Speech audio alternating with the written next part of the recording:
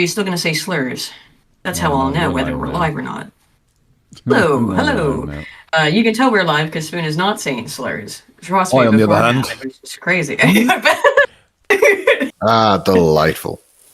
Well, hello, friends. It's been a while. I didn't stream Where should we last begin? Wednesday. Yeah, I don't know. It's just gold bricking. we've been off for 2 weeks. Gold bricking. If you get Essentially, that reference. like we've been muted. I'm not. Yeah, we've been away for a little bit, and then we were supposed to stream on Wednesday, as per normal. I'm in a box. I sound like I'm in a tin can. That's what I'm fucking worried about because you're on that. the wrong microphone. No, I'm not. I literally am not on the wrong telling her microphone. that. I cannot be. No, you've It not does been sound like telling me that. it does sound like a laptop mic. We've all been telling Okay, you that. give me a fucking second. But I'm telling you that it says Okay, Rode okay, USB hang is on. plugged in. Give me a second Hang again. on. God damn it. Aiden, go to the mic, tap on the mic. If the mic in question is the correct mic, we will hear the tip taps. You're muted, Aiden, so that doesn't help.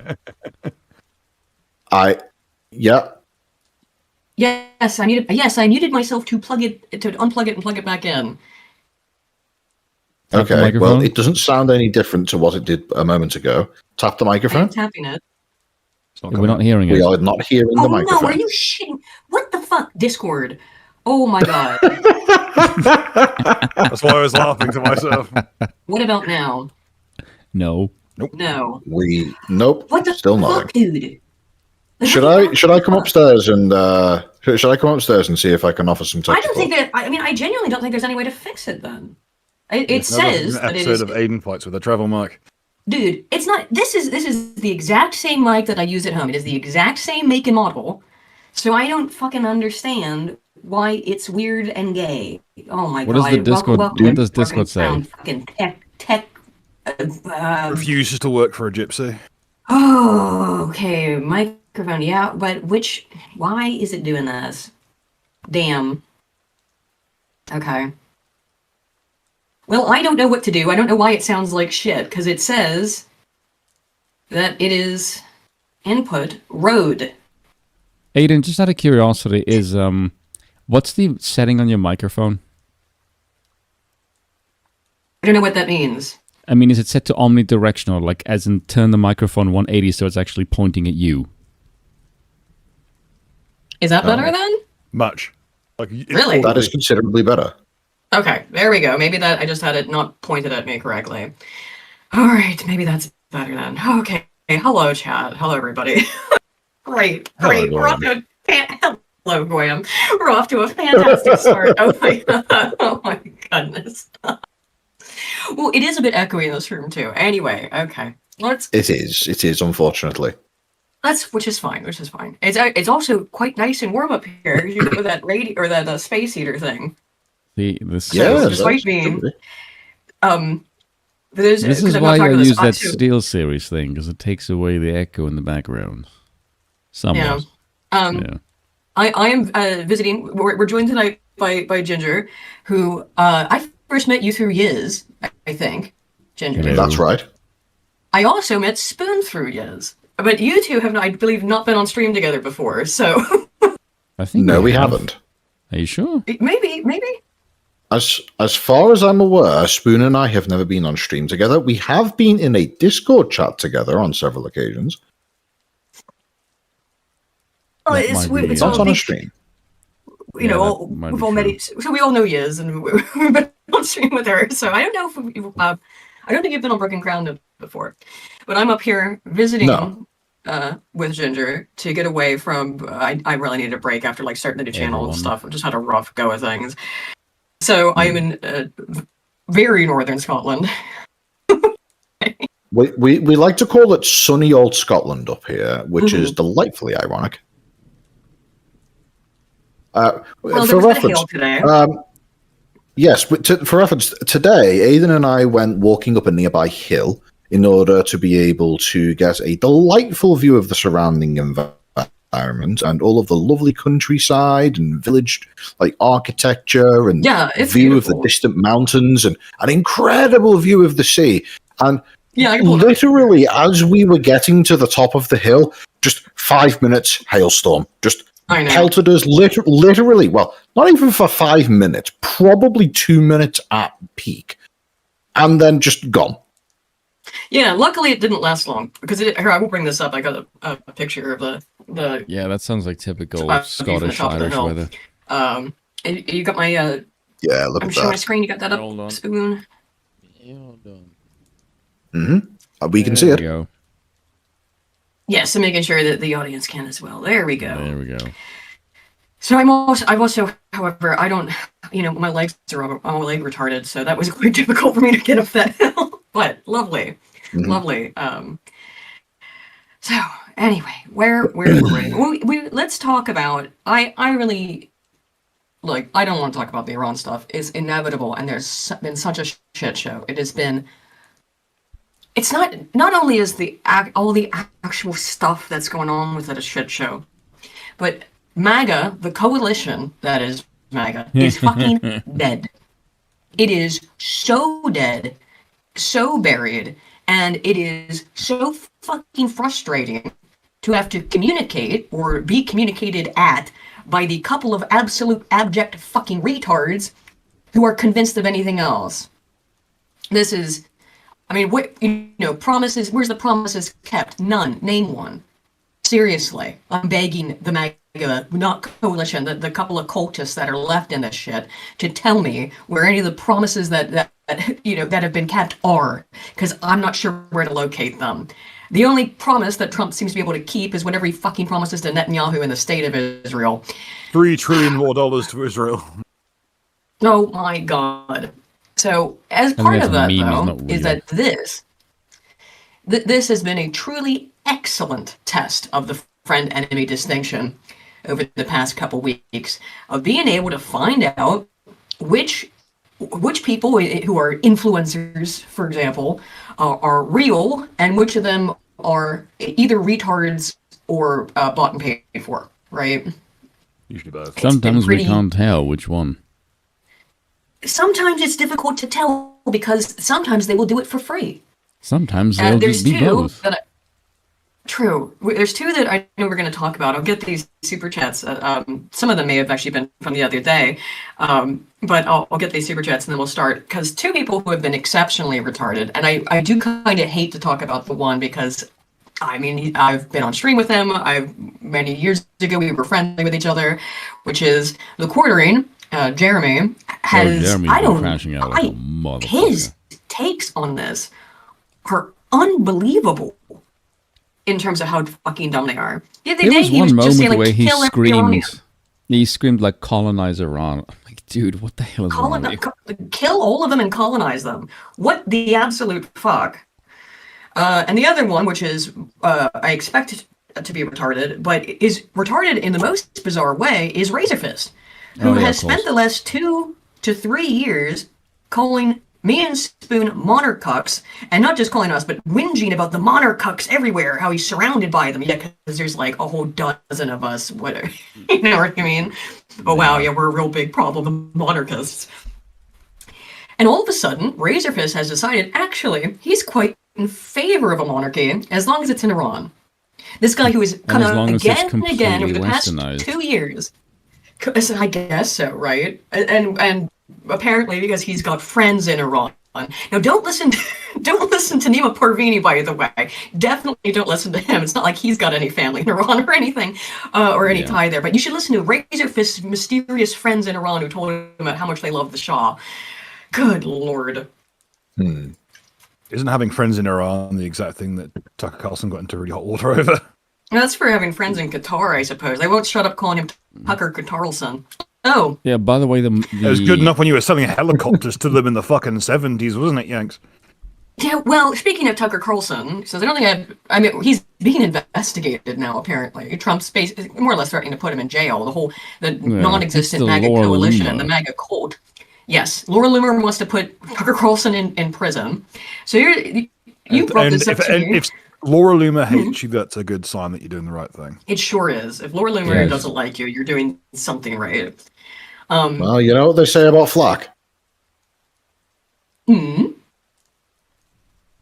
I don't. Apparently, you don't know what they say about flack. I don't know what they say. The more flack you're getting, if you're taking flack, you're in the right spot.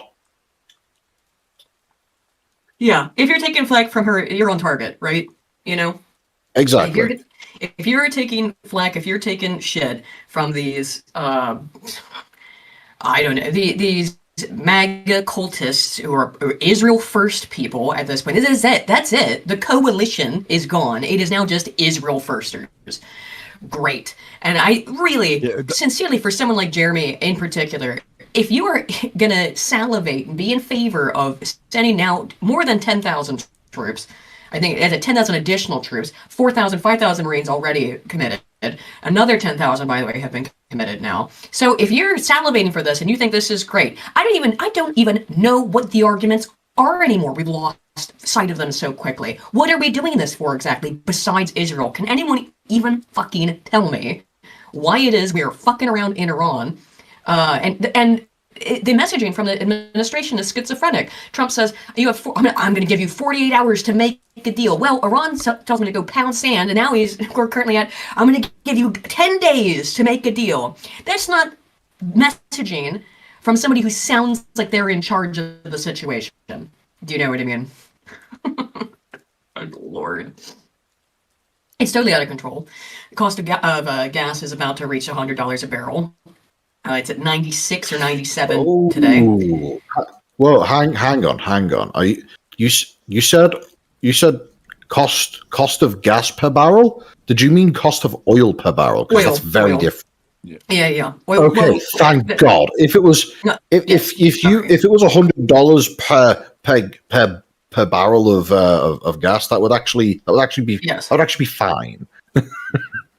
Oil's 96, 97, depending. There's some sources say it's higher than that, and it's already surpassed 100. And meanwhile, again, the schizophrenic nature of the administration, Trump keeps coming out and saying, "I don't need the Strait open. We don't even need the Strait of Hormuz."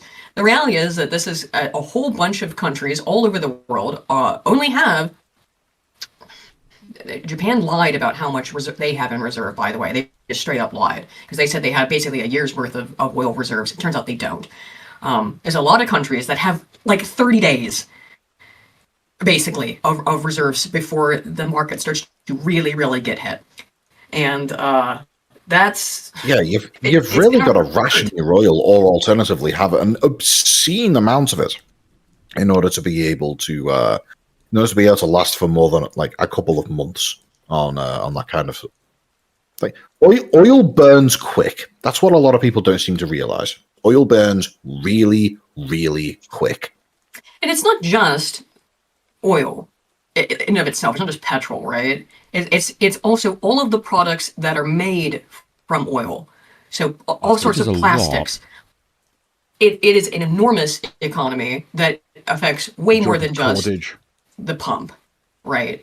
Everything basically is going to get hit when these strategic reserves run dry, which Trump brilliantly did not replenish before starting. He didn't? No, they were depleted by the Biden administration. Trump did not replenish the strategic oil reserves before getting us into this war that he had. Well, I don't know. I don't know how delusional and retarded he actually is, because he told a bunch of countries, including like Turkey, for example, that the war was going to last 4 days. We're now how many days into it? It's 3 weeks. You know what's been the most fun thing that I've heard lately? 3 weeks. 3 weeks to slow the spread, of course. It is so. It's right back there. Right back into 3 weeks to slow the spread. Because there were 2 weeks to slow the spread, and it keeps changing. Also, there's bizarre messaging. I think Trump has outright lied about talking to the Iranian, whoever's in charge, because apparently they don't even know who is in charge or something like that. Trump says he's talking to the Iranian leadership, whomever is not clear about it. He says he even said he can't tell you who he's talking to in Iran because he doesn't want them to get killed. That sounds like some hot fucking bullshit to me. Sorry. The Onion quite infamously made a joke about the Iranians just cutting out the middleman and just electing a dead guy. And I just thought to myself, that would be actually nightmarish to have just not to never know who's in charge of Iran ever again. It's just a undead figurehead, essentially. You're very quickly heading towards that situation where they'll just start doing weird death cult shit, and if that happens, it's going to really kick off. Yeah, good lord. Oh, let me get these super chats, right? Some of these maybe from Wednesday when we tried to stream but couldn't because Amazon Web Service. That was another thing. Right before we got ready to start, the internet here went down for a minute. It isn't working now, but I do apologize if it goes out again. Again, it is Northern Scotland. So, which, and in fun fact, by the way, quite recently, our internet was quite spotty as well. We were supposed to be getting fiber optic laid in the village at the end of last year. We were all supposed to be getting fiber optic laid within the village at the end of the year before that as well. It just keeps on getting pushed back and back and back, and it's quite infuriating. What are you It's supposed to be happening at the end of this year. Well, let's hope finally that happens on for you so that you can actually get some... Because the upload speed is like... When I was checking it, when I was running speed tests beforehand, it was like 0.1. It's upload speed especially is atrocious. Which is why I'm glad Spoon is running OBS. Is this what you were giggling about? No, Spoon but AA's post here? No, but that isn't a pretty good post. But that's Fuentes. Oh, that is good. Well, let's do that. That's a good very, segue. Very hard red pill that most people will not take to very well. These are all kind of related subjects. So let me get these super chats. Which AA is not a meme. Yeah. He's just really good at pissing. Okay, AA does not like the Americans for obvious reasons, and so any opportunity, and he fucking does like the Israelis, obviously. And so I don't think he likes bullshit. Me neither, by the way. Yeah, that's true. But if you just look at, he obviously is not a fan of the Israelis, to say the least, and so he's not exactly pro-Iran as much as he is bomb Tel Aviv. Yes, really, really funny. Bomb Tel Aviv, yes. Is so, let's see. Keller was mad, asked for a poll, is Trump Israel's bitch? Let's ask, is Trump Israel's question is basically asking, does our audience have eyeballs? Who have an IQ of basic fucking human faculties? Okay.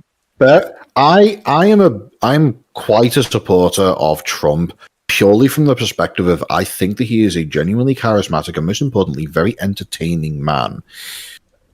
With that caveat in place, yes, he is Trump. He is definitely Israel's bitch right now.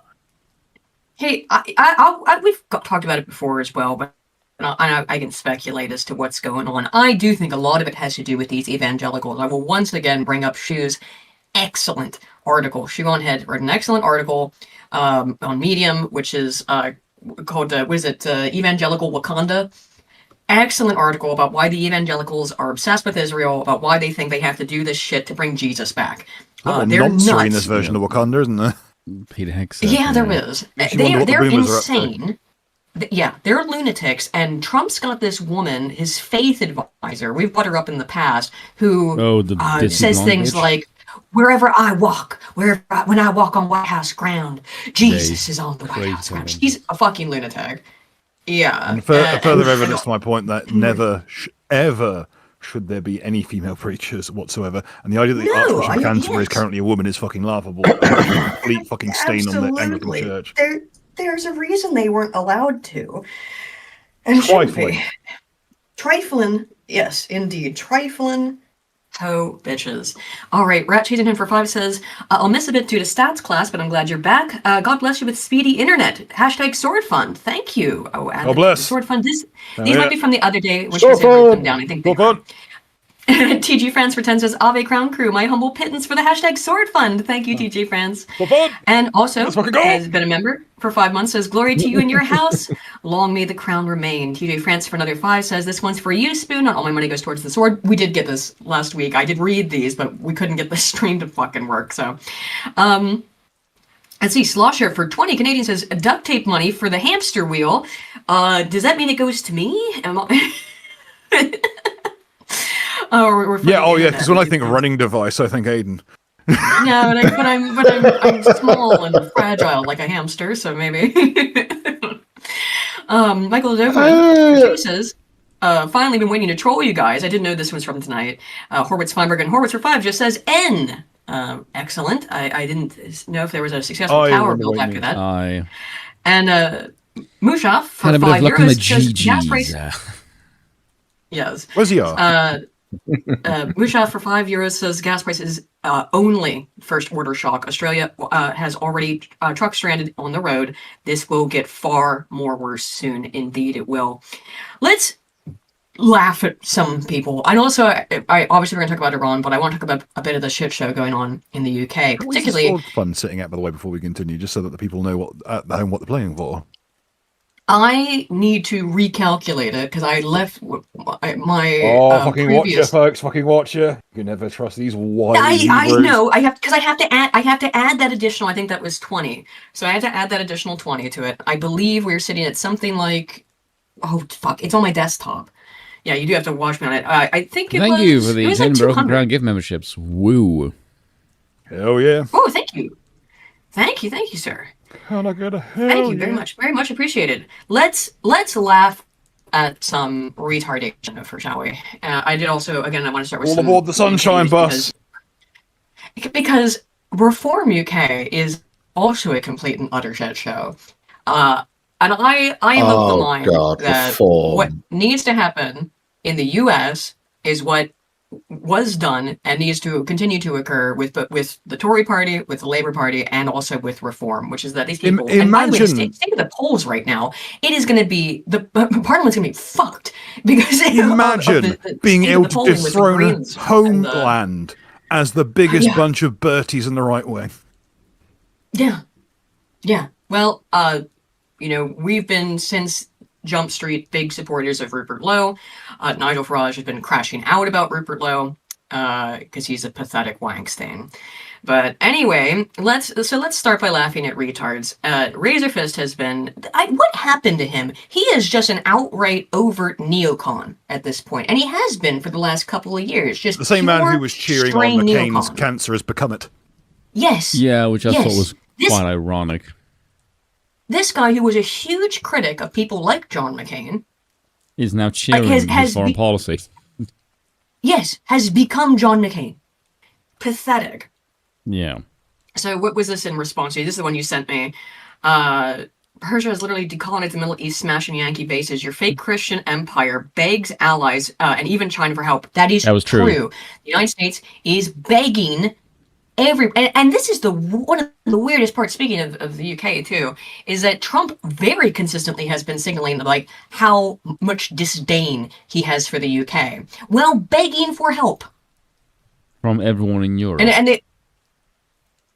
everyone in Europe, but particularly acting like the UK has some duty to help him. And I can say one fucking thing that I am glad about Keir Starmer being PM for is that he's not capitulated to it. Had it been Nigel, absolutely would have.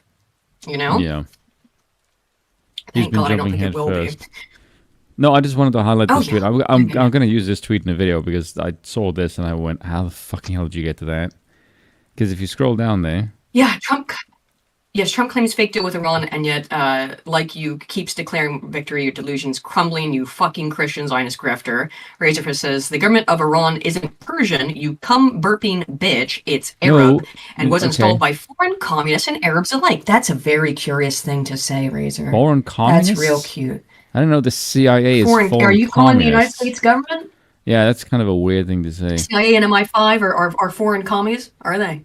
And they are foreign.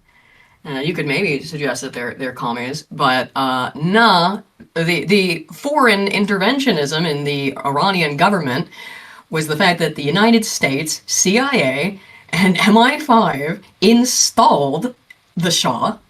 What is it, 1957, 1953? I got the year wrong. Yeah, 50s. In the 1950s. The Arab Revolt, the Islamic Revolution that followed that, was also heavily influenced by foreign interests, although less clearly and obviously as Operation Ajax. but another little fucking color revolution. The whole destabilization of the government of Iran was perpetrated by the United States explicitly. It's not a conspiracy theory. This is not some like hidden esoteric knowledge. It's well known. Just look up Operation Ajax. You can read about it on fucking Wikipedia, right? Good lord. But I still don't know what he's talking about there. Sorry, say again. Whilst you're there, look up Operation Northwoods. Yeah. All this stuff is public information. Foreign communists and Arabs alike, the people who detest said occupying Arab government as if you give a fuck are Persian. This guy responds, really ignored addressing the it's good if Israel was thwarted bit. It is, by the way. Yeah. So, I mean, this is what it comes down to, is the sort of the MAGA cultists really, really desperately need you to not talk about Israel. And I don't know how. Like, how have you convinced yourself to do that? The United States did this in direct coordination with Israel. The arguments from Marco Rubio, for example, have been, well, Israel was going to fucking do it, so we had to do it. Trump himself has reiterated as much. I do love that they had a false flag where they burned down a bunch of ambulances in England. And the immediate response everyone has is, why do the Jews have their own ambulance services that are being paid for by the UK government? Why is it that over half of Jewish households in the UK are on housing allowance, despite being one of the richest demographics? In the United States as well. If you've seen Tyler Oliveira's videos that he's put out over the last couple months, where he goes to these Jewish communities in New York, where like 90% of the population and all of the Jewish population is on welfare, SNAP, all sorts of other government benefits, and they've all got 15 kids, you know? And they've also got I will say, in regards to the Jewish ambulance service, I'm very much in support from the libertarian ideal of fuck the government, let's just run our own thing. Yes, but they pay for it. I'm very much displeased at the fact that the obviously insured ambulances are now being replaced at the taxpayer's expense. That is not good. That's not I'm wondering if insurance money going into someone's pocket. I'm wondering who paid for them in the first place. I anticipate it probably was the taxpayer in the first place. That's why I'm not okay with it. Either way, they have been replaced privately, with taxpayer funded. The state has replaced these Jewish community ambulances that were firebombed, and well, I mean, just coincidentally, what you doing there, Rabbi? Well, it's been blamed on Iranian terrorists, right? However, all the people who were arrested as suspects have been let go, and the source of the claim that it was Iranian terrorists is the Israeli embassy. Wowee. I didn't know that. No, of course. There's no conflict of interest there at all. Don't worry about it. Don't worry about it. I'll say, having seen Newsfist series on the Jews in England, it's been very eye-watering to find out how much my ancestors were implicit. Don't worry, we'll be righting some wrongs in the near future. Let's hope so. So speaking of the Jews, here's Razor, he continues. The condition in Iran precedes the nation of Israel even existing, you thunderous reach. I hate the way he writes. He thinks he's so fucking smart by just... By the way, what does that mean? It's not even like... I don't know. It's this old sort of style of, I would say cracked.com era Reddit. No, call it what it is. This is Spoonie with a waxed chest. Yeah. When was the state of Israel inception? Really so, in modern when's the Balfour Declaration? Okay, and then when is Balfour Declaration? What year? Sorry, are you saying 1917? Balfour. Are you saying Pilfer Declaration? Balfour, Balfour. Yes. 1917. Oh, okay. So that is the 1917 Balfour Declaration, 67-word letter from the British Foreign Secretary Arthur Balfour to Lord Walter Rothschild, pledging British support for a national home for the Jewish people in Palestine. 48th and a Nakba. The 48th, yes. 48 is I think the when that actually comes to fruition. Right. Then. So how is the current status of Iran preceding that? Because that had the revolution happened in the 60s. Quite literally, that the Islamic Revolution happens in the 70s. The Operation Ajax happens in the 1950s. So quite literally, no, that is incorrect. Yeah, that's what I was kind of curious as to what does he mean by that. Who fucking knows? If he's going to make this argument about how the Iranians have been, the Persian people's land has been usurped by Arabs, well then you got it. That's 1970s. That's the Islamic Revolution in the 70s. That is. Shouldn't our bigger regardless of what we feel should be done with a country like Iran, shouldn't our major focus be on the Epstein files that we've just had confirmation of stuff on, and cleaning up at home? You would think. We can't do anything at home. There's no. Because every time that we try and do something, the Israelis bomb something and blame someone else. I mean, but this is the thing. Okay, so there's no wall has not been completed. We're stopping mass deportations. Trump has said repeatedly now come out and said, you got to get over the idea. If there are Iranian terrorists running around, we should be upping deportations. You'd think so. It's also, Trump's been pretty consistent now for the last month or two, but really for the entirety of the second administration has been, you got to get the fuck over the idea of mass deportations. It is not happening. We are not doing it. To which the report should be, okay, where do we dig the hole? It's making sure that you can get 40-year mortgages because housing is absolutely unaffordable. Zoomers are fucked. Millennials are fucked too, by the way. It's all in aid of the people who made it this way. Yeah, right? Boomers. So I want to know what has Trump done? Does anybody in the chat, this is a genuine question. What has Trump done that he promised to do in his second term that is any promise that he made to MAGA, that he made to the people who supported him? Nothing. There has been no real, tangible benefit to no. But you see, he has owned the libs. However, has he? Not really. I'm not sure. I don't know. I'm just repeating what I hear. Right? I guess so. Yeah, it makes the libs mad, so therefore that counts. By the way, making 92% of the mad polls as well. said Trump's Israel's bitch. No tax on tips, I guess. Didn't he just repeat that from a? Hang on. Was it a Democrat that copied Trump, or did Trump copy a Democrat on the no tax on tips thing? I don't actually remember but here I got a list. Kamala Harris copied him. Because people have been reposting different versions of this tweet. Because it is just give you a good idea about the fucking state of things. Didn't get no arrests for the Epstein stuff. The only arrest for the Epstein stuff actually happened in the UK. It's the only place there have been any arrests for anybody involved. Didn't get arrested. No. Didn't drain the swamp. No. He's championing Lindsey Graham. Where's the 5K Doge check? No. Yeah. Didn't get national debt infrastructure. Is surging. No. Of course, yeah. Didn't help buying you a home. No. Low grocery prices. No. Housing. Gonna have. Oh yeah. Well, your help oil buying prices a home is skyrocketing. 40 or 50-year mortgages. Stimulus checks. No. Affordable healthcare. No. Epstein accountability. No. Didn't even get peace. No. Yeah, you got nothing. You got duped. You lost friends, family. I certainly did. I lost friends for supporting Trump.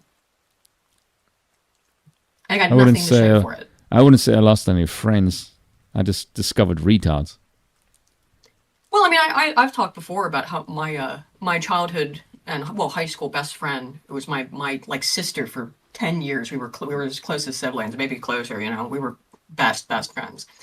She started going to a new university. This was in 2016.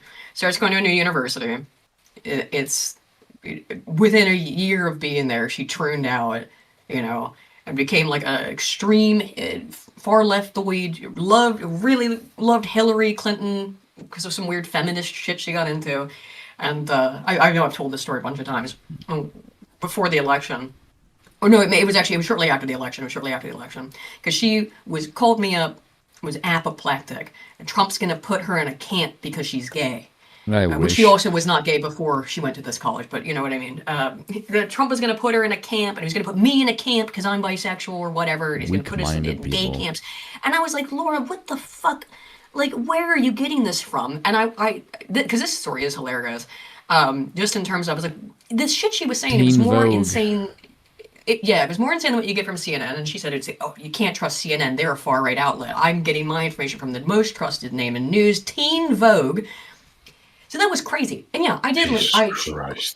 I was on the phone with her for like 7 hours, and she kept saying, Trump's Hitler, Trump's Hitler, Trump's Hitler. And I said, stop trying to make Trump look cool. He's not that cool. He's not that cool. He's nowhere near as cool as Hitler. He's not that cool either. He's Austrian, for God's sake. God only made one cool Austrian, and it's Baron von Roman von Sternberg. No, and Eric von Knut-Leden. No. Yes. No, he's a good Austrian. Yes, he's a good Austrian. Anywho, after 7 hours of this shit... He'd be worshipped by weebs, by the way, because he taught Japanese in Japan as an Austrian. That's kind of a flex. That is. Well, he was a polyglot.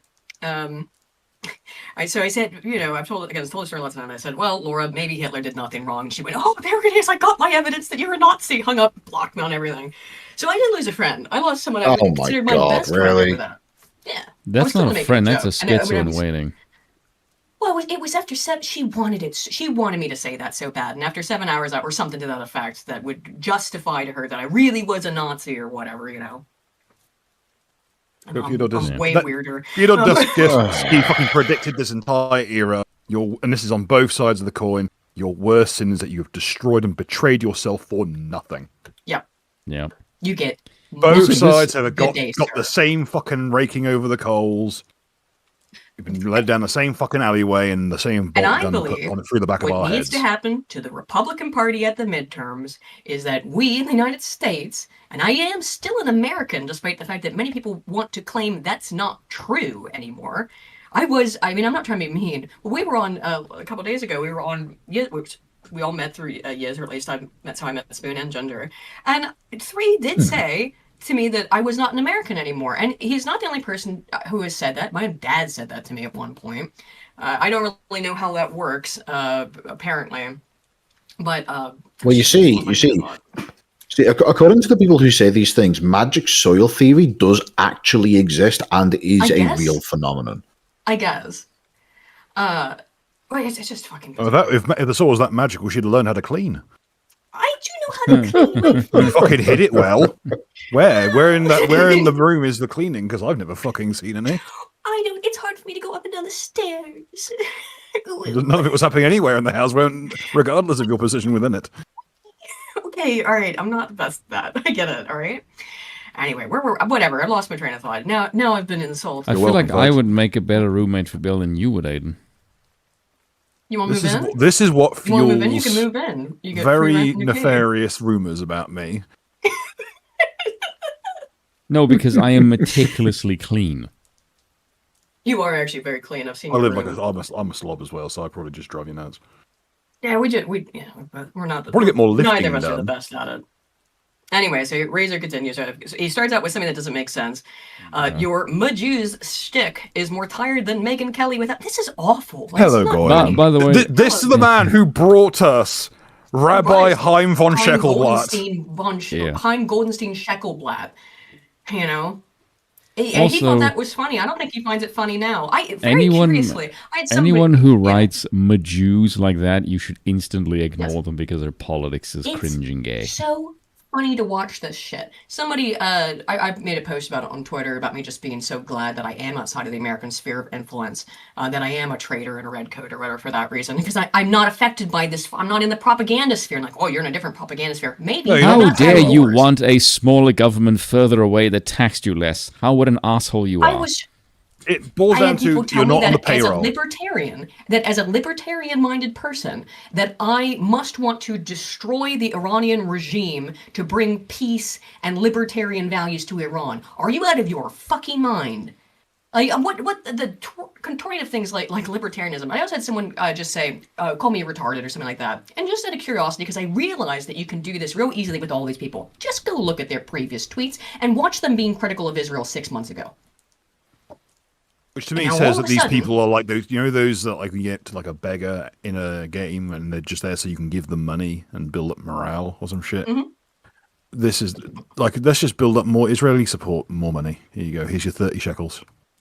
Well, apparently they get paid 7,000. That is the... Which is 30 pieces of silver adjusted for inflation. It is, isn't it? So but again, I don't know. Some of them may do it for free. They are just good. That's sad. Also, play this bit for the whole the Israeli thing. Just play that. Oh my God, I know this. Yeah, I saw this. Yeah. By the way, this is why I haven't seen this. Oh, this is funny. What are we about to bear witness to? Well, this is Marco Rubio. It's AA's reaction to it, but this is Marco Rubio just straight up saying that yes, we did. He literally says it. He literally says it. That this is a war for Israel. If Israel was going to do it, we had to do it. Does Congress have to weigh in? Does Congress have to weigh in? Is the president defending and does Congress have to weigh in? And was there an imminent threat? Did you tell lawmakers that there was an imminent threat? There absolutely was an imminent threat, and the imminent threat was that we knew that if Iran was attacked, and we believed they would be attacked, that by Israel, they would immediately come after. That's not an imminent. That is ridiculous. That is ridiculous. The imminent threat was that if Iran was attacked, then we would be attacked. Insanity. I'd like to see that one in the Supreme Court. What the fuck? Us. And we were not going to sit there and absorb the blow before we responded, because the Department of War assessed that if we did that, if we waited for them to hit us first after they were attacked. Well, what is he saying? Yeah. that it's for Israel. That's what he's. I mean, it's so. This was immediately. This was the first messaging that came out of the fucking administration. Like the day afterwards, is that, well, if Iran was attacked, then maybe our shit gets blown up. So we were forced to do it. And Trump has over the past couple weeks done the same shit. We've covered it before as well. Is that Trump's also like, well, I had to do it because of Israel. I don't know how you exist.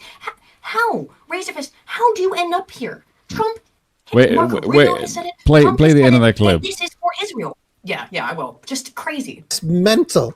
And by someone else. Israel attacked them. They hit us first, and we waited for them to hit us. We would suffer more casualties and more deaths. We went proactively in a defensive way to prevent them from inflicting higher damage. Had we not done so, there would have been hearings on Capitol Hill about how we knew that this was going to happen, and we didn't act preemptively to prevent more casualties and more loss of life. The U.S. was forced to strike because of an impending Israeli action? No, let me two things I would say. Well, that is literally what you just said, Marco. It's literally what you just said. So don't say no. It's what you just said. Yeah. Sorry. Sorry. How? That's why people are talking about the Jews. Jews, raise your fist. That's why they're talking about it. So let me get this straight. Iran was going to invoke the wrath of the United States, and you needed to hit them first. Why would they attack you? Well, they weren't. Israel, according to Marco Rubio, according to Trump, Trump has reiterated this himself, is that Israel was going to attack Iran, their great enemy, Amalek. They're going to attack Iran, and the U.S. either had to, force their hand, either pick up depending on who's saying it. It's either the U.S. hand was forced and needed to go in to protect its assets, essentially, which, by the way, how's that going? How many U.S. bases, all these U.S. bases all over the Gulf have been hit. Huge amounts of destruction of military equipment. Talk about those, in particular, those missile platforms. What are they called? The THAAD missiles, which cost, depending on the estimate, I've seen that those cost somewhere in the vicinity of $1 to $3 billion. I think at a minimum. They're incredibly expensive. The U.S. has had to move them out of South Korea, which, protects that region against North Korea. Also as a deterrent against China. We did cover this in a previous stream, so probably. I know we have, so I'm reiterating. I know, sorry. But anyway, the point is that if it is not just Jews, it is not out of nowhere. It's not low IQ. But it is always the Jews, to be fair. Yes, in Israel, it sure is. But yeah, duh. And no, I'm speaking historically speaking, just in general. Yeah, it is the Jews. And you get it. You got to start fucking. And yes, as a Norman, we're sorry. I've had countless conversations with Iranians within Iran who want their Arab-occupied government gone and the Shah reinstated. Whomst. By the way, can we just point out something out here? The population of Iran is about 93 million people. Yes. To say you've had countless conversations doesn't mean jack shit. That's like me saying I've had conversation with Antifa who want to kill and or imprison Trump. That doesn't mean shit. That's like the most retarded argument I've ever heard. I've spoken with people inside a country. So fucking what? Who cares? It's like you're saying, like, oh, I have a like overview of the entire opinion of the island of Guernsey just because you've spoken to out of what 75,000 people you've spoken to me, who is about 4 of them. Yeah, how on earth does anyone take someone's political position seriously when that is a justification? I'm sorry, it's also been all but confirmed at this point that I don't know how many people were killed by the Iranian government. I'm pretty sure it wasn't 30,000 people. That source comes from one claim, which is a Jewish source, by the way, as well. We covered that before. Yes, journalist who claimed it was 30,000 people. A pro-Zionist, pro-Israeli journalist who came up with that claim. But it's also been confirmed that I mean, at this point, beyond, I think, a shadow of a doubt, that the entire little color revolution that was done there, the attempted color revolution, was, as it always is, an externalizing force by the United States and Israel. Oh, yeah. Israel at least did that too, to try and give by fucking Regime belly. Central, by the way. Yes. That's what they always do. They've been doing this. Yes. Yes, it was the New York Times admitted that, yes, Israel was responsible for doing another little color revolution, putting this shit in there, doing the exact same thing that they did, by the way, in Ukraine. Israel of Europe. As Jews will call it. Their ancestral European homeland is Ukraine. Well, I think that if you... They did that in Ukraine. You notice how every other country in Europe has to take enormous amounts of immigration to make up for the deficit of people. But Ukraine, which has lost several generations of men, is essentially a fucking barren wasteland and has almost none of its people left. That's been left completely untouched by migration. Oh, yeah. If you count people being fed into the meat you're about to get a bunch of Iranian refugees. To which the retort should be, UK will. Okay, then Ukraine can take it because by then the peace talks still ongoing, or is it still just a hot zone now? I actually don't know. I haven't even heard anything about it in a while in terms of the situation on the ground in Ukraine, because this stuff's taken over the news. Might be because the government is in full collapse at this fucking point. Oh, yeah. But also, Spoon did bring this up earlier, and it's true, is that, and we've talked about it before as well, is that coverage of the Epstein files dropped off the face of the fucking planet the second this started. Don't forget that shit. And the only arrests that have been made, again, have been made here in the UK. The US has not made any arrests of these people. Anyone who has been implicated, indicted. Let's be real. Mandelson and outside of what happened with Prince Andrew, I haven't heard of any consequences for the Epstein stuff. Mandelson was arrested. So there's been and the confirmed cases with Prince Andrew seems to be with women who were of the age of consent at the time. Yeah. So the only person who got arrested from the Epstein files was the one person who's not a confirmed nonce. Right. The Razor Fist continues. Israel was mentioned 0 times. Yeah, also, who are you talking to in Iran? You speak Farsi, homie. Huh? If they speak English, you basically spoke to a bunch of Western I'm not even convinced he's seen 300. Yes. Yeah, if you were speaking to Iranians in Iran who speak English, were you really talking to Iranians? I don't think he's talked to fucking anybody is the reality. Because he certainly doesn't want to hear anything that Nima's got to say. Or it's not the only ones. Like, I've boosted a lot of messaging from Nina Infinity, who is Iranian diaspora. She's involved with Geeks and Gamers. Very, very nice lady. Nice girl. And she's, of course, very much against this. But you look at the comments. I brought it up on an earlier stream with her, too. Look at the comments. People telling her, shut up. Shut the fuck up. The same people who claim that they want to free and care about the Iranian people, the second that an Iranian diaspora person, or anyone from Iran or outside of Iran who's part of that culture, says something that, hey, I'm not down for this, they tell them to shut up. What does that tell you? Of course, they don't give a single flying fuck about the Iranian people. So apparently Israel was mentioned 0 times. It's an irrelevancy. Israel glommed on ex post facto upon a condition which preceded their very existence. Excuse me, what? All of the current state and everything that matters with the current Iranian regime occurred after the establishment of the State of Israel, as we went over.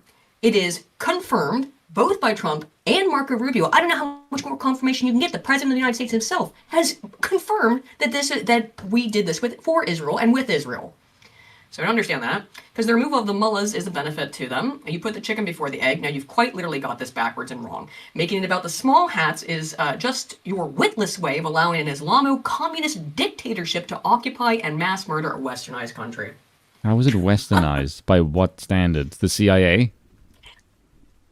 Well, it's there's a lot of propaganda images from like the 60s where it was basically... wasn't it actually like Osama bin Laden like prancing around the place with his family? Also, Islamo-communists. Are the commies in the room with you now?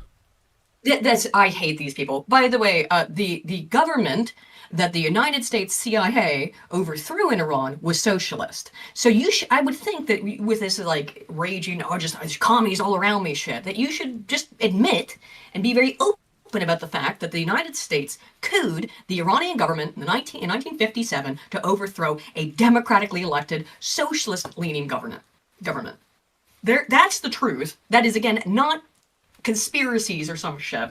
Anyway, we've been on this for a while, but Razorfist is awful. The quartering, I don't know what the fuck is going on here at all. Has he unfollowed me? He has. Curious. That's I didn't notice that till just now. He has unfollowed me. You can just scroll through. Well, Jesus. But not like we had a fucking glowing experience when we met the cunt. All he did was sit off by himself and smoke. No. Do you have his one where he just straight up said kill every Iranian essentially? That was crazy. He's not. I didn't say that. I think it was just colonize Iran. Oh no, he said one where he said if you have to kill something to the extent of like if you have to kill every single person to make them free, then you got to do that. Like genuinely a crazy fucking insane thing. I know. I responded to yours. Fucking like stack of shells by himself. Right. Well, if you're gonna do that, I mean, I'm sorry. I think maybe you got to sign up. Oh, out of the frying pan into the fire. Jesus Christ. Where was your tweet? You retweeted something he said, didn't you, Spoon? Yeah. This one. Just like same kind of level of just the Jews freaking out about it, bro. It is the Jews. It is. Yes. It's quite literally. It's Israel, motherfucker. How are you confused about this? Bro, I don't know if he deleted that tweet I was talking about, and I probably am paraphrasing it to quite, an extent. But it was like, to free the people of Iran, maybe we gotta kill all of them. Fucking A. Grant Nick for 2 says Tim Pool is obsessed with the nudicers. What is he? I've not been watching Tim Pool recently. Is he not happy about the noticing? He seemed more based on it when the few things I saw from him. I don't know. You watch Tim Pool, don't you, Ginger? Hello? I do occasionally watch Tim Pool, but typically no. Okay, I didn't know if you. I know I saw because I'm hanging out here. I know I saw like a Tim Pool segment, or did we watch one? I think. Well, he evidently he doesn't like them that much. Usually, for it. Oh right. Okay, so what my relationship with Tim Pool is? Occasionally, I'll see a video pop up on my homepage. If the video topic is something that I at least have some vague recognition of, I will see what he has to say on this for the first 5 minutes of the video, at which point I will then click off it because I know that the rest of the 20-minute video is going to be him talking around in circles for at least half an hour. Yes. Which is, it's always been a problem with Tim's segments. I didn't know, because I don't watch segments from him too often. I didn't know if you had seen his stance on this. Is he also upset about the nudicine? Look, the nudicine will continue until morale morale improves. I think I did read this Nick Fuentes quote. But these plan trusters, people like Razorfist, people like the Quartering, who just get activated and get angry at you for just saying the truth. That this obviously deeply involves Israel. And they've been activated in such a strange and bizarre way where it's like, imagine being more of a Jewish shill than Kino Casino, where that's an entire bit. Oh, they love the state of Israel. Well, we love the state of Israel, obviously, don't we? So much, dude. For the sake of not having my sword arrive circumcised, I'll have to say no. Right. Totally unironically, right?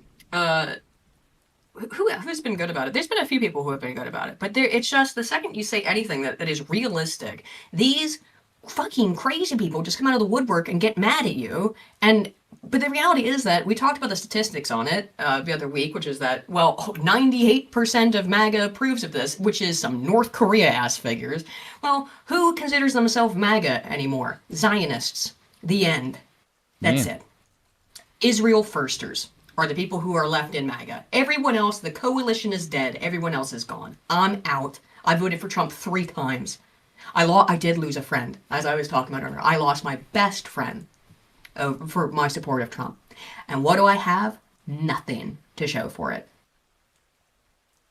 That's not fun. Anyway, what's Nick Fuentes say here?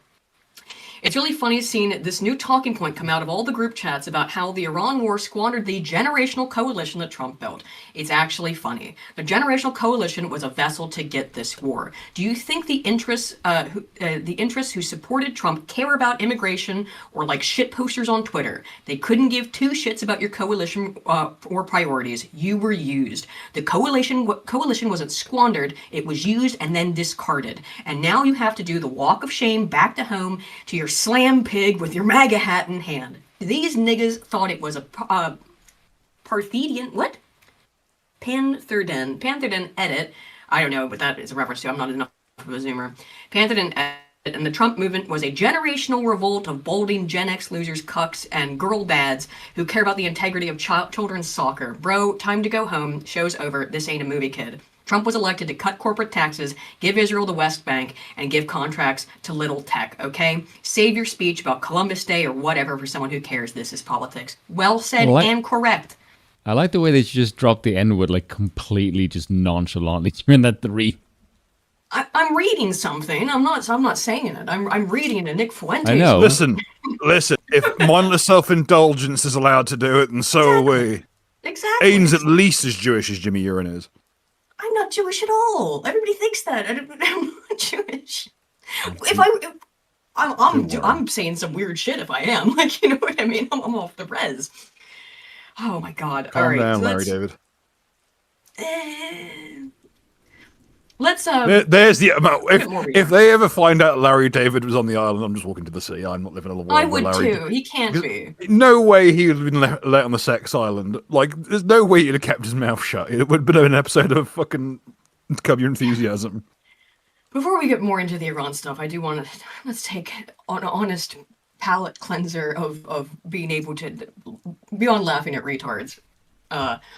It is better. Ooh, Rupert Lowe news. Yes, let's look at more fun stuff. Rupert Lowe is doing well. I'm a big supporter and fan of Rupert Lowe, and I really hope he succeeds. So it is nice to see that he appears to be doing well. Rupert Lowe, they're saying here, is tops all party leaders in net favorability in this one poll. Leaders in particular. Now, Restore UK is 3 weeks old. And is polling, depending on the source, somewhere between 8 to 10%. I think it's pretty much a solid 8. I've seen some a little higher, but I think 8's probably safe. However, in terms of net favorability, right? I think it's going pretty fucking well. Yeah, higher than Zach Lansky, Rupert Lowe really does just seem to be you see, what Rupert Lowe is doing is he's just continuously operating within the rightmost sphere. And as a result of that, he is continuously operating within the sphere that has never been represented within British politics for the entirety of the time that I have been alive. Which, to be fair, is only 30 years, but still. As a consequence of that, the sheer number of people who are occasionally learning about Rupert Lowe and otherwise deciding, I've never voted before because I've never had anyone to vote for. This guy seems to be speaking sense. I'm going to vote for him. People who say that Rupert Lowe is going to split the right vote, they are huffing some serious copium. And the copium that they are huffing has been graciously supplied to them by Nigel. Nigel shouldn't be trusted. He is a bastard. He is a rat in man's clothing.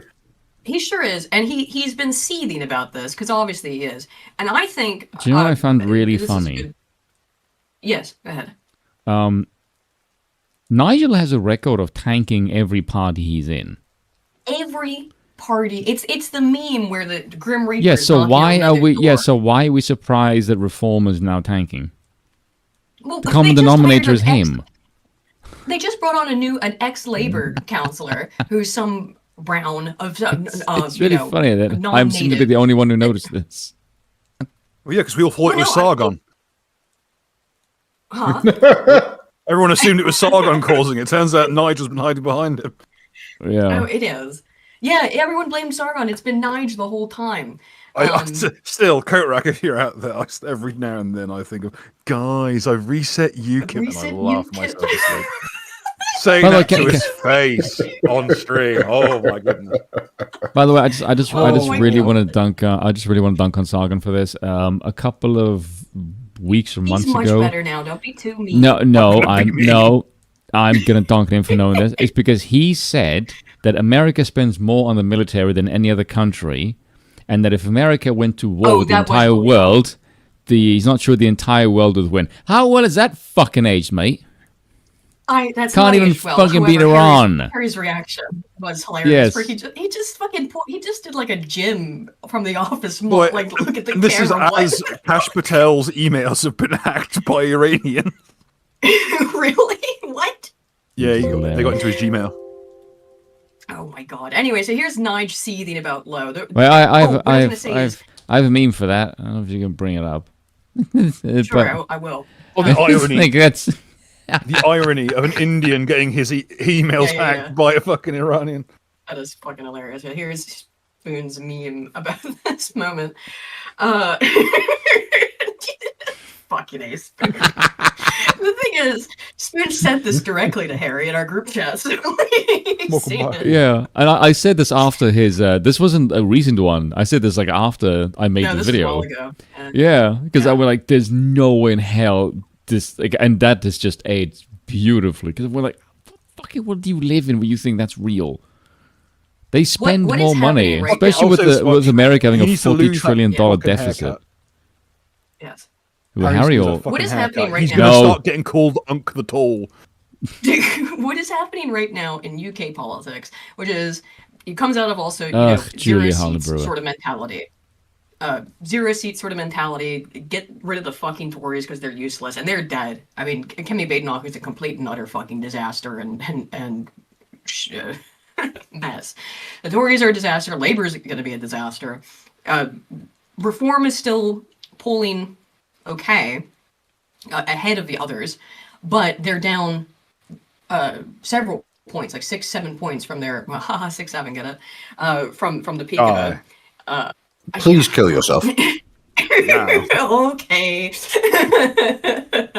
Back to the cliffs with you. Well, it's not far. Be thrown off a cliff. The Republican Party, delenda est in the United States. It needs to be fucking destroyed after this fucking shit show. The Democrats too. It's got to be something new though. The same weird shit you're getting here though. But of course, not the Libertarian Party. Holy fuck. No, not the Libertarian Party. They've always sucked, and they've always been crazy. Fuck them. Something else. Something actually new has to come out of it. So here's Nige seething about Rupert. Not responsible language. Oh. You don't think that there's an appeal there because it's online? People are applauding and are very much supportive of it. A lot of those are very new accounts, which is really interesting. So this has been taken online as an opportunity by some to try and disrupt. Some who drinks at the Albion. Yeah, he does. Look at the Harbour Lights that literally want. I thought he was at the Harbour Lights, not the Albion. No, he was at the Albion House. All right, yeah. To fight a war against every Islamic person in this country. I want to fight a war against Islamism. That's fucking very interesting, considering that you are have very repeatedly come out at this point, Nige, and said that you have said if you alienate them, party. You said if you alienate them, you'd be done as a party. Now you want to fight them, you lying sack of shit. He speaks out of both sides of his mouth at every fucking opportunity. Yeah, we can't alienate Islam. It's a political impossibility. It's but also I want to fight them. Is what he said. Fuck off. But also I want to fight them? Fuck off. Exactly. And the dangers that brings. So policy differences have got wider in the last 2 weeks, you not shameless narrower. liar. Not He is a shameless liar. Dude, you realize the internet exists, right? The reason why you're flailing now is because everyone can recall what the hell you said before, and now you're backtracking on yourself. Well, this is from a while ago. But these were the... I think this is now... These are the old figures. Sorry, that was an old tweet. I showed you the more modern ones anyway. They were attached to that tweet that we just looked at. Nigel's just... Like, it's an embarrassment. Again, they keep bringing in former Tories. They keep bringing in now former Labour people. And it's a complete and utter fucking mess. But also, I don't fucking trust anybody who uses the phrase Judeo-Christian values. We are not the same. Jewish values are not Christian values, and these two words have to be fucking severed from each other. We all know what it really means. If Nige was PM today, the UK would be assisting the US in Israel's war against Iran. That is, he said it pretty explicitly. It's not a... everyone's fucking sick of this shit. People want their countries to be sovereign. We're tired of it, of fighting for Israel. Have a look at this short clip. This is what happened in Trafalgar Square on Monday. And again, isn't this interesting? All this fucking anti-Muslim messaging coming out of Nige after he's previously said that you can't be anti-Muslim because it's not political reality. It's not a political possibility, right? And now he's right back on the anti-Islam shit. But then at the same time, well, you can be as anti-Islam as you fucking want. You've also said no fucking mass remigration. That's not happening. That's also not a political possibility. So what the fuck? You're just gonna sit there and complain about it, I guess? Great. No, what Nigel wants to be able to do is to acquire enough goodwill through the throwing out of red meat by claiming to be anti-Islam itself, but not as the anti-Muslim, specifically anti-Islam. The reason why he wants to do this is because Nigel has a single goal when it comes to entering politics. He Make everything wants about to be able me. to claim.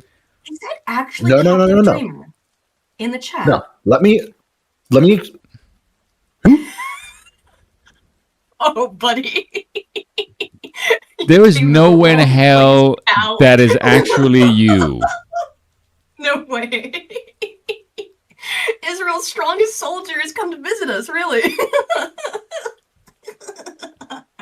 Oh, I wish so. That would be hilarious. I'm just get the chat to load. What I was saying regarding Nigel. I missed the AA clip earlier. I know you get on so well. What I was saying regarding Nigel is, in my seriously opinion, just pay to get AA in this chat the right now, because it would be really, really funny. Nigel has only one goal when it comes to entering into politics. He wants to be just popular enough to be able to go down to his local pubs and get everybody in the room to want to buy him a drink. As soon as he accomplishes that, he immediately leaves politics and lets whatever he's been trying to establish fall, crash, and burn. And he is more than happy to do that. Exactly. He has done it so many times. He wants admiration. He wants attention. He's very similar to Trump in that sense. But that's all it is. He just wants people to like him, kind of. And what you said explicitly about him, I agree with completely, which is that he wants to be able to go down to the pub and have people buy him a pint. That's his entire political aspirations. Is he wants? He should have just moved to Guernsey and fucking hang up the Spurs. I don't think anyone in Guernsey wants to buy him a pint anymore either. Though. Not anymore. Well, they might buy him a pint if they want him to wear it. You better think of the same thing. You should go down the Harbour Lights for that one. I was to say, yeah, there's the Harbour Lights for you. That's why he doesn't go down there if you're wearing the glass. Bust him up. Yeah. There was a punch up down there like a year back. Someone threw a billiard ball at someone. It was fucked up. Yeah, like serious. Or it's just the closest thing we've got to a sport these days. Yeah. What we witnessed on Monday in London, in the historic Trafalgar Square, in a country that was based and built on... It was based. There you go. It was based. That's what Yeah, the country that was based. End statement. But unfortunately, he continues. Judeo-Christian values, because that's at the bottom of everything. No, it's not. This country's ever been. No, it's not. It's really Christian values are at the bottom of everything when the UK was based. Yeah, not the Judeo part, for fuck's sake. What we witnessed there was a group of people headed up by the ghastly Sadiq Khan. He's right there. Attempting dominance over our country. Nigel lies. He lies as easily as he breathes, but that does not always necessarily mean that he's wrong. No, but he's flip-flopped on all this shit. Also, I don't think that's the real captive dreamer. He's trying to upgrade his rage bait skills to troll AA. I mean, whether it's really captive dreamer or just someone pretending to be, no, you manage to troll him all the time. Yeah. he does fucking hate captive dreamer so much. I can see why, because he's just a coping tard. Yeah. See, and over our culture. And what do we get today? At Prime Minister's Questions, the PM defended what happened in Trafalgar Square and said that anybody that stands out... This kind it's of so messaging fake. coming from... It's so fake. It's we performative. know. I am sorry that I sound like I'm in the bathtub again. It's either the mic or something. Anyway, rotate the microphone a couple of times. We'll find the side that works. It is fake and performative because when he's been asked about these things explicitly, he said, I am not the remigration guy, and that Muslims and the existence of the Muslim diaspora or whatever in England and in the UK are a political reality you have to deal with. You just have to accept the consequences of the Boris wave, because of course he's filled reform with people all the people who were in Boris Johnson's government. I'm going to say now something that I've said to many people in the past. What you just said, Aidan, is correct. We do need to deal with the Boris wave. They don't like the consequences of how that's going to work, however. The reasonable solution to the Boris wave is that they go home. The unreasonable solution to the Boris wave is that they never go anywhere again. Nobody wants option 2. Everybody is vastly more interested and really wants them to be able to go home because the alternative is going to be horrific. No reasonable person wants that alternative. I'm not reasonable then. Apparently not. No, well, I'm very much not reasonable. It's got to be one or the other. It's got to be one or the other. If you're going to dump him in the channel, fine. No, I mean in the Hey, you leave us out of this. Guernsey, not in Guernsey. Just enough with the seals down there. Put him up, jump him up near the Hebrides then or something. Just in the ocean. Oh no, you don't just switch fucking ends of the Isles. My cousin lives up there near Orkney. Oh right, he does, yeah. And speaks shout out to Marcus. I don't know if you're still alive. Well, sorry. Are we going to make fun of Matt Goodwin, by the way? Yes, we are going to make fun of Matt Goodwin and his good, because my God, yeah. Oh, it's this is reform. Something that I think Josh just shared this. Oh, that Josh has been quite funny and good on this stuff. I'm quite happy that the who I'll be on with on the 30th on Lotus Eaters will be Josh and Harry, my two favorite Lotus Eaters, or former good people. I don't know exactly where Josh falls anymore. Yes, they're both good guys. I mean, they've both been on Broken Crown. Anyway, has Josh been here? Let me continue waffling. Yes, Josh was on a long time ago, like 2 years ago. Huh. Oh well. I'll ask him again sometime. I like Josh a lot. Prime Minister, I'm sorry, the Conservative Party that let most of these people in. I'm part of your current one. Not going. You have brought all the conservative people in that Conservative Party who did that into your party. It's massively ironic you're called Reform because you're just reforming the fucking Tories. You reformed the Tories. Great. It is. In some way, it is perfect just how much they have adopted the role of the literal uniparty. Yes. Yeah. Yes. They're absolutely pathetic. Again, he wants people. I agree with you, Ginger. He wants people to buy him a fucking pint, and that is the only thing he gives a shit about. Yep. To surrender everything that was built over centuries, defended at a cost of great blood in 2 world wars. Look, I can't one World listen to Cup, this any longer. Because this is all lies. These are all fucking lies from him. It's counter signaling all the other fucking shit he said. This I made this the other day, so I have to remember what some of my links are here in my list are. This one's just called "Fuck Nige," so I don't know what this. Oh, is it the same thing? Oh no, this is good. This video is good. I liked this. I've seen other people post this, hopefully. Nigel Farage is not a man of the people. He is a product. Reform UK is not a political party. It is a brand. 4 billionaires have spent £170 million manufacturing both. Today, The Guardian revealed exactly how that works. Farage collected £585,000 from GB News in his first 18 months as an MP. Reform's MPs declared more than £770,000 in payments from the same channel. The man who claims to speak for the working class is on a billionaire's payroll. Those billionaires are Paul Marshall, a London hedge fund manager, Legatum, an investment firm based in Dubai, Christopher Harborne, a crypto investor based in Thailand, and Jeremy Hosking, a city financier. More than £130 million of the total can be traced directly back to these 4. This is the financial architecture behind the party that voted against sick pay, voted against banning 0 hours contracts, and voted against protection from unfair dismissal. Policy supported by over 2/3 of Reform's own voters, while telling people, working people, it speaks for them. Liam Byrne, a former cabinet minister, has analysed nearly 500 transactions covering January 2020 to February 2026, drawn from the Electoral Commission, Companies House filings and the Register of Members' financial interests. His research, published in The Guardian this morning, found that more than £170 million has flowed into a network of right-wing media organisations, think tanks and political campaigns. That's right-wing in a whole fucking bunch of quotes, by the way. But you know what I mean. That's that uni-party right-wing Zionist bullshit. Over 5 years. The vast majority of the money, over £133 million, went not to political parties but to 3 media organisations, GB News, The Critic and Unheard. Paul Marshall owns all 3, plus The Spectator. GB News is kept afloat by Marshall and Legatum despite consistent, heavy financial losses.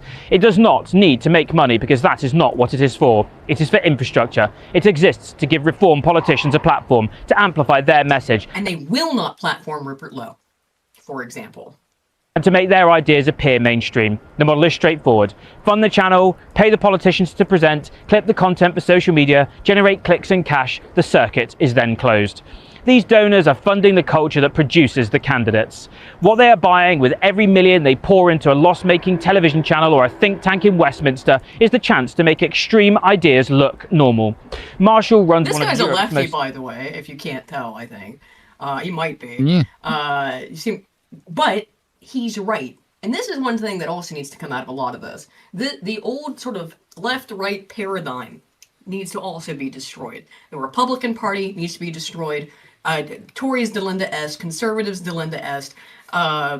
No, let's call it Delinda Est, Epstein Republicans class Delinda Est. The Epstein class, all of them. On the other side as well, the Democrats. That's a good way Labor. to describe it, yes. The Iranians Epstein were cooking class when they came must up with that be term. removed.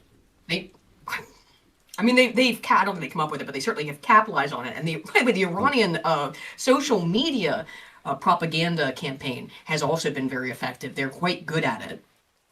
And it clearly is pissing off the right people. Try not to fall for propaganda. You're not immune to it, obviously, but none of us are. But their propaganda game is better. It's easier to make effective propaganda when you don't have to lie about literally fucking everything. Iran's propaganda game is fantastic. Their meme game is on point. Yeah. Comparatively to the U.S., which is... This meme game is actually really good. Yes. Again, this is very counter-signaling. I thought you can't alienate. You've previously said you can't alienate these people. You need them. You can't get rid of them. It is not political reality. But here he is saying shit like this. This is a total 180 on what Farage was saying just 2 months ago. The country, as hundreds of thousands leave, talented people, taxpayers, entrepreneurs, business types.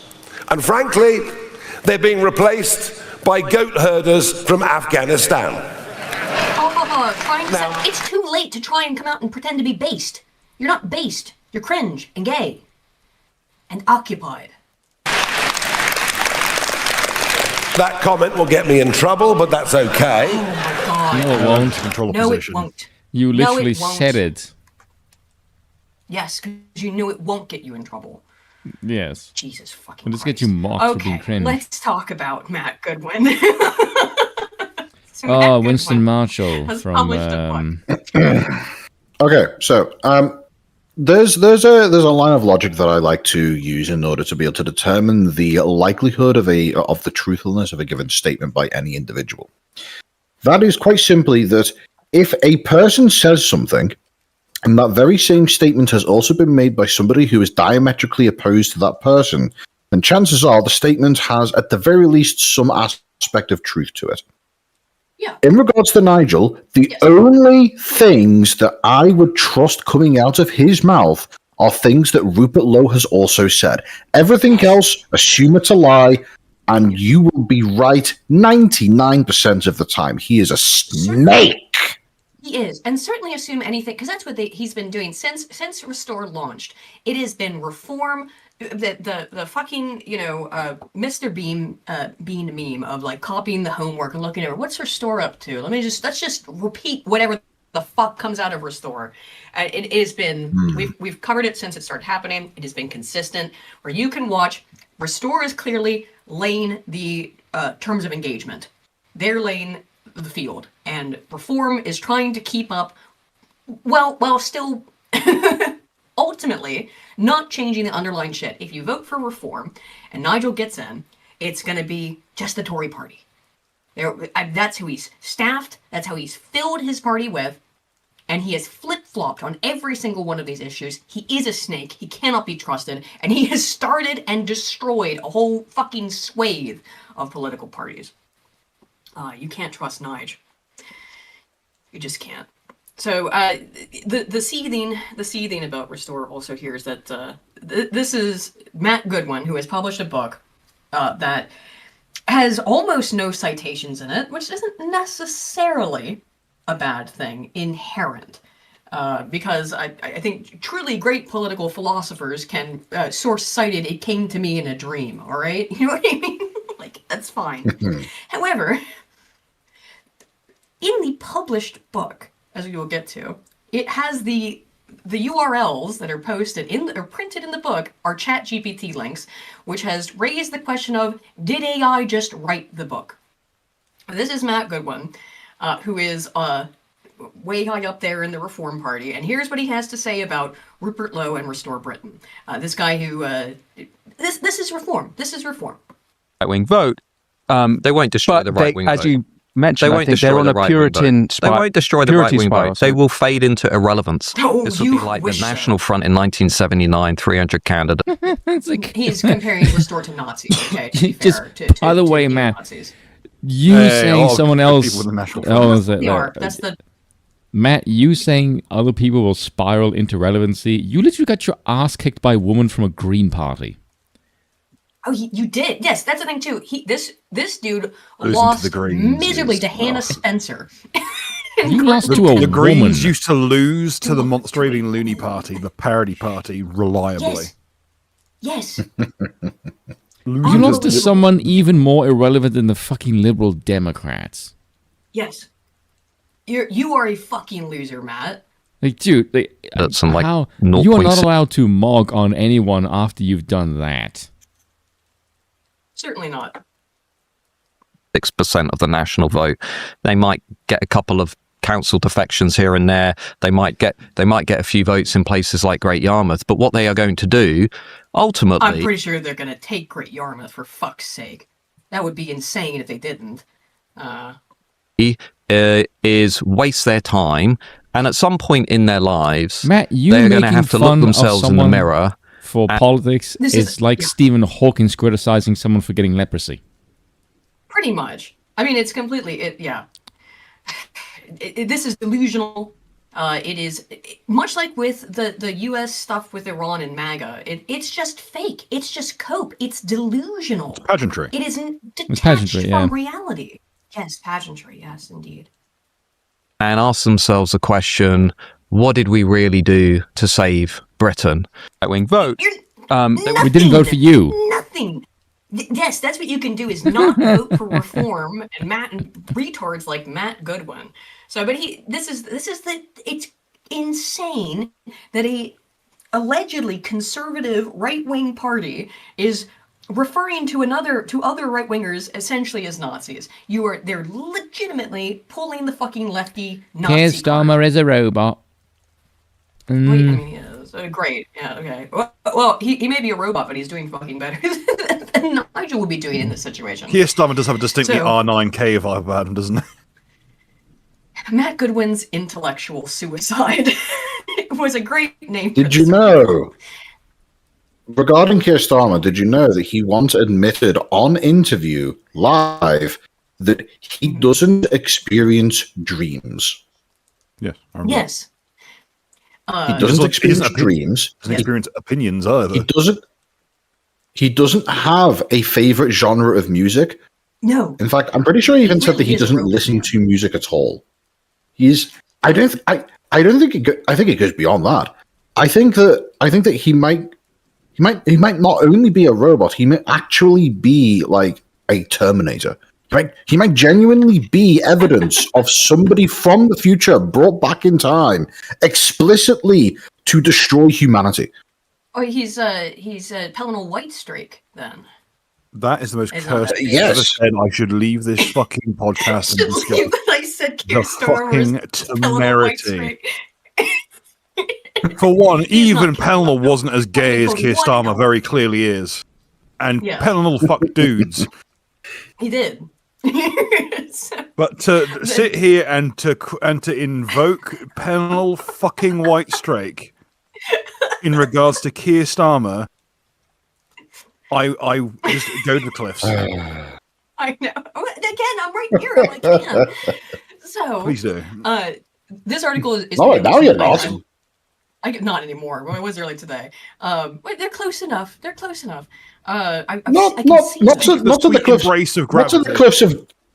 the cliffs of Dover that you're not. No, generic cliffs, yes. Generic cliffs. I go past some. It's not quite the same like part of a limestone Seek cliff tide. When I carry it towards Portsmouth. Good lord. Yeah. Oh, you mean like you want to wash my clothes and some tide? Yeah. All right. No, I want you to stop eating them and throw yourself into them.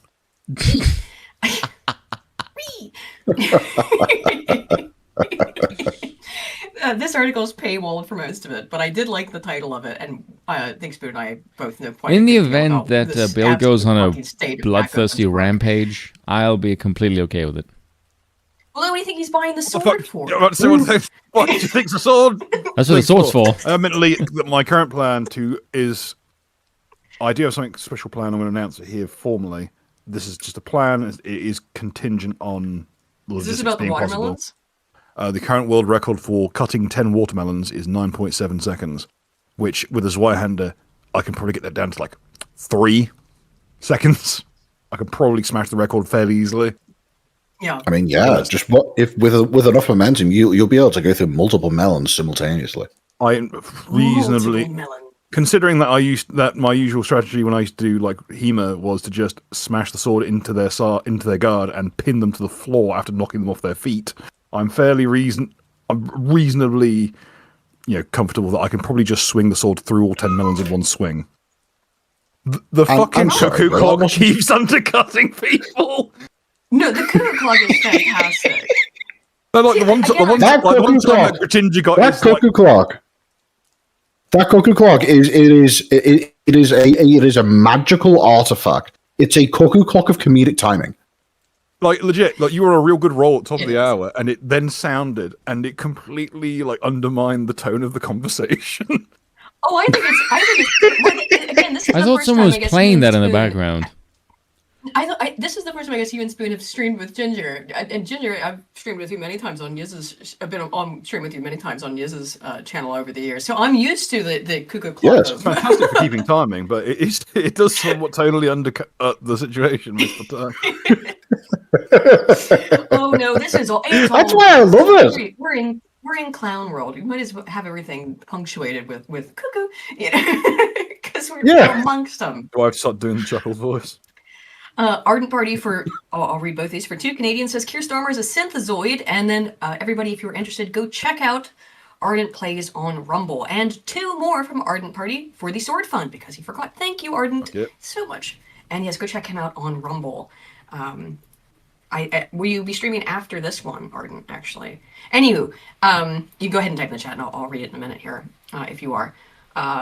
So this article was paywalled. We know a lot about, I've already described kind of the problems with this book. It's got chat GPT links in it. But I liked the title of this article. In his new book, Reform's In-House Academic, which is what Goodwin portrays and stuff is. Again, this guy got rumbled. He got absolutely fucking devastated by a woman. In large part because Nigel really did not support him publicly. He didn't get the word out that said he had to go vote for Matt Goodwin. Now, thank God, because he's a snake and a retard. But he got destroyed by a woman and the Green Party in Gorton and Denton. So, haha. Anyway, Reform's in-house academic set out to articulate his ideas. He produced trash. I'll just read a little bit of this then. Let's get this out of the way early. Matt Goodwin's new Vanity Press published book, and that's the thing too. This is a pay-for-play book. Suicide of a Nation is bad, very bad. In fact, even for the increasingly gimcrack world of the British right, shockingly poor piece of research and writing, made worse by the fact that Goodwin was until recently a fairly well-respected academic, allegedly. As the writer Andy Twelves and others have catalogued, the book is filled with falsely attributed quotes, all of which, oddly enough, have the same flattened style as Goodwin himself, misinterpreted data, and dubious out of context or just made-up statistics. Of the only 12 footnotes in the book, most of which are in the first chapter, as if he gave references after the first few pages, 2 contain links to that still have their ChatGPT source code embedded in them. The rest, 5 were attributed to Matt's own blog, while another's to a Telegraph article about something Goodwin himself wrote. That's enough, you get it. Like, that's the fucking state of Matt Goodwin's book. This is Farage's top guy, right? He's a fucking retard. I'm assuming he's going to be let go. He's not part of the party anymore. Maybe, I don't know. Theory is on mass deportations and remigration, utterly absurd. Remember, this is the platform of reform. Geez, I wonder why you lost. Yeah, I wonder why. Meaning on the streets, one thing that I was thinking about, because at the time we had a bit of online hurrah about, new parties being formed and all the rest of it. I was thinking how utterly absurd it would be to watch some of those people campaign in Gorton and Denton, right? Knock on the door. The irony boom, coming boom, from boom. you, Hello, because you lost. Where are you from? Lost. You lost. Not only did you lose, you lost spectacularly. You lost to a woman. Young woman. And not just any woman, like a goofy young woman who's like out there dancing in the streets. You lost to a hippie. Weird Arab music. Yes, you lost to a fucking hippie. Did you see AA's post where he AI'd himself to have a bunch of like Green Party like stop war peace sign badges and shit? God damn. Oh, I'm from Restore. All right, what do you believe? Yeah, you should be deported. We believe in mass deportations. Yes. Oh, right. Oh, what else? I'm glad this is so funny to you. You do realize that would actually win. Yes, it would.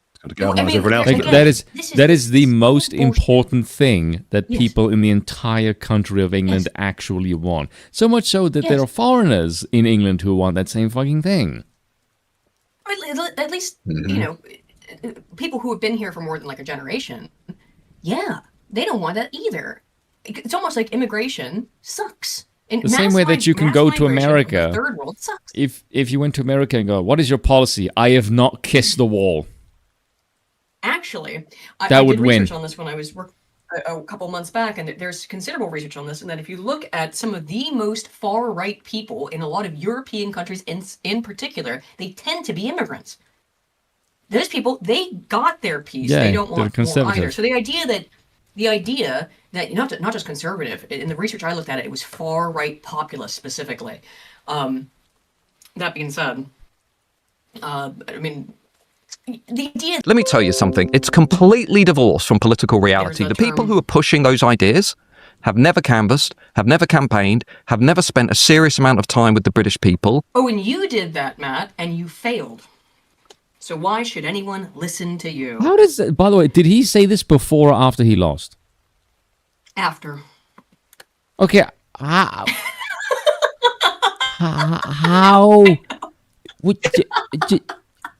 What? Yeah, after. How you? Mm-hmm. You lost. How are you? Yeah, really. Try to check it. Yeah. Try to accept how insane that is. That he said all that bloviating shit after he got trounced. Rambam 3000 for £5 says, Sir Keir Starmer is the platonic idea of a bureaucrat and human rights lawyer, animated, put into a suit, and given a script. Hashtag Swordfund. True. He's been more based on the Iran stuff than Nigel would be. Only in the fact that he's done nothing. That is better. That is preferable. The only reason why he's done what he has, which is to say nothing, is because he is utterly terrified of the idea of being seen by the wider Muslim populace as anything other than acquiescing to their demands, because he knows that the savages of the Islam community will just straight up start committing terror attacks if they feel as though their holy religion is being slighted. And as soon as that happens, congratulations. You have another Southport stabbing, and as soon as you have that, congratulations, you don't have a government anymore. Yeah.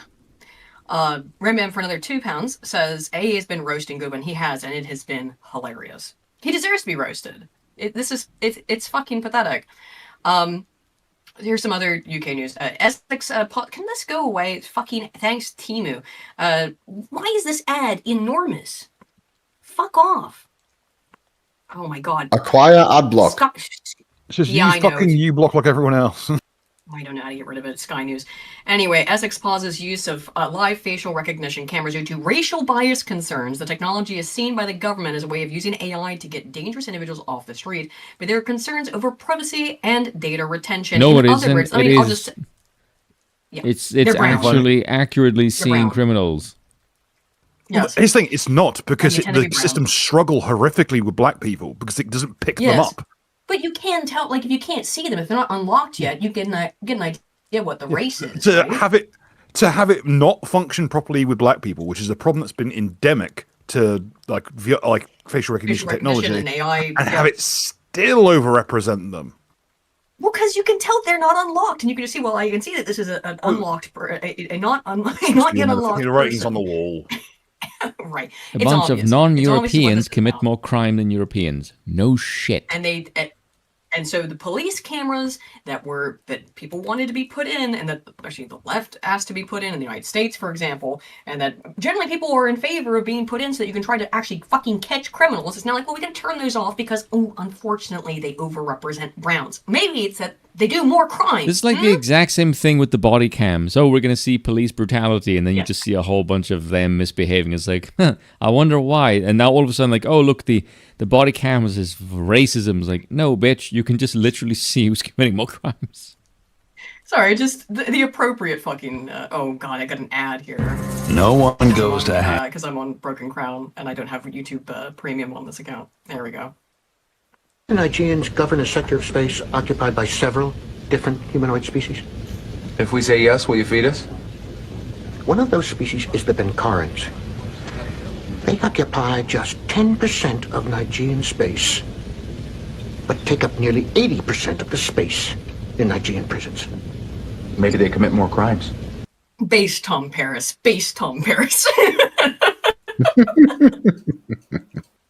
There's the man who knocked up Janeway, or possibly was knocked up by Janeway, we're not sure. We don't really know. They both turned into lizards. Also, that episode doesn't exist. Threshold's the best episode of Voyager. There is no episode of Voyager called Threshold. Threshold is the best episode of Voyager up until the last 10 minutes. Unironically, it's a fantastic body horror, which you yourself have admitted. until the last 10 minutes they turn into fucking salamanders. But then they turn into salamanders and mate with each other. It's really weird. And then they just leave them. It's if that was the outcome of an X-Files episode, people would have eaten it up. Maybe. So this it was is Mulder and Scully banging away in the swamp. They would have definitely spiced up the Loch Ness episode. Just to be clear, this is still Star Trek that we're talking about, right? Yes. Yeah. That episode of the X-Files, however, is the episode where Queequeg dies. Where's the episode? Where's the X-Files episode where Queequeg dies? Scully's little dog gets eaten by a Loch Ness monster or whatever, or the alligator. U.S. big alligator that they think is a Champy. Yes, Champy. What is that? Yeah, Lake Champlain, isn't it? What episode is that? Quagmire. I got it. Fuck, I got it before. Oh man, I love it. That always happens. Like I go to Google something, it's like I already know what it was. Am I the only one that has no idea what the fucking hell you people are talking about right now? Like just completely lost in this conversation. We're having a bit of a sci-fi nerd moment. Anyway, this is the Green Party dossier, which reveals radical plans to teach children that they have a moral obligation to accept immigrants. He's gonna think about that stuff. We get it. You're a Chad, and you're Chud, and we're all soy jacks. Okay. Yes. I got where I am running a fucking D&D campaign. Yeah. What side do you think my bread's buttered on? Indeed. So this is the party that beat Matt Goodwin, by the way, in Gordon and Denton. Children would be taught they have a moral obligation to accept immigrants under radical plans drawn up by the Green Party, a leaked dossier reveals. The plans would see a new Department of Migration working hand in glove with education chiefs to disseminate knowledge about immigrants to school children, seeking to educate them on the situations from which those seeking asylum and resettling refugees are fleeing, and the need for and moral obligation of asylum and humanitarian protection. What is the fucking difference, though, between that and reform, when reform's line, officially, until Farage started copying Rupert Lowe a little bit more recently, is that remigration is a political impossibility. It's a fantasy. You can't get rid of these people. What is the difference? What is the actual difference? No wonder you got lost. At least the Greens are open about it. You just do the same shit. So Electoral Commission have confirmed, to me personally, this is Lander, good follow on Twitter, that the email which implied that 59% of Restore Britain's membership were from overseas is fake. Because this has been a talking point, is that, and look, I've contributed to that. I signed up from Guernsey to support Restore Britain, to support them financially. And so I was a little bit concerned. I also have seen a lot of American interest. I don't just like, I'm in a weird position being. And then one day Hitler was elected for no reason whatsoever. Right. I think there's a lot of American interest in Restore because we want a Rupert Lowe in the United States. I think that's why. I think that's why there's so much American interest in it. However, it does mean that it can taint some of the figures about Restore's membership. So there was an email that was said, or supposedly leaked, implied 59% of Restore's membership were overseas. That was fake. This was going around for a while, though, so here it is. This is GB News segment. For reference, this is now being shared on mainstream news. It'd be great to get some clarity to the Electoral Commission. Hi, thanks for getting in touch. We are aware of the matter. The email is fake. No such email was sent by a staff member of the Electoral Commission. Party constitutions will set out rules on how a party governs its own membership, but the commission does not hold or maintain information on individual members of parties. So the whole contention that 59% of Restore Britain's membership is overseas is patently bullshit made up. I don't know how much of it is. I would be concerned about it because, like I said, I joined Restore Britain immediately. I gave Rupert money immediately. And I can't vote, obviously, and I live in Guernsey, right? So I do worry about, and I'm an American, but that is actually, I do worry about that. And I worry about it for realistic reasons. So I think it is reasonable to look at Restore's numbers, and it passed 110,000 at this point. I think Rupert said 115. That's a lot of people to actually join a political party. I am worried how many of them. I might be mistaken, but in the country, I believe I heard a few days ago that they were up to like 120,000 or something like that, or maybe I've misheard that. Potentially, that was the most recent thing I saw from Ripper, but let's check. Also, again, this is Julia Hartley Brewer, because this is what Reform actually gives a fuck about, is fucking anti-Semitism. Same fucking... Oh, whoa, what's this? This was Mac defends himself against accusations from... Oh my god, this is breaking, guys. An hour ago. I didn't see this one yet. Hang on, let's watch this real quick. I ran it through ChatGPT. Do you want to know what ChatGPT says? What did ChatGPT say? Okay, well then you just wait, admit wait, hold on. Did you just... Right out the fucking gate. Did you just say you were going to use AI to prove that your book is not AI? It sounds like it. Let's see where he goes with this. It's a bold strategy, Cotton. Let's see how it plays out. This does not read like an AI-written book. There is no credible evidence this book was written by AI. Oh my god, you're right. He ran it through an AI to see if it's AI. I'm starting to understand why you lost, Matt, because you appear to be fucking retarded. What a joke. What an actual fucking joke. This is all of Reform. It's all jokes. Let me finish, because this is important. This is about integrity. In fact, the dominant signals in this book point the other way. There's pro-human authorship. There's emotionally driven language. There's He's emotionally driven language. These AIs, by the way, are programmed to big ups you. Like, there's been already research that's come out that shows that, like, a huge number of these large language models, for example, please rub my cock and tell me how intelligent I am, ChatGPT. Yes. They will tell people to break up with their partners because, like, oh, girl or guy, you're so great, you don't need them. It'll tell you all kinds of fucking bullshit like that. It's very acquiescing to whatever it thinks the user wants to hear. Wow, congratulations, you've experienced that, Matt. This is so retarded. Good God. Again, I had not seen this before, so... escalating rhetoric, there's signature voice writing, there's long-range argument structure, there's intentional... Sorry, did he just say rhetoric? Deliberately... Rhetoric, yeah, he said that on. More about pro-human rhetoric. Such referring to pro-human rhetoric as if this is like an alternative. Yeah, strange.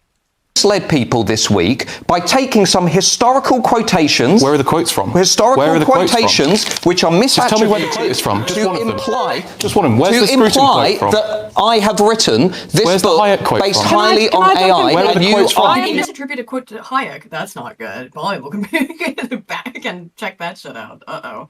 Jumping in here as the you chair. should apologise. You've had a week. Gentlemen, I am jumping in here as the chair. The specific accusation, Matt, is not that you've used AI to write the whole book. No, that's what Andy said. The specific accusation that... Well, no, I've made that as a possible, and lots of others have, is that it brings into question, if you're using ChatGPT as a source, then are you also using ChatGPT, as you have right here, to check your work? Now, by the way, I'll be very clear.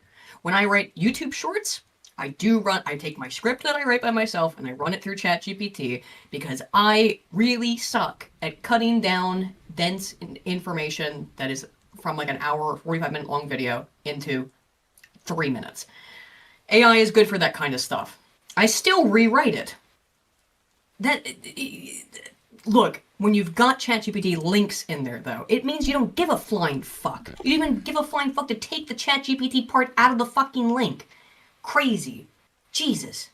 Andy has made today on this show is that there are various quotes that appear in your book that don't have references and that Andy and others can't find in cited literature. So we're not asking, he's not accusing you of writing the whole book by AI. Might do later, but that's not the accusation now. Where did you find those specific quotes? Let me give you an example and then I'll come back. Where did you find the F.A. Hayek quote, right? To the Scruton and the Walker-Connor examples. One of the things I wrote in the book was this: the state should begin with the people closest to us, which was Cicero. Do you know what he actually said, according to a Cicero scholar in the Times this week? The supreme duty of the state is to protect its own citizens. So if there are misattributed quotes such as that, they will be corrected within 48 hours. Why didn't you just use that quote then? Yeah, why didn't you use the actual quote? And also, the book's already published. So what are you going to do? I guess update the PDF version, but it's printed. This is in print. You can't. And yes, I know it's a printed book. The salus populi suprema lex esto. The health of the people should be the supreme law. Yes. But this isn't. He didn't address the Hayek quote. But what Andy and the critics of this book are doing, let's just be clear, Miriam, because it's important. They are focusing on minor typos like Boris Johnson. Yeah. That's why. They're dunking on you because you're a retarded F-slur, and you deserve it. Being in opposition. It's not a minor typo, it's a fundamental It's fact. a minor typo. It's a minor typo because they don't want to engage with the argument of this book. We'll and the argument of this book, let's be clear, is one that you completely disagree with. I would like to ask you a question. What part of the argument of suicide of a nation do you actually disagree with? Well, I think the whole thing is just based on falsehoods, which we're getting into in the second segment. Now there we go. We're getting into the second segment. Now there we go. Come on, we've got the rules of the debate. Matthew, we've got the rules of the debate. I know you like using AI. You've used AI to try and prove that you didn't use AI. What do you think? I know. That is actually unbelievable. Oh, I love the fact that he just outright says it. That is wonderful. Yeah. I mean, you've used it. That's the truth. You are using AI to prove that you didn't use AI, and AI is famously sycophantic. I did Uzo and I did a stream about this about 2 or 3 weeks ago. We talked about there was a recent study about the sycophancy of AI. It is a well-recognized and at this point documented phenomenon. I'm going to call it now. I'm going to call it Captain Tyler's Law, which is as a conversation with an AI goes on, as does the chance of it trying to make a pass at you. It was sort of essentially. Yes, folks at home, that is an irresponsible Captain Tyler reference in the year of our Lord 2026. I use it for certain things for work. I do occasionally use it to help me fill in gaps in research. If I'm like looking for something and the terminology used is very vague, it can be useful to kind of help me locate like a paper as a starting point. There's all kinds of uses for AI that are legitimate. However, I don't fucking, when I put up my fucking citations list on my goddamn YouTube videos, I don't have fucking ChatGPT links in there because I don't use ChatGPT other than to give me a foundational sort of start at most. I've also written 2 videos, by the way, guys. While I've been away, I've written 2 new videos. So there will be 1 video for Science Sybil and there'll be 1 for Aiden Paladin that will be coming out in the near future. The Aiden Paladin one, the politics one, will be about sticking to the idea of sticking with your vote, of the capture of these MAGA people, such as it were, and it's because of cognitive dissonance, it's because of psychological reactance. They're stuck in this fucking state where they cannot admit that they were wrong, and there is enormous precedence for this within the academic literature about voting. So that will be that one, and then I'll be talking about this on Lotus Eaters next week, which is the video that will be on Science Sybil, actually. Which is about fucking shape rotation, mental shape rotation. How women can't figure out that if you tilt a glass of water, it stays fucking, parallel with the ground and not, doesn't like shift in a crazy way. But for some reason, women can't. Unless it's frozen. An enormous amount of women. Yeah, well, then it would stay, yes. But for some reason, women can't solve the water level problem. It's something like, it's like 11% of men and like 35% of women. Can't get that shit straight. Anyway, those are the 2 new topics. I've got videos. Water is fluid. It has to do with we think it has to do with specifically with the amount of gray matter. It's not just the amount of gray matter, but the use of the gray matter and the organization of the gray matter in is the precuneus. I could be wrong. It's the prefrontal lobe. Anyway, that's you're not counter-rotating apples in your head. How do you soothe yourself? Indeed, that's what I do for fun. But a large portion of women, relative to men, can't. I personally prefer to rotate cows. I personally prefer to rotate cows and cats, but that's just my preference. That is also a test that's used more easily. If you start splitting cows in the air, people think you're weird. The rotating animals test is a version of the exact same problem that's used in young children in particular, because they recognize those kinds of shapes. So actually, I do have studies in that bit of research I've done on rotating cows. and if you want an example of children failing certain tests, then there's the stream that myself and Spoon had some time ago, in which we did broach upon the matter of, certain demographics that failed the mirror test at age of 6. Yes. Yeah, also, I need to ask a completely random question. Oh dear. I just want to see the reaction in the chat if I just said this. You're just going to drop an N-bomb. No, it's a legitimate sentence. The thing you just typed? Yes. But some French parents adopting a Chinese versus a Swedish baby, the one kid would have different traits from the other, but not based on race. Sure. That makes sense. What the fuck is that from? I'm discussing this with someone because they think that genetics don't matter. They think I Are you one-guying someone in midstream? I guess he is. He does that from time to time. I'll keep playing this. Go continue. No. I'm just curious because this particular individual tells me that like the environment is more important than genetics, and I'm just like, okay, if you believe this, you're an idiot. Every single bit of literature that you will ever find shows you that at least 70% of things like IQ are heritable. At most 30, and I am giving you an uppermost echelon limit, 30% environmental. I just made a video about fucking astrology, and there's some schizophrenia, for example, is more well explained by the month of your birth than your DNA. That's true. However, there are significant environmental effects. That's what I'm saying. There are significant environmental effects. And they don't even have to do with poverty or anything like that. It's just all kinds of shit that goes on. Of course the environment affects the organism. That being said, your DNA affects, generally speaking, more of it. There are exceptions. Things like schizophrenia, actually more well explained by environment of in utero development than it is genetics. Interestingly, I didn't know that before doing that research. Curious. Don't be born in March, I guess. Sorry. Whoops. Anthony Smith. Where did that quote from Anthony Smith? James Burnham, Friedrich Hayek. You were so arrogant to say that one of them put it bluntly when he'd never said it. Do you know how many books by Anthony Smith have you read? More than you, seemingly. No. Here's what this fucking non sequitur. Misquote James Burnham, which also calling it suicide of a nation. I don't believe for 1 second he's read James Burnham. Well, that's James Burnham's book, is Suicide of the West. No, I know, but I mean, Goodwin has not read James Burnham. I don't think so, but he's plagiarizing, essentially, the name of one of Burnham's books. I would say damn close to it. Suicide of a Nation, Suicide of the West. And yet he clearly hasn't read Burnham, hasn't read Hayek. Crazy shit. You misquoted him in publishing. Absolutely not. Anthony Smith, you spoke about peer review. Did this book get peer reviewed? Was it reviewed by anyone at all? If you really, I think I know who the peer reviewer was.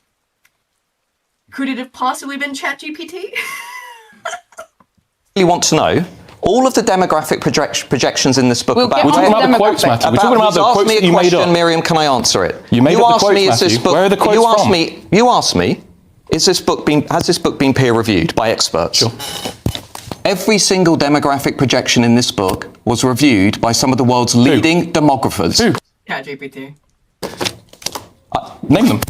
Name them, Matthew. Or do you need to get on ChatGPT to find the world's leading demographers? Andy, where are the quotes from? Andy, you've never done a peer-reviewed academic article. Miriam, peer review is anonymous. He's not answering the question. Where are the quotes? You're raped, dude. You're so raped. Anyway, we originally looked to Twitter to look up Rupert Lowe for his figures on most recent membership in Restore. What does he say now? Restore Britain on 120,000 members, yes, polling 8%. That is historic. It's been less than a month. That's insane. That I know that that seems low. Understand that reform has gone down by about 8%, also comparatively, in that time frame. So it is taking a lot from reform, understandably. And in that sense, it is splitting the vote. But it's also the thing that's very important about Restore, is that Restore Britain is getting out people who do not vote because they feel there's no reason to vote, right? Right. We've been going on for a while, so I'm going to skip that one just because. Although it's interesting, Roald Dahl is now being trashed for being anti-Semitic, which I had an article on. Well, I mean, he's not. I don't even think he was. It's fucking ridiculous. Oh, sorry, I meant to bring this up. Yes, this is reform. Stop being anti-Semitic. That's what they care about, right? This is how 6 million Jews was. Remember again, this is a massively funded, GB News, massively fucking funded, just basically reform shill platform. Gastro, I'm not exaggerating. It started like this. This is the. I think the Cuckoo Clock was appropriate, talking over, cuckooing over Julia Hartley Brewer. The Bartholomew is always appropriate, okay? just start with the Jews and end with the Jews. It carries on to everybody else. So I just think that everyone now, you need to wake up. You need to stop shutting up. You need to be speaking out. You see it online. You see it in person. You see it on the street. You gotta speak up about anti-Semitism. No, I know a genuine question. Why do I need to give such a massive shit about this particular group of people that has been hated for literally centuries on end? I do genuinely have Jewish friends who are normal people. Boo. Well, relatively normal. Fuck off. How dare you speak to me like that? Bill, get the mace. Oh, she's far away. Fuck. Mace me from here. Something like a trying. You don't happen to have a mace, do you? No, I have an axe. I'm the dwarf. What do you think? Oh, right, of course. Okay, well, please that don't works. also get the axe. Oh, no, don't tell the chat that. Now they're going to know that you've got an axe.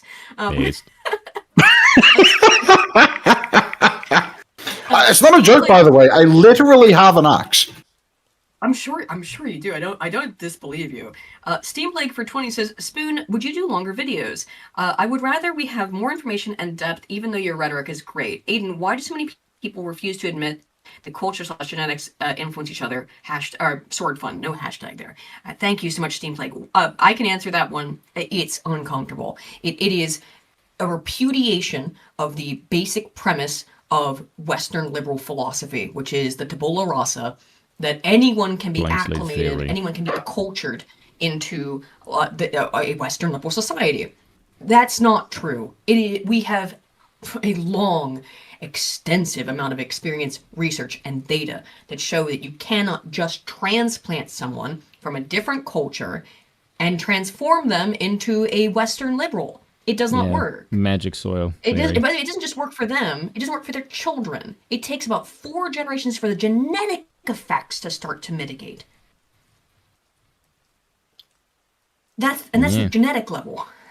If at the genetic biological level, they maintain, for example, sex ratios at birth that are skewed in a way that you do not find in the native population. It takes 4 generations within the Canadian samples that I've seen. And there's extensive research on this. Check out my Trevor's Blood video on that if you'd like to learn more about it. But the reason why it's haram, it's anathema, and they can't admit it, is because it is a fundamental repudiation of liberalism. And Spoon, for you, then, would you consider doing longer videos? I don't have enough depth as a human being to do longer videos. I don't really have much to say, and what I do have to say, I say in as little words as humanly possible. Spoon, you are to the point. I do appreciate that about you, Spoon. I'm the opposite, of course. I ramble. I'm trying to be precise, though. I'm not just doing it to hear the sound of my own voice, which I actually hate editing. The worst part about editing is having to listen to the sound of my own fucking voice. I don't actually mind that. Hear a colleague saying it, a friend saying it. Well, of course you like you. You make yours all bassy and sound nice. In the pub, I sound like I'm in a bathtub, apparently, tonight. My testosterone does that. I don't need external editing to do that. No, unfortunately, I'm also responsible for Aiden having recently had her own opinion of her voice drop quite considerably. Oh yeah, let's talk about this for a second. Sorry, we need to address this. So last night, Ginger brought up, and I need your opinion on this, Spoon, and Bill. I need some. I disagree. Unfortunately, Harry has already said yes, so I already have one additional person. Okay. Last night, Ginger said that I have a very similar cadence, a very similar cadence and manner of speaking mannerisms that are similar to Tucker Carlson. And I thought about it, and I was like, fuck, there actually might be some truth to that. I don't agree with that at all. Is it just because I'm a woman and I have woman voice and woman... But the cadence, it's not about the voice, it's about the cadence. No? Okay. No. You don't have his cadence either. Okay, thank God. Well, I mean, it's not necessarily a bad thing, but it would be weird. I don't know. So, Bill, what do you think? Because that's. Do you spontaneously break into laughter? Sometimes. No, you don't. Yeah, I do. No. Bill, this is the deciding vote. Harry has said yes. Okay. Ginger has said yes. I have a similar cadence to Tucker Carlson. No. Spoon has said no. Is Bill not here? Oh no. Okay, here's the thing. When I brought this up to Aiden, she immediately started doing a Tucker Carlson impression, and it was frighteningly on point. Well, it is doing an impression. Sound like yes, she does. Lamented agrees. No. Okay, so Okay, You're all wrong. Idea. YouTube chat polls exist for a reason. all right, let's go. Let's set up the. No, poll. the chat's just going to disagree with me to piss me off because it's funny. Oh, is that why? That's the only reason why. Yes. Specifically, Spoon. Does Aiden? Oh, Bill. Here's the question. We're not quite dead. I'm gonna ask right this now, in the it is chat. a 3. Dear chat, do you enjoy seeing me pissed off and angry? Type 1 if you agree. Watch. Yes. So what was the question? Ginger brought this up to me last night, and I do think it's actually true, is that I speak with a very similar cadence to Tucker Carlson. Not like the same voice or accent, but the same kind of way of speaking. Yes, they do love pissing you off, Spoon, by the way. See, told you. Horowitz Feinberg and Horowitz Survive says, Spoon does not filibuster, he gets to the point, which is pretty good, seeing he's a spoon and all. That is true. Blunt force karma. See, look at that. All right, Fill we'll the chat with a poll one. run for a minute. It's so fun to piss you off.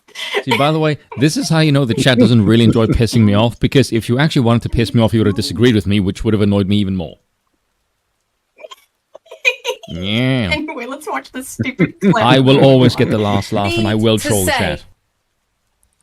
Oh, okay. Trolling on Mario. No, that's anti-Semitic. B is not more based. Piss off. Acceptable. You're wrong. This is fucking bullshit. No, you can't do that. That's anti-Semitic. Guess what, bitch? I don't care. I don't give a single flying fuck if it's anti-Semitic. Aiden does kind of do the Tucker Carlson face a little bit.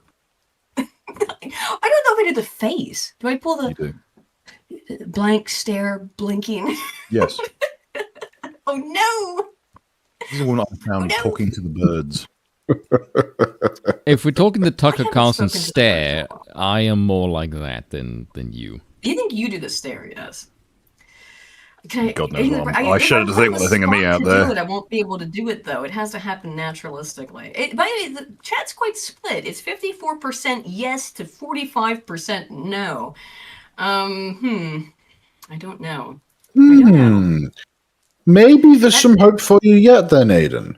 Maybe I can escape from from sounding like Tucker Carlson. Look, it's not necessarily a bad way to speak, but I'd never, until you said that to me, I'd never considered it. And then apparently Lamented, who's also in our group chat, and Harry agrees. So with you, but Spoon is the dissent. They're both Bill, wrong. What was your? Do you have a strong yes or no on that one? Well, the Tucker Carlson thing, yeah, you do kind of sound like him. God damn it, Bill. All right, seriously. so Spoon, unfortunately, It's just radio speak. Yes, that's what it actually is. It's just radio speak or whatever. Aiden does look like Tucker, but thankfully she's nowhere near as milquetoast. Tucker's been more based. He's been all right. He's been very based on Israel. I do not like the fact that he tries to. I have friends that are Jewish. I hate people just like say I that. did earlier. Yes, I hate that. To just say you hate groups X, Get rid of Y, those Z. Jewish friends. And don't these people commit way too much crime. But I am some friends that shut up and just say they commit too much crime. For fuck's sakes, stop being such a pussy. Just express your opinions and don't portray it with some other faggot shit. Well, all right, I do that as well, but I'm also a woman, so there's inherently some faggot shit going on. Anyway, speaking of faggot woman shit, here's Julia Hartley-Brewer talking about anti-Semitism. To arm yourselves with some facts so you can argue against nonsense about Israeli genocide and all of that. Oh, don't worry, I'm armed enough. You need to start speaking out. If you're not speaking out, And if the chat has anything to do with it, even better armed soon. He's gonna get a sword soon. If you're not actually challenging another one. I'm afraid staying silent is being part of the problem. Okay. Oh Don't say God, this is like you left us crap. It is. It's silence is violence. There it is. No, violence is violence. We need more of it. Yeah, violence is violence. Fuck off. Be the sort of person who would have spoken out against Hitler in the 1930s. And if you're not my doing it God, now, who gives a shit? You're not doing it now, then you are one of the people that would have stayed No silent. one cares what a woman thinks. I wouldn't have been silent. Yes, no one cares Yes. about your woman shit. Also, I wouldn't have been silent. The trains, and I'm sorry, that is the territory we are in. I'm sorry, I don't currently speak German. Thanks, dickhead. Conspiracy theories. Yeah, thanks. Would you that's like, would you rather be speaking German right now? I don't know. Would you rather be speaking German or speaking fucking Arabic? How about that? Because you're about to be in the latter position. Anti-Semitism. They want to kill everybody, not just in Israel, but all Jews around the world. And also their main aim, long term, Julia, read the room. Apparently they can't. Or they're read the room and its wooden door. But anyway, okay, so and the smoke signals emanating from the chimneys. I think it's about split, but that's a significant number of people who think I speak with a similar cadence to Tucker. I'm actively trying not to do it right now, by the way. White smoke over Tel Aviv. They found a new Epstein. White smoke over Auschwitz. Yeah, I We're saw back, that. boys. We're so back. Wiping out our democratic liberal values. Oh God! Shut this up! Doesn't just happen overnight. It's creeping slowly. We are talking about my nuts are dragging across the ground at the concept. The water is already getting pretty hot. Time for everyone to wake up and jump out of the pot. I know it's great. Get more of it, please. Yeah. So I want to talk about this other. We thing have a that's happened chance in to the UK. correct the horrors of World War II by doing more of it.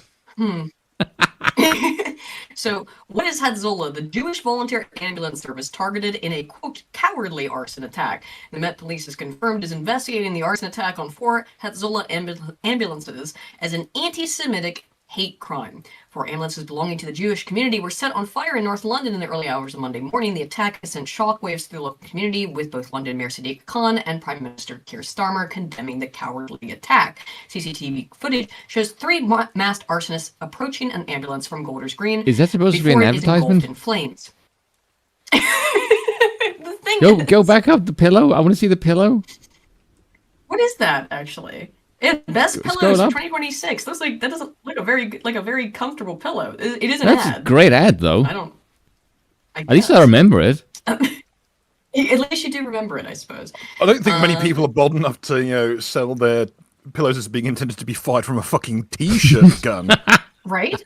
The Met Police has confirmed it is investigating the incident as an anti-Semitic hate crime, while officers remain at the scene today. The vehicles belong to Hatzolah, a volunteer emergency service, with Chief Rabbi Ephraim Mirvis condemning the attack as sickening assault, not only on the Jewish community, but the values we share as a society. Of course, the immediate question, as we kind of raised about this earlier, is, will the Jews have their own private ambulance service in the UK? Why is it offended? Yeah, that was the response from literally everyone when that happened. No one said, "Oh, it's a tragedy." Everyone just went like, "What? They have their own ambulance services? What the fuck? Where did this come from?" By the way, they do in the U.S. too. They've got these communities in upstate New York. Watch Tyler Olivier's videos on it. He covers it. He walked into those communities as people, they do not work. They study all day. There's 50-year-old guys out on the street who've got 12 kids, and you ask them what they do for a living, and they say, I'm in school. Because they study the Talmud all day. Established in 1979, Hatzolah is a non-profit, volunteer-run organization which provides an emergency medical response to those living in North London. Now, you, Ginger, we talked about this. Yes. Allegedly, if you call them up and you ask, hey, will you transport me to the hospital? I'm a goyim, and they will say yes, allegedly? Yeah, from what I understand, they will say yes, but as they are transporting you, they'll kind of, they'll kind of imply that they would really appreciate it if you paid them for it. Yeah. Yeah. But it is ultimately negate their charity status. Right. I don't know if it is a charity. Well, it's it's the same. It's the same general logic as tipping the waiter. Sure. It's kind of like if we do a good job, we'd really like it if you gave us some money for the good job that we did. Yeah. I mean, I can understand that. The taxpayer. The question is, were these originally? It doesn't really matter now if they originally were paid for by the taxpayer, though I think it does matter. to know where did the money come from to pay for these ambulances. The reality is they have now been replaced by the state, meaning they are definitely now paid for by the taxpayer. Meanwhile, like, you know, supposedly there's the ambulance waiting times all over England and the UK are extremely long because of a supposed lack of ambulances or something like that. But immediately, within like a day, these ambulances have been replaced. Manu Tsushai for 5 says, how do you know Anne Frank was Jewish? Because she lived in a penthouse for free and still complained about her living accommodations. Oof. Jeez. Staffed by 47 emergency first responders, 24 dispatchers, and 4 ambulances who are on call 24 hours a day, 365 days a year. Someone's paying for that. Many volunteers live within the communities they serve. They are often able to reach patients within minutes, in some cases ahead of other emergency service vehicles. They use walkie-talkies to coordinate Jewish law, keeping with Jewish law. They will break the Shabbat when necessary to save a life. This is just the general story about it, but here's where it's the embassy that said this. Oh, was this not in this article? Hang on, let me make sure I got the right link here. Right, this is not it. It's this one, the next link. That's just the general story of what's happened here. And you know, we really got to defend the Jewish community, probably by going to war with Iran, I suppose. These fucking ads are crazy. All right. Counterterror police investigating Iran-backed firebombing, because it's, of course, been blamed on Iranians. 4 vehicles set on fire outside London synagogue, an anti-Semitic hate incident. Counterterror police are investigating, leading the investigation into anti-Semitic fire. Now it just is anti-Semitic. Attack feared to have been orchestrated by Iran. Scotland Yard confirms that officers with specialist expertise were investigating the arson in which 4 ambulances were set on fire outside a synagogue in Golders Green, London, on Monday morning. It is by the way, Golders Green is a Jewish enclave in many parts. Have you been? There are actual Jewish enclaves, whole neighborhoods in England that are entirely Jewish or vastly Jewish. We have a friend who lives in one of them. I've been to it. To visit her people. It's crazy to think that he's a friend. He just lives in a Jewish enclave in England. Now, where did the source of this? Yeah, you know, he's a mutual friend of ours, Ginger. Yep, I've also been to his house. It's a. Yeah. He lives. I wouldn't say he lives in a nice neighborhood. I would say he lives in a. Well, no. I wouldn't say he lives in a posh neighborhood. He lives in a nice neighborhood. Yeah. Yes, it is nice. It's a nice area. Now, where did this information come from? That it's Iran that did this? Israeli embassy sources told the Telegraph that the firebombing had the hallmarks of an Iran-backed attack. Harakat al-Shab al-Yaman al-Islamiyya, a new Islamist militant group linked to Iran, appeared to claim responsibility for the attack in an online video. They existed like literally 5 minutes ago. This group appeared out of the ether, and the Israeli embassy says Iran did it. What do you think? This is so obviously an attempt at a false flag. It's actually embarrassing how. What are you doing there, Rabbi? It's just so dumb. You know. Okay, so you know when when a disaster happens and somebody runs along and says, "It was me, I did it, I'm the one who killed everyone," and you don't believe them. This is similar to that, except it's a Jew has run along and said, "It was him, he did it, he's the one responsible, he killed everyone." Don't believe them. It's a little rubbish. The funniest thing about this is people complain about too much anti-Semitism, yet they still needed someone else to do it. Right? It's just hilarious. This is the state of this shit. I think I just called this meanwhile. A Jewish labor counselor gets suspended for noncery. Velleman given suspended sentence, because of course he was, after sending nude video to a schoolgirl. Ex-Barnett labor counselor spared jail. How curious. How cute. How good for him. He looks like everyone on the left all at once. He does. He looks like Destiny a bit. Looks like Destiny crossed with what's that other fuckwit.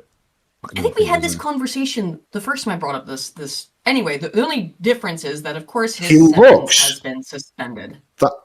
that man looks like you know the AI filter that was used to create the babyface JD Vance meme. Yeah, it looks like that somebody took Destiny and put him through the same filter. Yeah, there's a distinct glossy tone to him. Like it's not quite right. Yeah.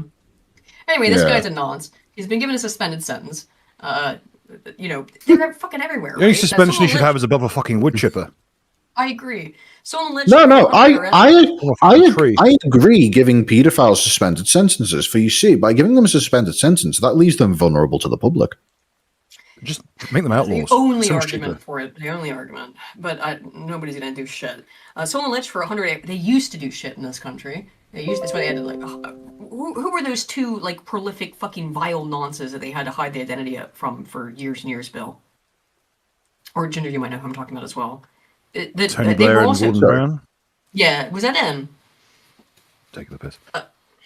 No. They infamous, child rapists who they had their identity hidden for years and still are. You think you're John Venables and Venables, yeah. Well, they were kids when they murdered Jimmy Bulger. So. Venables and Bulger, I believe the names were. Bulger was the victim, if I recall. The victim. Oh, right.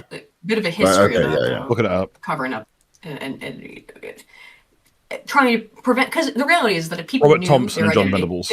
they would absolutely fucking murder them in the streets. They used to. I don't know about this stuff anymore. And only Venables was convicted afterwards of noncery. As far as we are aware, Thompson kept his nose clean thereafter. Sort of hoodlum justice on those people. So, or I think so. Yeah. That was the argument, at least, even in those cases. Someone list for 100 ARS says, Ruben, the Chudkers goon have destroyed the kosher mobile. Shabbat man. What will we do? Shabbat man responds, quick, Ruben. Let's cry and pocket the insurance money. For real, though, right? I mean, good God. They've already had them replaced. They were replaced on the British taxpayer pound. Yeah? Aidan, what was the name of the manager of the private ambulance service again? Oh, I don't know. It was, I don't remember what it was, but I remember it being so comically Jewish that if you were to use that name for a fictional character, you would be immediately declared anti-Semite and practicing anti-Semitism. I'm looking it up. Mayor of Bath. Where did the Mayor of Bath? Was it in that area? Hatzola? Hatzola is the name of the organization. Richmond? Yes, Hatzola is the name. Right, it is. Yes, it was Richmond. Yeah, His name is. It's like yes.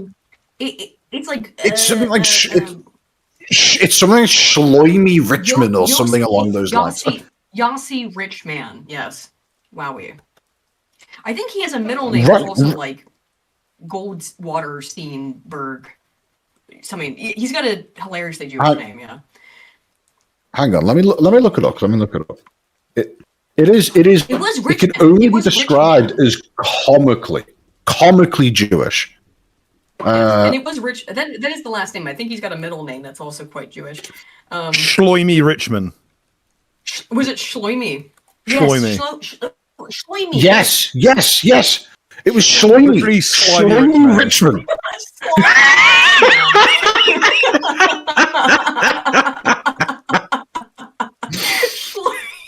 Oh my God! I remember. Shloimi. Shloimi. I remember when we were watching Dangula's video, we were pissing ourselves with laughter when it got to that point.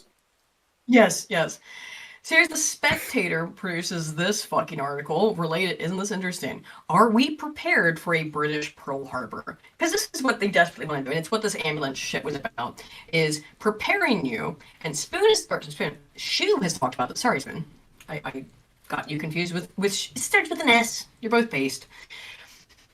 She has very much argued that there will be a false flag of some sort. There's going to be a major attack on the U.S. somewhere that will try to get people.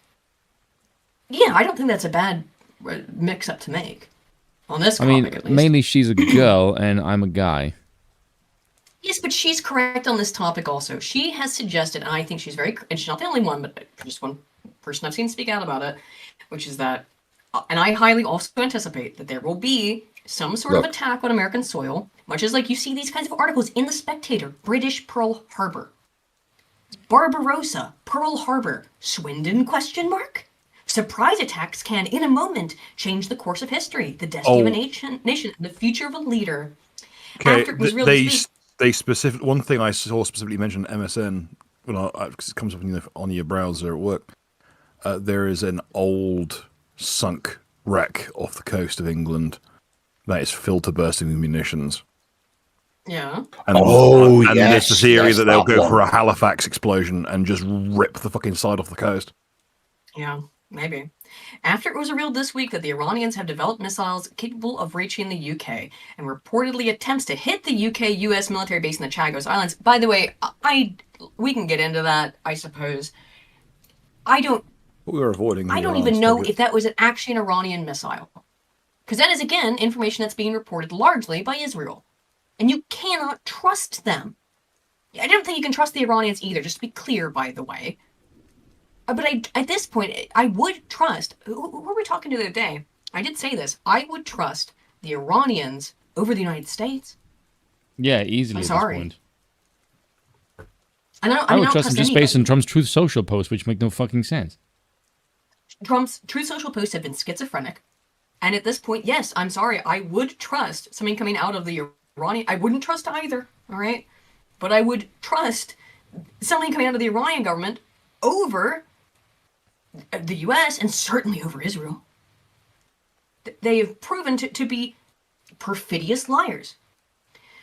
So this Spectator article is just... This is what... I bring this up because this is just to highlight what I'm talking about. They are trying to set up and manufacture consent for getting the British involved in this bullshit. And the same people who are begging for this, a British Pearl Harbor could happen any day, which, be aware, I think false flags are happening. I think with this ambulance thing is one of those. Jewish leaders and MPs unite to launch new record UK refugee Shabbat. More than 50 MPs, rabbis, and community leaders gather as 66 organizations join the UK's largest refugee Shabbat. These same people who are demanding that the UK join the US in Israel's war are at the same time going and saying, let's bring in a whole bunch of fucking refugees. It's going to be Iranian refugees from all over the fucking world, because it is NIMBY bullshit, not in my Israeli back fucking yard. I'm sick of it now. These same people advocate for bringing Browns and bringing third worldists into your countries as they demand those same countries fight their wars for them.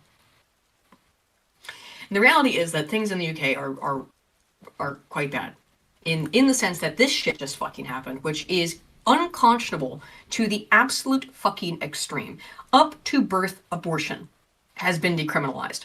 And the kind of leftist weird... Also, I'm going to be clear about this. I said this earlier. We need to abandon this left-right fucking dichotomy shit. It is us versus them. Left-right stuff is a psyop. We got to get over that. We really do. Fuentes has said this too, by the way. Well, I would have thought the person who should have been championing this idea would have been Tim Pool, considering he was there at Occupy, which was what caused all this shit. Which is where the left-right divide. Yes, because they got scared that people were noticing that this pretty much everyone was on board with Occupy. With Occupy Wall Street, with this massive fucking system that defrauds and steals money from the American people to fund, in large parts, Israel. And as we saw from the GameStop stocks, the millisecond that someone beats them at their own game, they try and rip the fucking ladder up and it is a criminalize anyone who tries to fight them. It is a small club, and you are not invited. It's a small club of small hats. Yep. The House of Lords have voted narrowly in favor of allowing abortion up to birth in England and Wales. The only solace is that one day they will meet Jesus. I agree, Ben. No, they won't. That is the truth, though. They're also voting to get rid of the House of Lords. They'll meet Gabriel, and we know what happens then. You're not going up. We really need to see it. Look, we got it. It's decriminalized, to be fair, and so this sort of whinge cope about it is like, well, it's not legal, it's just decriminalized. Decriminalized means legal. Let's get the fuck Who do you think will be most affected by late stage, like, infanticide level abortions? It's overwhelmingly whites. It's overwhelmingly white Brits who do this. It is fucking genocide, and I'm tired of pretending it's not. It is a genocide. Sickening. And it's not just obviously in the UK, it's in the US as well. Biden's war on motherhood. Newly released CIA documents reveal the Biden administration identified motherhood and homemaking as indicators of, quote, white, racially, and ethnically motivated violent extremism. It is an international fucking war against having children, against white people having they needy dom to falls. It can cause the end of the world. You should not be sticking up for people who legitimately want to cause the end of existence. Yes. I don't like this is legitimately like fucking like fantasy novel behavior. It is. The intelligence assessment reveals the top to bottom bias of Biden's CIA, an agency with critical intelligence responsibilities, was spending its resources targeting women promoting motherhood. The Trump admin recently retracted a 2021 intelligence assessment titled Women Advancing White, Racially, and Ethnically Motivated Violent Extremist Radicalization and Recruitment. The now retracted CIA intelligence assessment defines the white REMV, whatever, sympathetic actors as those who, quote, may not openly advocate violence, but instead amplify narratives about perceived threats from multiculturalism and globalization. They are real threats. What are these narratives that Biden's CIA viewed as threats? Promoting traditional motherhood and homemaking as women's most important responsibility. Cause it abusive, highlight limitations and pitfalls that women in the movement face. Yes, civilization. Civilization itself is radical. If you're white, motherhood and homemaking may be added to the list of other everyday behaviors that made everyday Americans radicalization suspects under the Biden admin. We are looking back at Biden here, but the reality is this exact same shit is still present because we are talking about the fucking uniparty. And if you haven't figured out that Trump is part of the uniparty that serves the same fucking masters at this point, I'm sorry. I don't know how much more obvious I can make it for you. I hope you are starting to see. I don't like it either. I voted for this motherfucker 3 times. But it is clear he serves a master in Israel and in Netanyahu, and not the American people who he was elected to serve. That's why democracy is gay and cringe, my dude. Cringe. The CIA intelligence assessment is just the latest example of the Biden admin's war on parents, in addition to its efforts like branding concerned parents as domestic terrorists. Biased intelligence products like this undermine Americans' confidence in the federal government and reveal yet another viewpoint the Biden admin treated as a domestic terror threat. Yeah, the problem is we can keep going through this, but the reality is none of this has fucking changed. This is all still in place. Trump is doing nothing and will do nothing to in any way rescind or roll back this because he's got the same fucking playbook by the same fucking people who want white erasure and replacement. So I am going to move now on to the Trump and Iran stuff. We've been going for a while, though. I really wanted to cover UK news because I'm so irritated by this. So this is, you can see that there's a community note on this. Everything is confusing in this story. First of all, CNN isn't a CNN poll, but an NBC one. The poll shows 100% approval of the Iran war among voters who identify as MAGA. CNN's aggregator polls shows Trump with a 39% approval versus 59% disapproval. Trump has fucking North Korea ass numbers on approval for the war in Iran. And I think we all know that you don't get 100% approval ratings naturally. There will always be dissent. No. Something strange is going on. Even the most aggressive, like even Bashar al-Assad sat at like a 99.7. Even North Korea is like 99% approval. Even they wouldn't try to run with 100. It's absurd. But that is the level of fucking insane cope and propaganda we're at. This is worse than North Korea. Polls have shown that MAGA is essentially unified behind you, as are Republicans when it comes to Iran. There's been reports that, the United States might be sending 2,500 Marines to the Middle East. Oh, what an old report that is. We're at 15,000 now, by the way. Are you concerned that a move like that could potentially change the unity? Well, I don't know. I seem to have great support because CNN came out with a poll today that I'm at 100%. And they said they've never seen a poll like that. The CNN The question is, guys, does he believe this? Yes, actually, I think he does. Or think he wants to believe it, but he doubts it. He basically just watches Fox News. But this was CNN.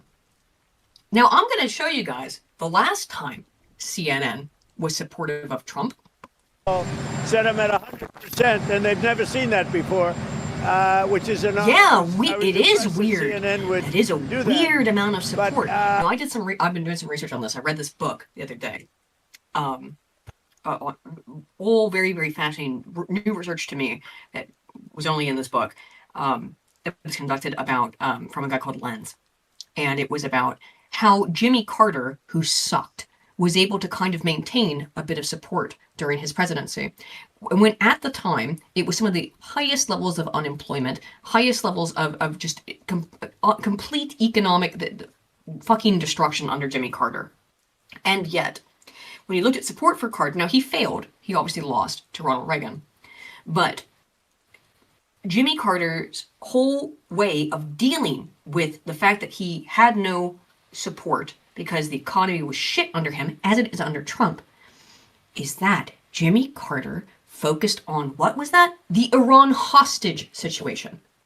This is a fucking repeat of the fucking Carter administration. And even The Simpsons make jokes about Jimmy Carter being history's greatest monster. Yes. Can you make me Sorry. the group head? How do I do that? In the Discord, you just like right click my name and just say like make group owner. There you go. Yeah, there we go. There, I've given it to you. All good? Yeah, if I can just Oh, do you want to add Amau? That'd be awesome. Yeah. Let's go. Fuck yeah. Who's gonna get it? Amalgamite, who has been on the stream a few times. The first time, unfortunately, I got quite drunk. Don't talk about the first time. Yeah, I was staying at Uzlu's place and I got a bit shit-faced. Understandable. Yeah, as you do when you're forced to be around Uzlu. Yeah. I was drinking with an undiagnosed stomach ulcer and got did. So I don't believe these polls, and there's a lot more stuff on this. I'll just keep going until we Hey! Buongiorno. Hello, bonjour. Peasant. There is a new person. Hello. There's two Floyds, unless you don't count me. Understandable. Hello. It's been a minute since I checked if I was a Floyd or not, so it's up for debate. I've not. To be fair, I've not checked recently about myself. I mean, it could. I'd rather you wouldn't be, because that phrase sounds like a disease. You look at the polling data, and there are numbers that oh my God, they disapprove. Yes. You don't have to be a mathematical genius. I don't know what's going on this page. The page is fucked. It's a bit. All right, sorry about that. I mean, you can make the argument that being a woman is a disease. So it is. It's uncurable too, but it's not really fun when you ladies make fun of yourselves. It's like, I'd rather kick someone who needs a kicking, not has kicked themselves. It's like defanging me of my arguments. Like, yeah, but it's still gay. Controlled opposition. Good. Yeah. There you go. This, by the way, hello. We're talking about Trump's 100% approval rating. I know you're in the chat. So this is the CNN thing. In particular, CNN says that amongst MAGA, Trump has a 100% approval rating on the war in Iran. You can look at how ecstatic they are to report this. Yeah, sometimes you look at the polling data and there are numbers that just jump off the screen at you, and this is one of those. Because just take a look here. MAGA GOP view of Trump. Who are they polling? Approve. To get those numbers. Now, boomers. ChatGPT. So, who they are polling, this is important. Who they are polling are people who self-identify as MAGA. So you have to say, I am MAGA.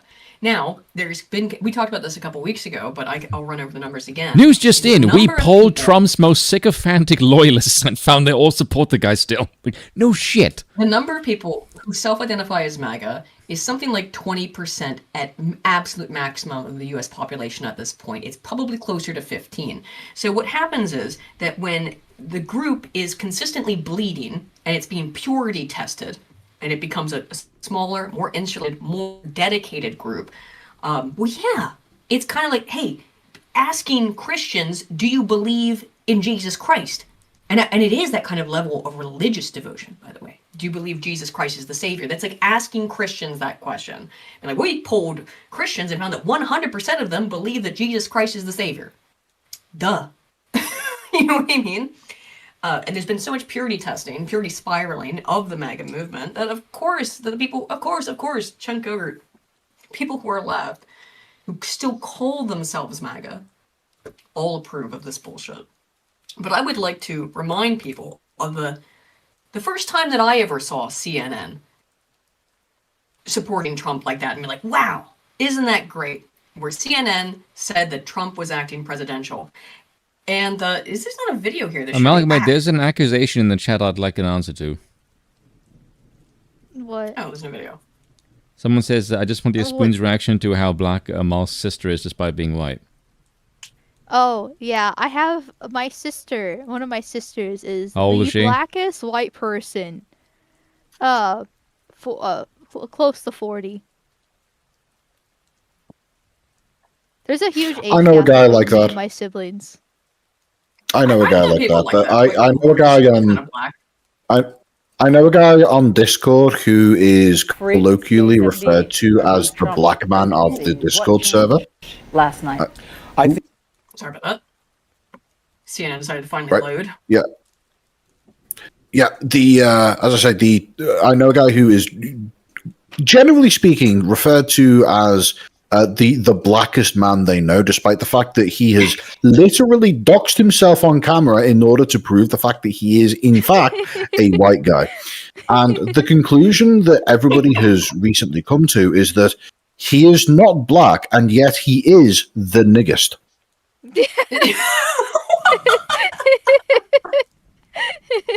Good God. I remembered this thing I've got up here. This is a blast from the past. So this was 2017. This was March 2017. Almost the exact time frame we're in now, but nearly 10 years later, 9 years later. And this is Fareed Zakaria on CNN saying Trump just became president. He became presidential in this moment. We were mixed on Trump up until this point. What did Trump do that made CNN think that Trump was presidential? I saw Stefan Molly meme say this on Twitter, and he's not the only one to point it out. I have as well, and many other people have. Where's the leftist protests? Where's the anti-war protesting? Where you'll get them out in the millions to protest a black guy dying because he took a fucking speedball of Fent and a bunch of other shit, and they'll protest for him for an entire fucking summer. They'll protest for a woman who stepped in front of a police car and got an ICE car and got herself fucking. Oh, no, she didn't step in front of it. She put herself in fucking obvious danger. Was trying to run over a police officer. Got it mixed up. That they'll protest for that shit, but they won't come out here and protest a war for Israel. Despite the fact that the left has been railing against Israel, as particularly in relationship to their treatment of the Gazans, people in Palestine, where are the leftoid protests? Instead, it's mum. It's quiet. Where's the funded, organized leftoid protests they do for everything? And also, you might notice, the whole bloody time, they said Trump is an authoritarian. He's a madman. Now he's literally declaring war without Congress and not a fucking peep. No, sorry. Remember the whole no kings thing? Where's the no kings people? Yeah. He's acting no without emperor. congressional support. To be fair, not to defend Trump on this completely, because I'm not a fan of the rant for myself. But we technically legally haven't been in war since World War II. Like the Korean War, Vietnam War, all the Middle East shenanigans beforehand weren't actually legally wars because they weren't also approved by Congress. The last one was That's some World War II. legalese bullshit, though. We're clear, just as Korea was a war, as Vietnam was a war. Yes, we can say like, okay, well, legally it's not a war, but it is a war, and that. And the administration has called it a war. Trump himself has called it a war. So my point in bringing up this old clip from Fareed Zakaria and CNN is that this was when, 3 months into Trump's first term, when I had my first criticisms of Trump. I said, I don't fucking agree with this, and it was when Trump bombed Syria. Interestingly, it's the same fucking region of the earth, and Syria's getting hammered by a lot of this stuff right now. This was when CNN thought Trump was presidential. Fareed, it's day 78 of the Trump presidency. What changed last night? I think Donald Trump became president of the United States. I think this was actually a big moment because candidate Trump had said that he would never get involved in the Syrian civil war. He told President Obama, you cannot do this without the authorization of Congress. He seemed unconcerned with global norms. President Trump recognized that the President of the United States does have to act to enforce international norms, does have to have this broader moral and political purpose. President Trump realized, as every president has for many decades now, that presidents always believe they have inherent legal authority as commander-in-chief, and they don't need to go to a pesky Congress every time they want military force. It's entirely true that candidate Trump... Isn't this crazy, So much though? for that old checks and balances. This is a clip from 2017. CNN says Trump became presidential. He became president when he bombed Syria. Why is the left silent on Iran? Why is CNN not saying Trump, he's acting without authority? Because they are all part of the same fucking club. Here's Ben Shapiro. Oh my God.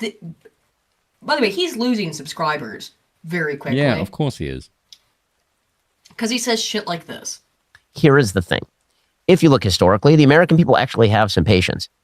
Our shortest wars were longer than the current... Do the American people have patience when we can't get anything fucking done at home? We've explicitly even been told by the sort of MAGA crowd that Trump has to do this shit in Iran because he can't do anything. It's not patience, it's learned helplessness. It is learned helplessness, Bill. You're completely correct. I agree. Conflict.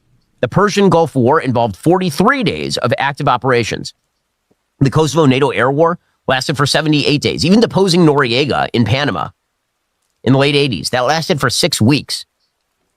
And also, Americans are not dumb. We don't believe that if you're involved in military... No, they're not. You are really hoping a lot of them are, though, Ben. You're hoping a lot of Americans are really fucking dumb to believe this bullshit. Activity, you're not going to lose anybody. Because, again, if necessary military activity can only be pursued at zero cost, there's no use in having a military. Literally, the point of a military is to do hard and dangerous things. That's why our military members are heroes, because they're willing to undertake that sacrifice for a greater good. Now, Iran, for its part... Of course, the foreigner is asking for Americans to go die for endless, needless wars. For his country. Yes, exactly. Like, oh my God. It's repulsive. It's important to have a military for defense. You rarely need a military for offense unless you're trying to expand your lands or gather more resources. And usually that's it's a offensive defense in that scenario. But in the modern world, you only need military for defense. You don't need to just randomly go out to the Middle East just to bomb just because. But you do need military for offense, which is what Israel wants to do via the Greater Israel Project. And I'll talk about this in a minute. But one thing that is, I think, really being lost in a lot of the sauce on this is that Israel has been bombarding, during this entire time, Lebanon. Lebanon has a massive Christian population. They're not stinky mud slimes. This low IQ counter-jihad shit that people engage in. Lebanese Christians. Israel has been bombing the shit out of Lebanon because part of what Netanyahu and Israel's plan is to colonize Lebanon. All of this stuff that Israel is doing in terms of why is Israel attacking other fucking countries and not focusing on Iran? Because they're not, by the way. They're attacking countries like Syria, they're attacking countries like Lebanon. And Lebanon in particular, they want to colonize. So I'm very sick by this shit, but this is an offensive war. It was a war of choice, if nothing else. And for Israel, it is an offensive land grab, and also taking out their enemy. True, their ancient enemy or more modern enemy, an enemy who scares them in Iran. This has nothing to do. I am waiting, and Amal, I don't know if have you been given any argument from people who are in favor of this, of how this helps American citizens. How does any of this help any of us? The strongest argument that I've heard is the China argument that since Iran imports, or exports, I should say, so much oil that it cuts like 80% of China's oil and actually weakens them without straight up going to war. Yeah. People have explained that a lot better than I have. Right. Because, like, it's not a bad argument, and I can definitely see the angle, but it gets drowned out with all the other reasons that are actually occurring, like the Greater Israel Project, like you mentioned, and then like that whole interview with Rubio a few weeks ago, where he's like, "Yeah, we did it because of Israel." It's like, oh. Well, Trump said as much too himself. He said the same thing, that basically Israel dragged him into it. The thing with the China problem that I have with that is that there would be an argument to have been made there if the closing of the Strait of Hormuz had, up until very recently, now the strait, as of the last 48 hours, is closed to everyone. Even Chinese tankers can't get through. But for the last 3 weeks, the only tankers, for the most part, that have been able to continually go in and out of the Strait of Hormuz have been Chinese ones. So this is a proxy attack on China. Thus far, it has been something that has benefited China to the detriment of the rest of the world. Rough. Now, maybe saying that the ultimate goal was at the end of it, then when we cut off Iran's relationship with China, and to disrupt BRICS, maybe, but that's going to require regime change, which the administration has also said we're not doing, but we are doing. We're not doing regime change, but it is regime change. The only way you can fuck that up is by regime change, and there's just, if it's a proxy war with China, so far China has benefited from this. China's also benefited from, as I spoke about earlier, I don't know if you were here, but moving of the THAAD missile systems out of the East Asian theater. The United States has now had to take its THAAD missile systems out of South Korea, out of the East Asian theater, to move to Iran. If you want to, the whole point of having missile systems there is to essentially threaten China. That if you attack Taiwan, for example, we're going to attack you, and we'll start a conflict. There's a lot of stuff that's happened that demonstrates it is not actually about fighting China in a proxy war, because China is profiting from this. They're the only ones who are staying afloat in terms of the oil prices that this has caused. So I'm very dubious about that claim as well. That's the only one that I think I agree, that holds any sort of water, but it's not backed up by the reality of the situation. And it's not utilized at all. Like, I get why the administration can't exactly say, yeah, we just want to weaken China, like they can be like, yeah, fuck Maduro, like they did before. Sure. But they're not even trying to hint. They're not trying to do anything. They're just like, oh, yeah, Israel dragged us into this. Oh, it's not a war. It's a special operation. Oh, it's a war. Never mind. Oh, it's going to last, 4 weeks. And how long has it lasted? Didn't it start in the beginning of March? It was originally, it was 4 now it was 2 weeks. Now it's 4 weeks. Now it's September or August. Oh, Jesus Christ. Like, it's like the whole 4 weeks thing reminded me of the whole 2 weeks to stop the spread. Yes, I was like, stop the spread, slow the spread. You're not the first person to say that. It was brought up earlier, yes. I've been gone for the past week and a half on vacation, so I have no clue what any updates for the Iran war have been. I just got back, and it's been like, oh, things have been happening. Well, the reason I sound like I'm in a bathtub is because I'm also on vacation. Okay, yeah, makes sense. I should rotate the microphone again. Yes, I'm with my friend here, Ginger. Ginger. Hello. I'm all Ginger. Up in northern Scotland, so that I'm in probably not the best time. It's a better time of the year than I suppose the dead of winter to visit northern Scotland. But it did hail today, and it's been hailing almost every day. It's cold up here, bro. Not in this room. Got that space heater on, so that's quite nice. But yes, But from my understanding, since I got back, like there's really been no like major updates. It's just kind of continuing. It's more of the same. Like, yeah, I heard rumors that Iraq is getting involved. Is that true? Well, the problem is that it's going to be all of it. Probably not Iraq, but at least yet. Iran attacked a bunch of military bases in all of the Gulf states. So the United States has been hammered hard in all of its Gulf allies. I want to be clear. There's a tendency among the sort of MAGA cult remnants, which is that, oh, we are saying the U.S. is losing. I'm saying the U.S. is not doing well. There's a difference between saying the U.S. is lost or it is lost and has lost, and saying this is not going according to plan. This is not good. Because they didn't have one. Pretty heavily critical when it started, and I mean I still am, but I've just kind of like moved on a little bit, kind of waiting for some sort of like major update again. And I made my point clear because like the U.S. will technically win this. We have the military strength. Like we if we actually went full balls to the walls, it should be something that we can take care of relatively easily. The issue is that, like the other Middle Eastern wars, it seems to be dragging out because we don't actually want to go the full mile because we have morals and principles. I don't think it's actually. Really? You actually think that? I don't think we have morals or principles. And what I don't believe America has either of those. When we say win, what is the win condition in Iran? Because it even the administration seems to be a bit schizophrenic on it.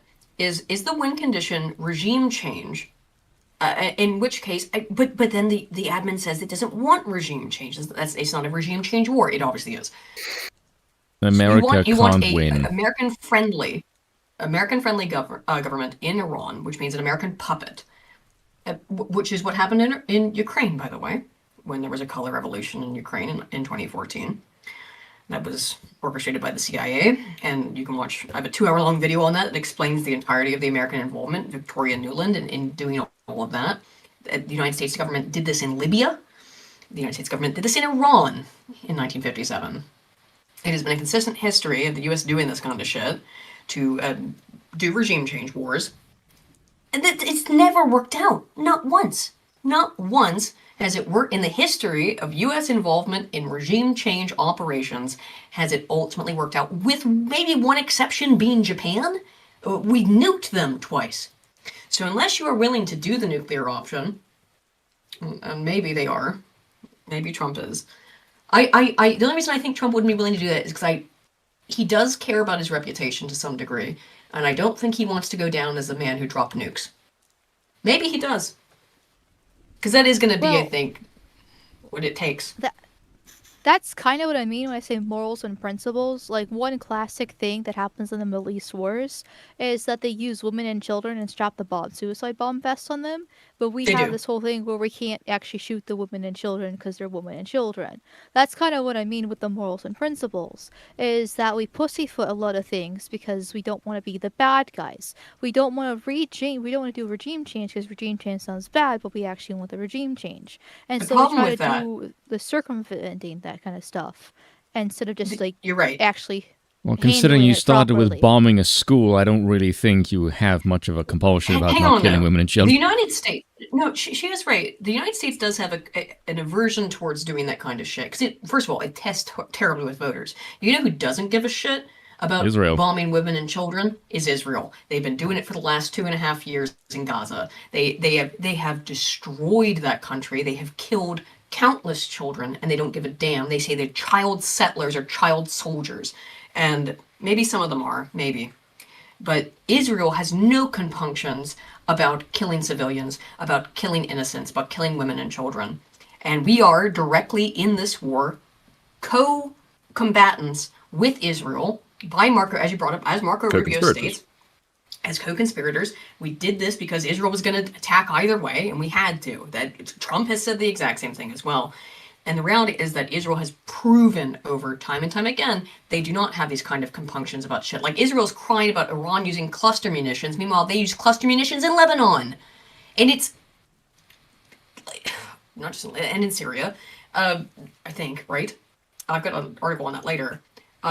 Yes, they're attacking Syria, they're attacking Lebanon. They've used cluster munitions in Lebanon in particular. They've used cluster munitions in Syria. So all this kind of, Iran's not allowed to use cluster munitions because the UN, they signed an agreement with the UN not to use them. Well, Israel has never signed any of those agreements. Israel has never signed the Nuclear Non-Proliferation Treaty. Every single agreement that every sensible, quote unquote, every modern, every non-warlike, destructive country has agreed, and white phosphorus, you're right, Fuzz, in the chat, yes, they use white phosphorus, chemical weapons, incredibly destructive.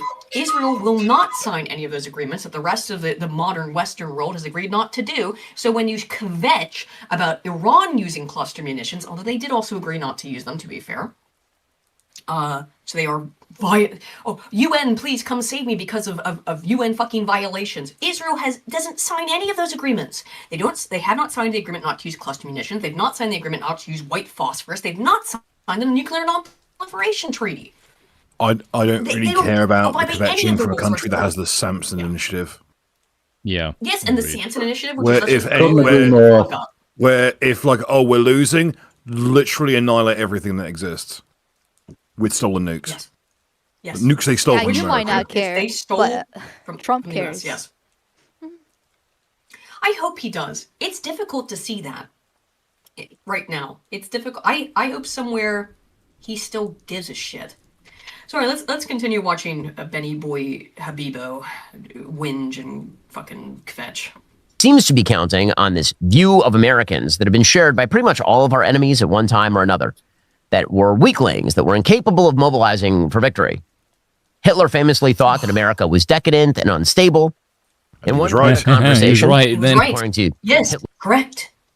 Because at the time he said that America was legitimately infiltrated by Soviet spies that were massively fucking with the cabinet.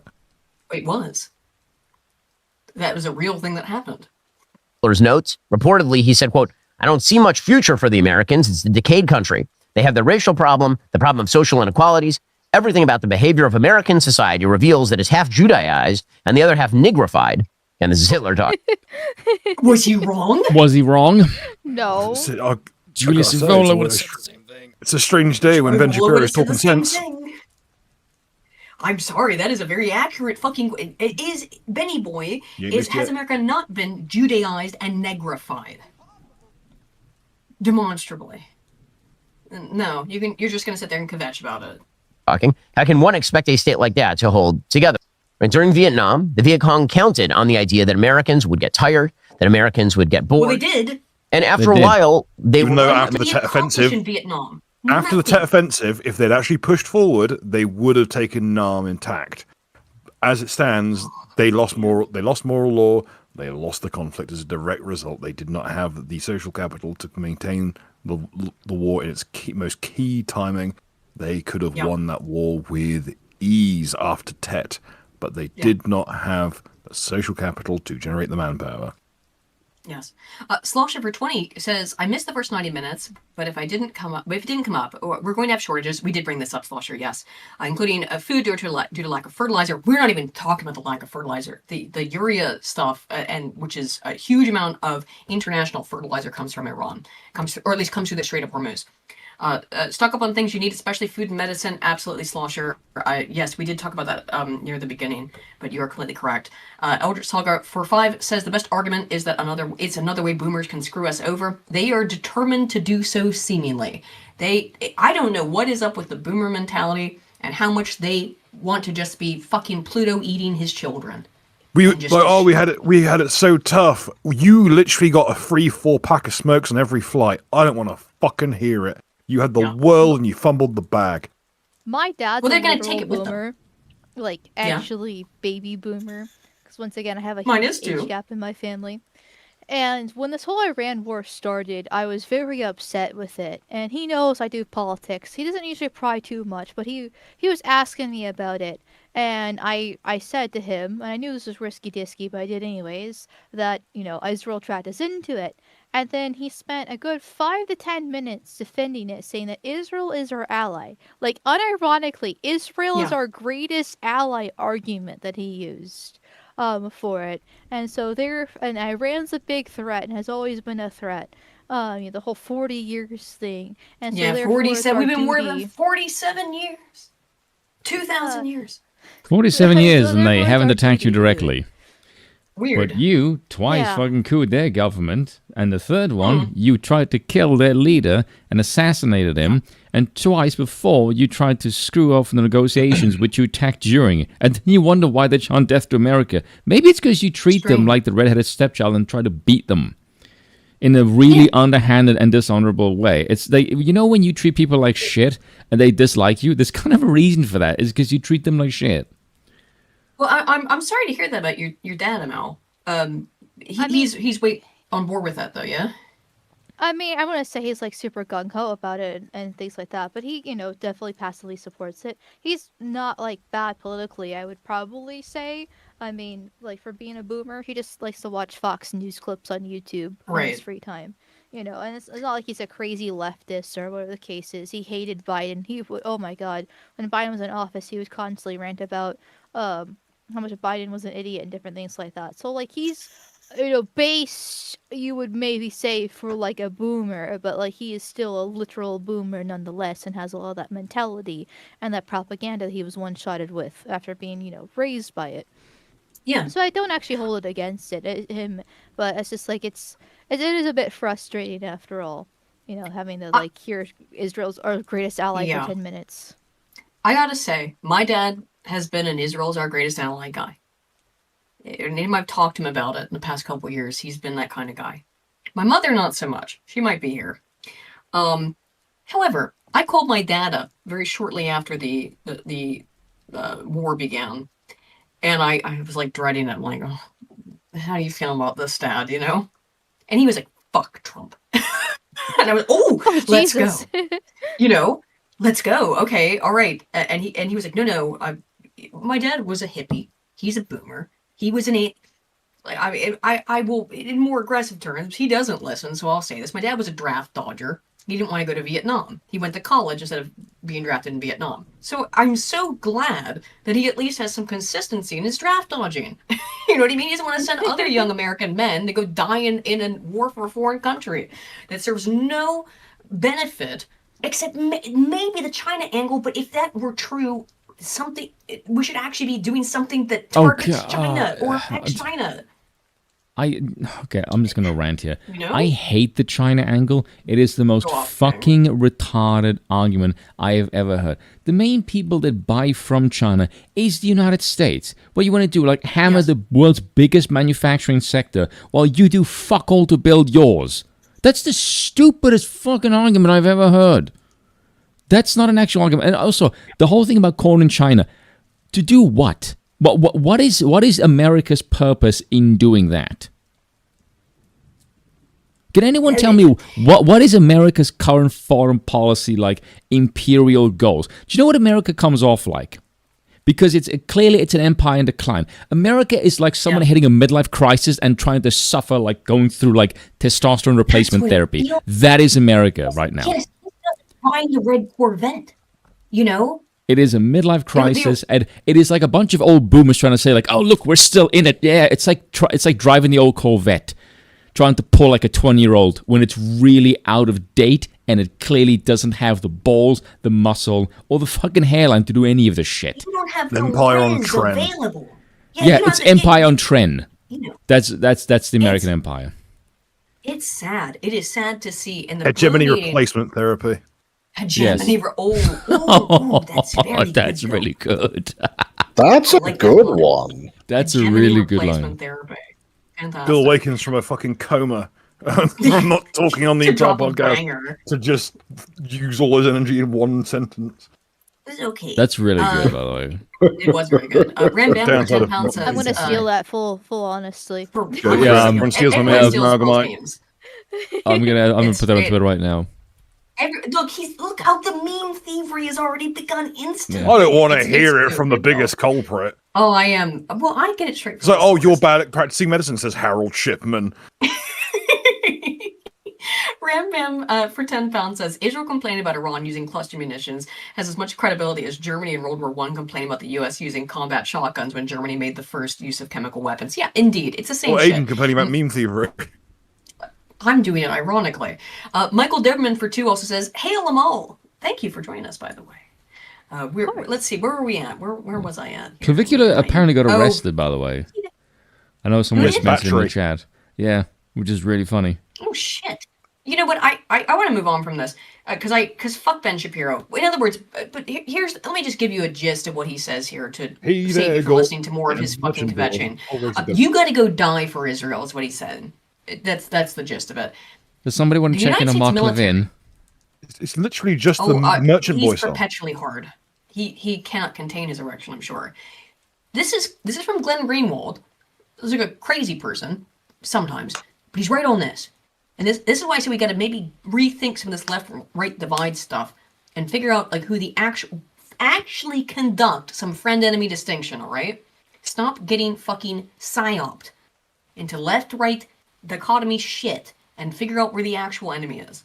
The United States military has raised the minimum age for maximum age for recruitment to 42. This happened in the last month. Do people miss this? I saw it when I got back, and I was just like, I did see. Yeah. I don't know how true this part is, because once again, the whole coming back and trying to like get things straight. Right. But apparently, Obama lowered it when he was a president, yes. And then Trump was just going back up and raising it again. However, he didn't do this the first term, and is awfully suspicious that they're doing it now with Iran. Doing it now, and so it's just like, okay, what's this? It does activate my almonds, as to why the age has been. Oh, that was the wrong thing. Sorry, we'll get to that in a second. This is about, as I talked about earlier, about Israel attacking Syria, Israel attacking Lebanon. That's a BBC article. We'll get there in a second. This sort of coward narrative. Oh God, let's make fun of John Doyle. This is one of the most embarrassing fucking things I've ever seen. John Doyle, and this is again, talk about the friend enemy distinction. Right now is the time where you're going to figure it out. Who is on board? Who is a real patriot? Who is a real NWA? And who isn't? John Doyle has labeled and defined himself in doing this kind of shit. Look at his picture of Trump and his fucking Trump statue behind him. Sickening. He's legit got the Trumpisatva statue. He does. He's a Trumpisatva. So here he's going to talk about how we're all cowards for not wanting to go and die for Israel. I thought that was Hassan Piker for a moment, though. This is a guy called John Doyle. He's allegedly a conservative, and eyes above the ear. You have something to fear. Like, I get these Instagram reels all the time, which I don't even watch this content, so I don't know why it's recommending them to me. I'm assuming it's a psyop, frankly, where you'll see like some guy and he's like very funny to say as you are about to engage in some psyops, but cute. Super like freaking based and red pilled, and he'll say something where he's like, "My politics is this: anti-Trump, anti-Republican, anti-Democrat, yes, pro-freedom, yes, pro-2A, yes, anti-war, yes." Whatever that's called, that's me. And it's like, okay. Sorry, homie, get over it. That's like just standard anti-uniparty. Yes. That's quite popular, actually. People voted for Trump. I'm anti-Republican. I'm also anti-Democrat. I'm anti-war. I'm anti-wars for Israel in particular. There's a lot of people who are pro-Trump who hate the Republican Party. That was do you notice that? That was all of Trump's platform. Was I am not a Republican. I am running the as a whole, Republican, the but whole, I'm a different breed. The whole first term of Trump's presidency was hating on the GOP to get the fuck out of the way so that Trump can actually do his job. It was. Yeah, his whole remember that, appeal John? was supposed to be he's a businessman. Yes. An outsider. He's not actually, which is one of the criticisms the Democrats laid onto him, because he's like, well, he's not a real politician. He doesn't know what he's doing, which is kind of was sort of a valid complaint, because when he got in, he just started picking random people that he was told to trust, and they could like completely screwed him over because he was so ignorant. Yes. But that was his appeal at the same time, was just that he was an outsider who's supposed to come in and drain the swamp. But now it's been 10 years. 10 years. He is a politician himself, a full-blooded one, and he's a part of the swamp as well. I think it's unquestionable. This kind of thing from people like John Doyle is pathetic. It is inherently gaslighting. You're lying and gaslighting to people who voted for Trump 3 times. He's run 3 times. Many of us have voted for him that many times. And you're telling us, well, we were all wrong about it, essentially. And you got to maintain on platform when the guy you have voted for and put your faith in does the exact opposite and doesn't the whole argument for this is, well, Trump's got to do stuff in the Middle East. He's got to do a Middle Eastern war because he can't do anything domestically, despite the fact that we have a majority in Congress. It's crazy. We can't do anything. I was too young in 2016 to vote, but if I was old enough, I was going to vote for him. And I voted for him in 2020, and I voted for him in 2024, and in 2028, I will still vote probably for a Republican because I'm not part of the whole train with the whole vote for like Gavin Newsom Democrat stuff. Because I think that's well, I'm not saying bullshit. vote for Gavin Newsom. Yeah. Like I just want to make my point clear on that stuff because I know I get conflated with the Breakers a lot because we have a lot of the same opinions on certain things. But I'm not one myself, and I firmly do not believe in supporting the Democrats just because I am critical of Trump. I am further right than Trump. I am critical of him. But I recognize the fact that he's still better than the opposition, and I will still continue voting because you gotta vote your way out of this after all. I'm not sure you can. I brought this up earlier. And she's being satirical, by the way. Oh. Yeah, of course she is. The reality is. You're gonna be, this is from. I'm gonna show you a Gavin Newsom clip here. By the way, Malcolm, I have bets with people about whether or not I can make you a monarchist within like a year. so far, you are on that trajectory, and I'm not really even doing much. It will happen if you've got libertarian sort of basal beliefs. You'll end up at the monarchist. Many such cases. Curtis Sharp and myself. I had a Russian boyfriend. Before in the past, he was a monarchist, and he couldn't convince me. And women adopt the thoughts of their, who they're dating. So that's true. You resisted. Mm-hmm. However, I found it quite entertaining how. I found it quite entertaining how over the course of Aiden's stay here, we've had many chats on various political beliefs, and it somehow completely independently from one another, with Aiden going through predominantly academic and I going through just vibes-based sources, we've just arrived at pretty much the exact same points on just... I can't really think of much in which we haven't arrived at the same point. It's wild. But there are multiple ways to the truth. That being said, I am not suggesting anybody vote for Gavin Newsom. I'm going to tell you why I suggest no one vote for Gavin Newsom. Here's Gavin Newsom. Would you call yourself a Zionist? Myself a Zionist. Yes. I believe, I revere the state of Israel. I'm proud to support the state. Done. Oh my God, I am right as usual. Goodbye. Do not vote for Gavin Newsom. What must be done in the United States is what is happening slowly and chaotically and confusingly in the UK. 0 fucking seats. The Republican Party must be the Linda Est. And the Democrats. It must all be started over. No Zionist, no AIPAC influence on fucking anything. Do not vote for Gavin Newsom, even in protest. Vote for no one and nothing. And if that does mean you get a Keir Starmer in the form of Gavin Newsom, it's more of the same. And it will, and I think it's actually, I know it's taken time, but hopefully a Rupert Lowe-esque figure will emerge in the US. That is my hope. It has happened here. And so I have reason and rationale to believe that it can happen in the United States. It cannot be Gavin Newsom. It cannot be Donald Trump. It cannot be, I think, J.D. Vance. And I'm a little bit confused about Vance, because Vance has been very, very silent on a lot of this. But when he has spoken out, it has not been things that are good. It has not been things that, and I'll talk about with the Vance stuff, I think. I want to do that now. My tinfoil conspiracy when it comes to Vance, I wouldn't exactly call it tinfoil, I guess, because it's not the only one I've seen. But it's that they're trying to hide him away to prepare him for 2028, so he's not actually... It seems that way, yeah? Getting any flack for the Iran war, because he's obviously going to defend the president as the role of the VP. And they usually bring him out for PR stunts. Like, I noticed this last year... when the administration first got into place, at first I was a huge fan of J.D. Vance, and I still like him to a certain degree in a lot of ways, and still find him very hot. You. Ginger and I, it's so funny. Ginger, we talked about this today or yesterday. We literally talked about how, look, he's got them A10s and the dark brown, black hair. It's is the perfect man. Okay, he is like what 6 foot or something like that. Okay, and he's white. He's got so the much dark of hair what and the you scruff, just the say blue makes me eyes. want to kick your ass. Listen, I have He is a a type, and race mixer. He is pro Peter Thiel. Yes, However, but he's I hot. Admit, I agree. He's hot. He is hot. Let's see Oh Paul my Allen's God. government. For all of you, I'm just- for all of your good base points, it's but he's pretty. Like, oh my, I hate you so He's fucking much literally right Patrick now. Bateman. He's just Patrick Bateman. He's a vapid psycho.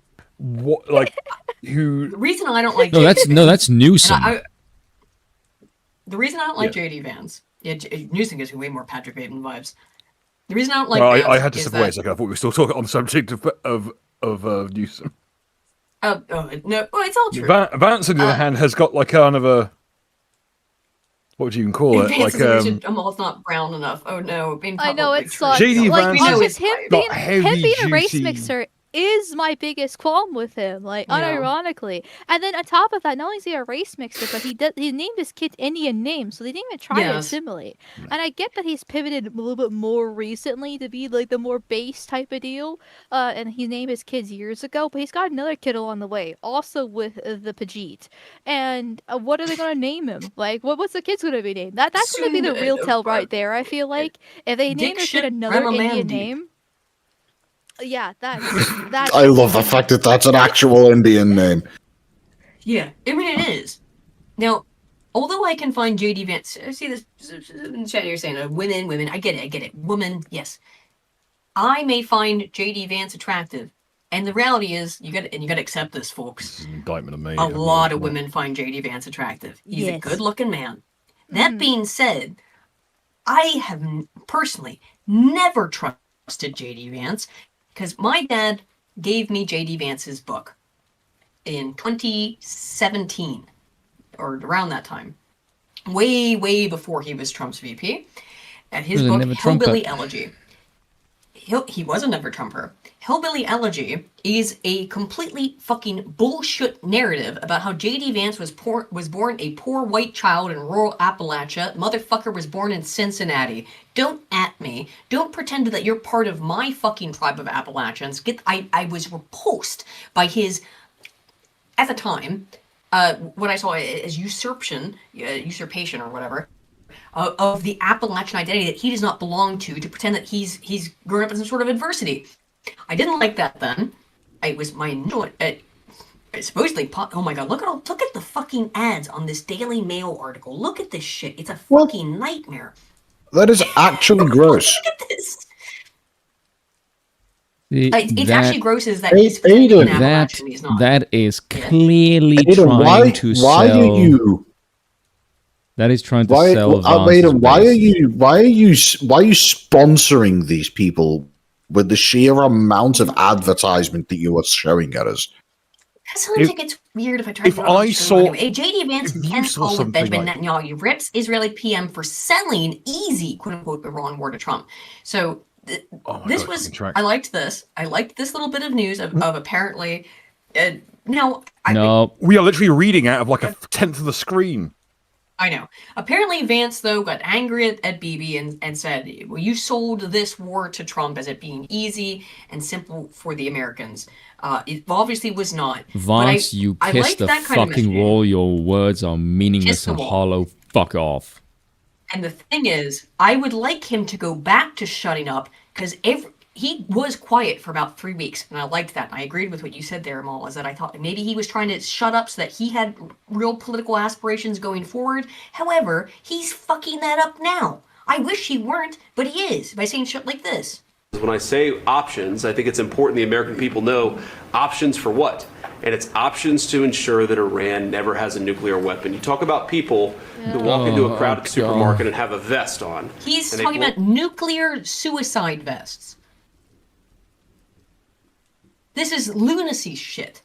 There's been no evidence. The United States intelligence community has confirmed Iran does not have nuclear weapons, and Vance is out here talking about nuclear suicide vests.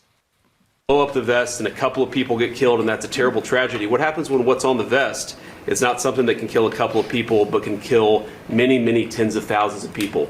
That is the most important American national security objective that exists for any administration at any time, is you don't want the worst people in the world to have a nuclear weapon. That's why the president is The doing Israelis this. already have That's nukes. why the president cares so much. The Israelis not only have nukes, they haven't even signed the Nuclear Non-Proliferation Treaty, meaning they can make more. They're one of very few countries that not only has the capacity, but is allowed to keep fucking producing more of them. There are very few countries in the United States. Also, North Korea has a that are under nuke. that. Pakistan has a nuke. No, Russians you were have right. nukes. There are very few countries in the United States. America has nukes. That's true. Sorry. Sorry, I'm Israel so stole their pissed. nukes from America. Israel stole their nukes from America. This is another thing. JD Vance, he's talking about this shit in Venezuela, and I think we probably disagreed on this amount. I was nervous about Venezuela because it ended up being the case that it was what I thought it would be, which is preparation for return to freedom fries, and by that I mean getting the Americans on board with the idea of a war in Iran. You did this operation in Venezuela to go, look how clean and quick and easy it is.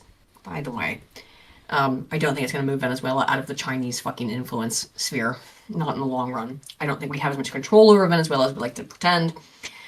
And even so, the shit that Vance is saying here is that basically America is going to run Venezuela, which is what we were told was not going to be the case. But here's what Vance needs to shut his fucking face if he wants any hope of maintaining any political capital and career. He should stay silent and just pretend like he doesn't exist. You're the Veep. You're allowed to do that. Absolutely. Thanks for having me. Taking out a dictator in Venezuela, how does that help the average American?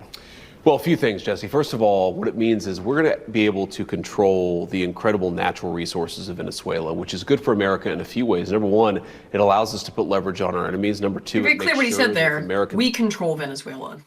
The fundamental problem We get is to that this violate somebody else's sovereignty if we can take their shit. Now that's kind of based. No, it's not. If it was for America, rather than it were doing it on actually behalf of a shyster rogue state. Instead of what actually is happening because of this is that it's opened up Venezuelan oil for whom? Israelis. Israel also. People would have a lot less problem with this if it was just, fuck you, we are now an expansionist empire. Yeah, be honest. Like I'm not. I've always been more of an isolationist, and I still kind of am. But I'm more willing to be open to things that happen within our hemisphere here, like in South America. They try to bring back the Monroe Doctrine, right? They call it the Donroe Doctrine instead. Like, I'd be more willing to do that because it is our backyard, and we are the world hegemon. We do have control. Yeah, would I still rather prefer to be isolationist? Yes, but I'm a little bit more warm to it. It's when we leave this hemisphere that I have the biggest issue into the Middle East, which has been a disaster for how many decades now? And then there's also the fact, like you guys already mentioned, it's for Israel. And I was just like, okay. Like, apparently Venezuela is one of the few countries that don't have a Rothschild bank. And yes, it's one of 5 countries. Well, was one of 5 countries that didn't have a Rothschild central bank. North Korea is the other one. Will no longer. Well, there's about 3 others. There's very, very few countries on Earth that did not have a Rothschild-owned central bank, and one of them was Venezuela. That's been knocked out. I think Russia's also one of them. I don't have the list in front of me. It might be Russia. I'm not sure. Okay, current list is Bolivia, China, Cuba, Iran, Russia, Sudan, Syria, North Korea, and Vatican City. Okay, it's more than I thought. Vatican City. Based Catholics. No. The throne of Saint Peter is fucking empty. It's empty. I know the throne of Saint Peter is empty. However, what I would say is that I have seen my fellow Catholics be far more based on this shit than these fucking lunatic evangelicals. Oh, the bar is in the ground. Sue made a whole article, and I didn't fully read the whole thing. It's great. Oh, you did? Yeah. Oh, I've mentioned it, not just this stream, but the stream before. Her article called, what is it? Oh shit, I mentioned it earlier, the exact name of it, but it's the doomsday fetishizing. neoconservative Wakanda. No, she called it like something in Wakanda, or is Evangelical Wakanda. That's it. Evangelical Wakanda. Yeah. Fantastic article in Medium. Check out Spoon's article, or Spoon. Why did I do that again? Shoe's article in Medium called Evangelical Wakanda. Fantastic little piece. It's very funny. It's a very easy read. Updated list. Check that on out. The Rothschild's banks. The only remaining, as of the year 2000, the only remaining ones were Iran, Cuba, Venezuela, and North Korea. So it's it was just this 5. It's just Cuba and North Korea, and Cuba's folding now. Well, Hegseth. Not even the Vatican City. Hegseth, Trump, not Trump directly, but Hegseth and the Trump administration have said, what are we going after? They've already made these statements in the past few weeks of that after we take out Iran, we're going for what? Cuba. That was the specific country name, and Turkey also, by the way, which is interesting, although they're backtracking on that because now they want Turkey's help. But a couple weeks ago, they were saying, we're going to go fucking attack Turkey next and get rid of Erdogan. And it's like, but now they're begging for Turkey's help, as they're begging for all sorts of help from a bunch of different U.S. allies and specifically NATO allies. But then there was a threat that was made a few weeks ago, and I couldn't find it again today, but I brought it up on stream 2 or 3 weeks ago, which is that Hegseth, I think in particular, was the one, I don't remember though, but so tell me if I'm wrong on this, was saying, well, if Turkey won't fucking help, we're going to bomb Turkey. Turkey's a NATO member. What the fuck does that do? How does Article 5 then apply there? If the United States attacks another NATO actually member? knows that. Maybe he does. He seems to be a complete and utter fucking retard, to be honest. He's also cute, but don't let that shit fool you, right? Eldritch Saga for 5 says, Spoon, the China stuff is Trump and the rest of the chosen ones. Get over it. And the rest of the chosen ones poisoning the well and taking everything they can to try and indebt us forever. I agree, that's probably true, Eldritch.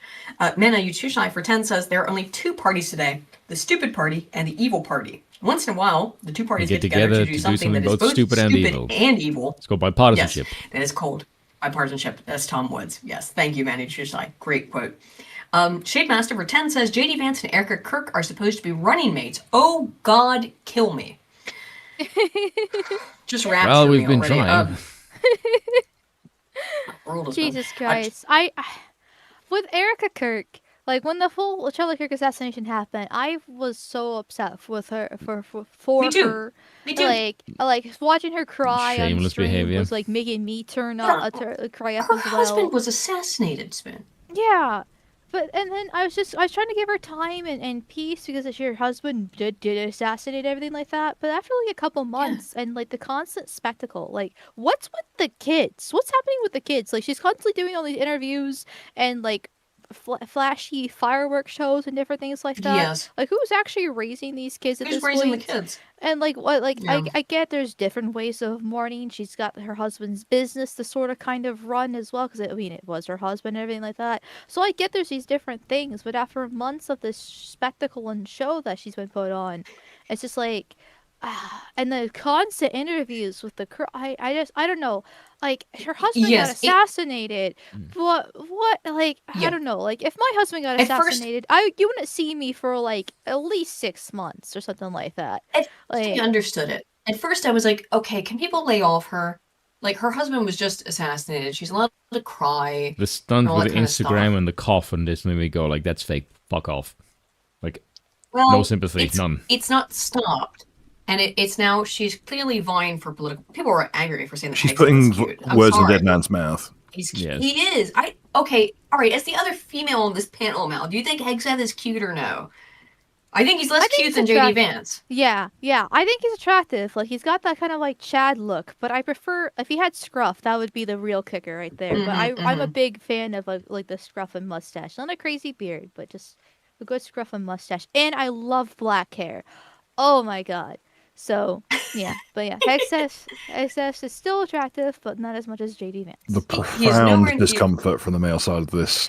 Yeah, is palpable. God, okay. Discomfort? No, that's the wrong word. Disdain. Disdain is the right word here. Disgust is the word that comes to mind. Because if men don't do the exact same shit with women, please. No, actually, we don't look at you and go, oh, look, you're hot, therefore we should put you in politics. It's like, no, you have ovaries, fuck off, you don't belong in politics. But I don't think we're saying that. We are saying if you want me to torpedo this stream of no survivors, we can get into the discussion of, okay, gentlemen, who is the wood that you would least like to admit in politics? All right, your political wood that you do not want to admit. Spoon. The question comes to you. I don't have any. Who is a political wood for you, though, just in general? Any female There political isn't any. figure? Doubt. Bill. The only one that I would fuck is Tulsi Gabbard, and I would openly admit that. That's not an embarrassment. Yeah, that's fine. That one's fine. Yeah. That one's fine. Yeah, everyone's kind of going, yeah, that makes sense. Yeah. I would blame. I don't blame you for that. I would fuck her too. Yeah, see? I mean, I'm racist, but how racist can one really be? Spoon Anna Kasparian. No. Smash or pass. No. No, She's crazy. gonna tell you about the Jays. Yeah, but crazy. You can rub her hands together for you. No. Came out sounding more suggestive than I intended. No. No. Bill, the question comes to you. Political smash or pass? Kasparian? Yeah. Oh no, an incredibly thin blonde? I don't have a track record with those at all. We're both bottle blondes, so I guess it's the same. Ginger, do you have a political smash or But pass? get mistaken for being Jewish. Well, no one would mistake Anna nor myself okay. with this. To be fair, when you said political, I thought you meant someone like in politics. Political figures is now different. Yeah, political figure. It has to be like that's just. What female political figure would you smash? Okay, now give me a moment. I have to think. You gotta think. Ginger, you go. I have thought about it, and what? Just go with the most shameful one. Lauren something. Lawrence Southern. No. Oh no. Only. See when they're Maybe destiny, with a so time therefore machine. no. Maybe with a time machine before the fucking Destiny hit it. Good Look, lord. many people in the chat are saying shoe. I agree. Wait, what? She did. know. Okay, No. never mind. Wait, what? No, I was not aware. No. Okay. Yeah, she's a whore. She's a Never mind. Simonson. Lauren also, originally Simonson, Jew. Also, you Sorry, can't. I gotta name Okay, I can't say Shu either because Shu is attractive in base. She's not someone you'd be embarrassed to be attracted to. It's the caveat was someone that you'd be. You're supposed to say who you like. Yeah, but no. She said like riskiest wood. Yeah, she said like yeah. But that's the thing is yeah. What they're suggesting is just smash or pass in general, in which case they're topic of shit. See, that's the thing. I'll put my shekels down on Anna Kasparian. I will. It's so funny. What we're calling it these days? Yeah, it's so funny to come around to. I used to watch The Young Turks in like 2012, and I never was a fan of Cenk, but I always kind of like Anna. And then I spent years criticizing. No, not Anita Sarkeesian, Anna Kasparian, and now she's mixing up Armenians. Come around, they were on the same side, and it's like, oh, Anna. 15 years later, you know. Michaela Peterson, she is hot. She's attractive. Please get help, though. Get help. No, she can afford to eat ribeyes for every single meal. Continuing that, Charlie made the claim that his wife was more radical than he was, but Newsom is literally the reason that gays can marry in the U.S. Yeah, I would not trust Erica Kirk on fucking anything. She's not trustworthy. Let's try to get through a couple more things. We got the Vance. I'm concerned about Vance. I'm concerned about him. I think if he really wants a political future, he needs to shut the fuck up. He's kind of turning into Silvio Berlusconi a little bit. He's just gotta shut the fuck up. The more he talks, the worse it is for him. He's got to. Just this frame particularly, he's a bit Berlusconi-y, you know? Yes. Am I wrong? He's got a bit of Dracula going on. He's got a bit of a Dracula flow, you might say. Considering the shit that Berlusconi the Scotch-Irish are a funny-looking race, aren't they? Oh, right, we're making fun of this loser, John Doyle. Let's listen to this dork for a little bit longer, shall we? Hold on a second, I gotta appreciate that because considering the shit that Berlusconi did, that's That's pretty fucking good. Wasn't it Berlusconi that called Angela Merkel an unfuckable lard ass to her face? Like, I mean, I'm sorry for telling the truth. That's something that always his go-to insult. Let's make fun of John Doyle for a bit longer, and then I'll move on. We won't be on much longer, actually. It's getting late. And you have to say that. The reason you have to qualify that you are anti-Trump is because you are sensing a vibe, which is to say, you are sensing that the Democrats are extremely agitated. You are sensing. No, I'm not sensing the Democrats are extremely agitated. In fact, it's the opposite, as I said earlier, which I find actually quite disconcerting. Where is the Democrat activist class to come out here and protest war, which is their favorite thing to do? They're nowhere to be seen. Where the fuck are they? No. I am not coming out here to be anti-Democrat, nor am I pro-Democrat. I just gave you the fucking reason why I'm anti-Gavin Newsom, because he's about the same political uniparty class who prioritizes Israel over everything fucking else. So I'm sickened by this. No, and this is a totally false narrative. 0 fucking seats. 0. We have to get this going in the U.S. political sphere. I'm serious about this. We must destroy the Republican Party. We must destroy the Democrat Party. They cannot be allowed to continue to exist on this earth. Anywho. Last time we did the 0 seats thing, it made UK even more of a degenerate fucking hellscape than it already was. But we are 5. We're going to be 5 years into summer, and I know it sucks. But do you motherfuckers just not know how to sharpen a spike? But we're going to get out of it. We will get Rupert Lowe. Bill, or I could just the reason why it's a good thing that we got Labour Party in. The reason why it's a good thing that we got Labour and Starmer is because we are now so much closer to never having to ever deal with a Labour and Starmer again. Yes. Oh please, you'll get to deal with the same fucking idiots behind those masks, but with different masks on. I do not. You will keep having this until they fucking hang from trees. If I am wrong, I agree. Yeah. Remember, I do agree Rupert Lowe is the last reasonable option. Yes, he is the last chance. If Rupert Lowe cannot save Britain, it cannot restore Britain, then it will be heads on pikes. And most of us, I think, would prefer it not be heads on pikes, not be blood in the street. It is the last. Not be a brother war where hundreds of us fucking die for. Weird.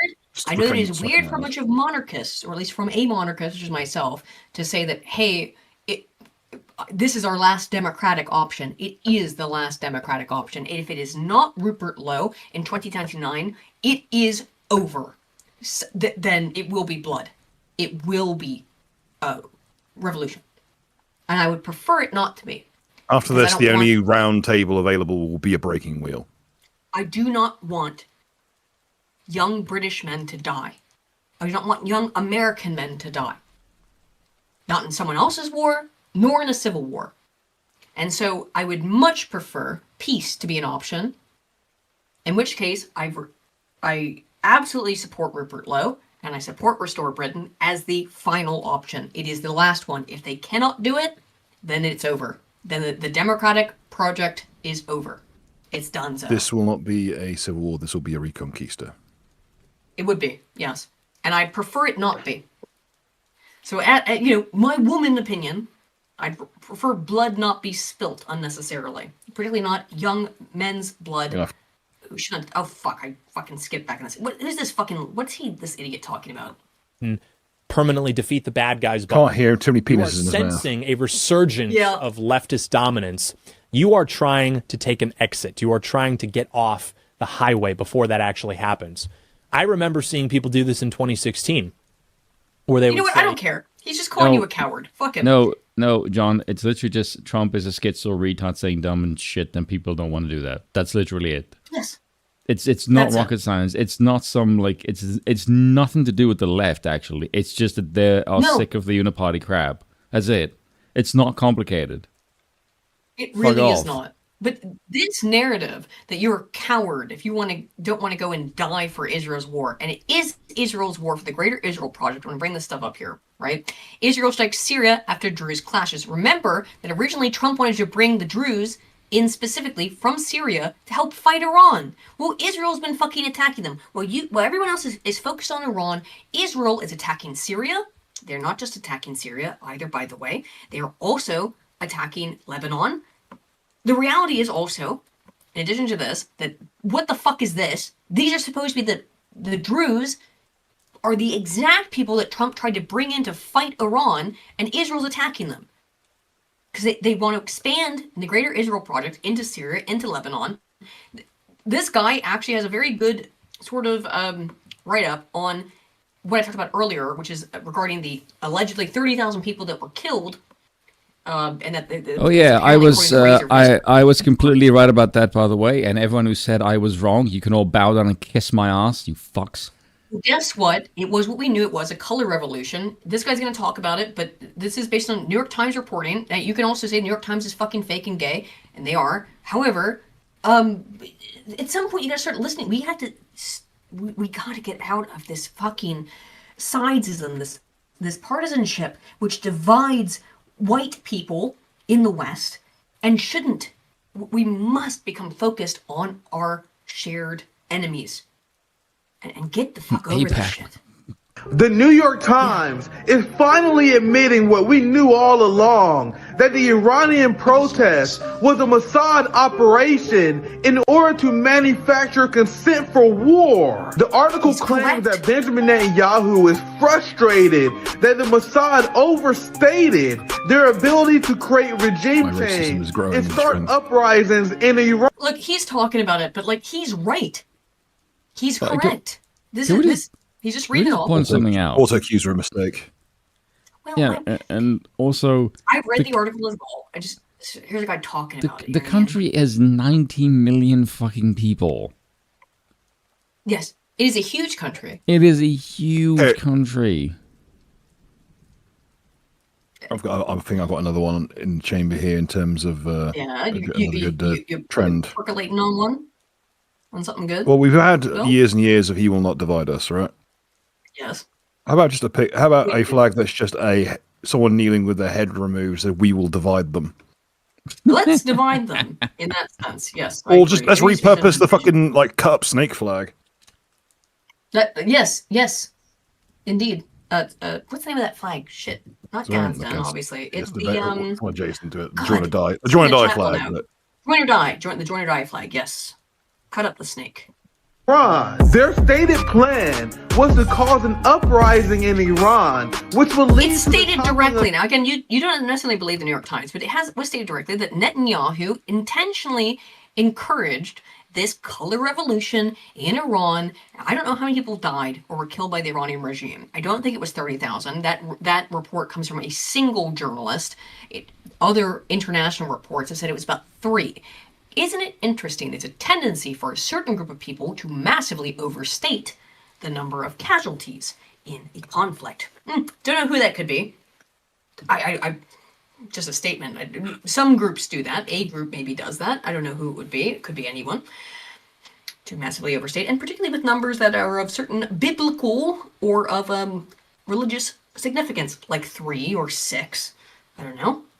Their government, then all Israel and the United States will have to do at that point is to assassinate a few of the Iranian beloved leaders, and then boom, they can install a Zionist friend. I really do hate that he's got all this fucking hip-hop music and shit on the background. He's right. Okay, you can read. He's doing a black thing, yeah. Iranian government. Meanwhile, anyone who stated this obvious fact that the Iranian protest was a Mossad killer revolution attempt the entire time, they would accuse you of repeating Iranian propaganda. Sorry, it's not. The United States and Israel have a long history of doing color revolutions. Look at fucking Libya. Must I remind you of Gaddafi and what the fuck happened there? And by the way, CIA, MI5, coordinated fucking assaults and attacks on Libya to do a color revolution and then use that as an excuse to kill Gaddafi. I'm not saying Gaddafi was a good guy or anything like that. However, the United States and MI5 have a long history, in the UK, have a long history of doing this. Look at the state of Libya today. It's one of the poorest countries. However, it is one of the most resource rich. It was a functional society until the United States decided to destroy it. because it was not operating off of the United States petrodollar. It was operating outside of it. Gotta figure this shit out, guys. Gotta figure this shit out. Emmy, yeah, for €2 says Kim Jong-un's sister, #sword fund or /sword fund. Thank you. Thank you. Oh, yeah. The sword fund. One other thing, and we've gone quite long. I've got a lot of stuff on this. You know, I don't know how late. Spoon, I know, will want to go to sleep quite soon. One thing I want to tell you guys about this, if you've not noticed this yet, is that, and this is not the first time this has happened, Trump and his pals are profiting while you are paying at the pump and while you are about to pay for the cost of all goods because of the increased cost of urea as fertilizer, because of the increased cost, obviously, of all products that are derived from oil that come out of the Strait of Hormuz, about 20% for the United States. While you're about to be hit by all of that, I think 20% is the low estimate. It could be up to 40.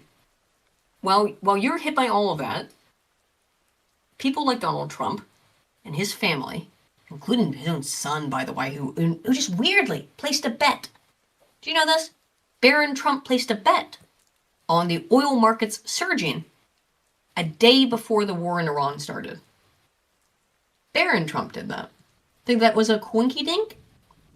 It's not just that. 5 minutes before the president announced a halt to the attacks in Iran, someone placed a $1.5 billion bet on stocks going up and dumped 192 million in oil. 5 minutes. These trades were 4 to 6 times larger than anything else in the entire market. Whoever did this wasn't guessing. You don't risk 1.5 billion on a hunch. Like, this seems like an AI written article here to me. However, or a little post. But this is real shit that happened. The Trump administration, people within it, are profiting massively off of this. And they do that in part by knowing when Trump is going to make certain announcements about the war escalating or de-escalating or whatever. It has been happening since the fucking second. 15 minutes before Trump's Iran bombshell, billions flooded into a mystery oil bet. Now the hunt is on for who knew. This is what they're talking about. What is this America first? Or is this America first in any way? Billionaires enriching themselves because they've got insider information, you know? Yeah, well, not to defend this in any way, shape, or form, because it is abysmal. But this is very typical for politicians to do. Obviously, Nancy Pelosi is like the most infamous one when it comes to like the Democrats in this case. So it's not something that I really cry over, because it's just like, okay, they're being corrupt once again. They're, swindling, people's money, or just in this case, however, I'm going to call it Nancy themselves. Pelosi, and I did. I got to call out this too. Well, it's understandable, but it's just like, okay, yep. What do they expect? Politicians messing with the stock market to enrich themselves. Yep, that's very typical. It's just like cheating scandals you hear about with politicians as well. It's just like, the problem is what it is. Lives are on the line here. Not just the lives of the people who are going to die and have died. The children who were killed in the United States' initial fucking affront on Iran, 160 odd children or something in that vicinity, just killed out of nowhere. I mean, not to just be them. heartless, American soldiers who are about to die. We've committed 15,000 soldiers now to this. Many of them will die. I don't care about the soldiers, but I don't care about the Iranians. I don't care about the children. I don't care about the women. I don't care about the Iranians at all. Like, to me, they're foreigners. Sure. But you care about the United States soldiers as I do. Yes. I presume. That's the most important thing. I do not. Yeah. And I get that. I'm not generally a big bleeding heart person. I don't. Well, I guess I am a little bit. I do not like the senseless loss of deaths of children. And the same reason I completely condemned Israel for what it did in Gaza, which was a mass massacring of children. The population of Gaza at this point is like 47% under the age of 18. And despite the child massacring, they've killed all the adults. What Israel's done in Gaza is repulsive and beyond comprehension. In the same sense, I agree. I don't have a whole hell of a lot of tears to shed for Iranians. I see it as a win. It's just like, Gazans. less Browns in the world. Okay, nice. I have far fewer. I'm not. I won't go that far. Unfortunately, I have a certain. Maybe it's woman hormones or shit. I can't get happy about children dying or young people dying. I can't get happy about innocents dying. It's very difficult for me. I'm a Lolbert. I can't shake some of my Lolbert tendencies. That being said, what Iran I absolutely cannot tolerate. An old civilization with a lot of wealth, knowledge, and beauty.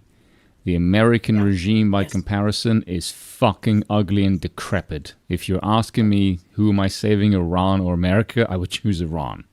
Just because it's old.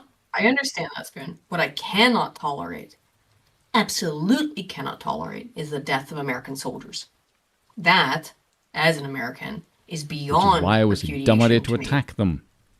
Sure was. Sure fucking was. And now we're stuck in it. And is the way it is. I said we're apparently convicted to this up until August or September at the very minimum. And you know it's going to last longer than that because they just keep moving the timeline.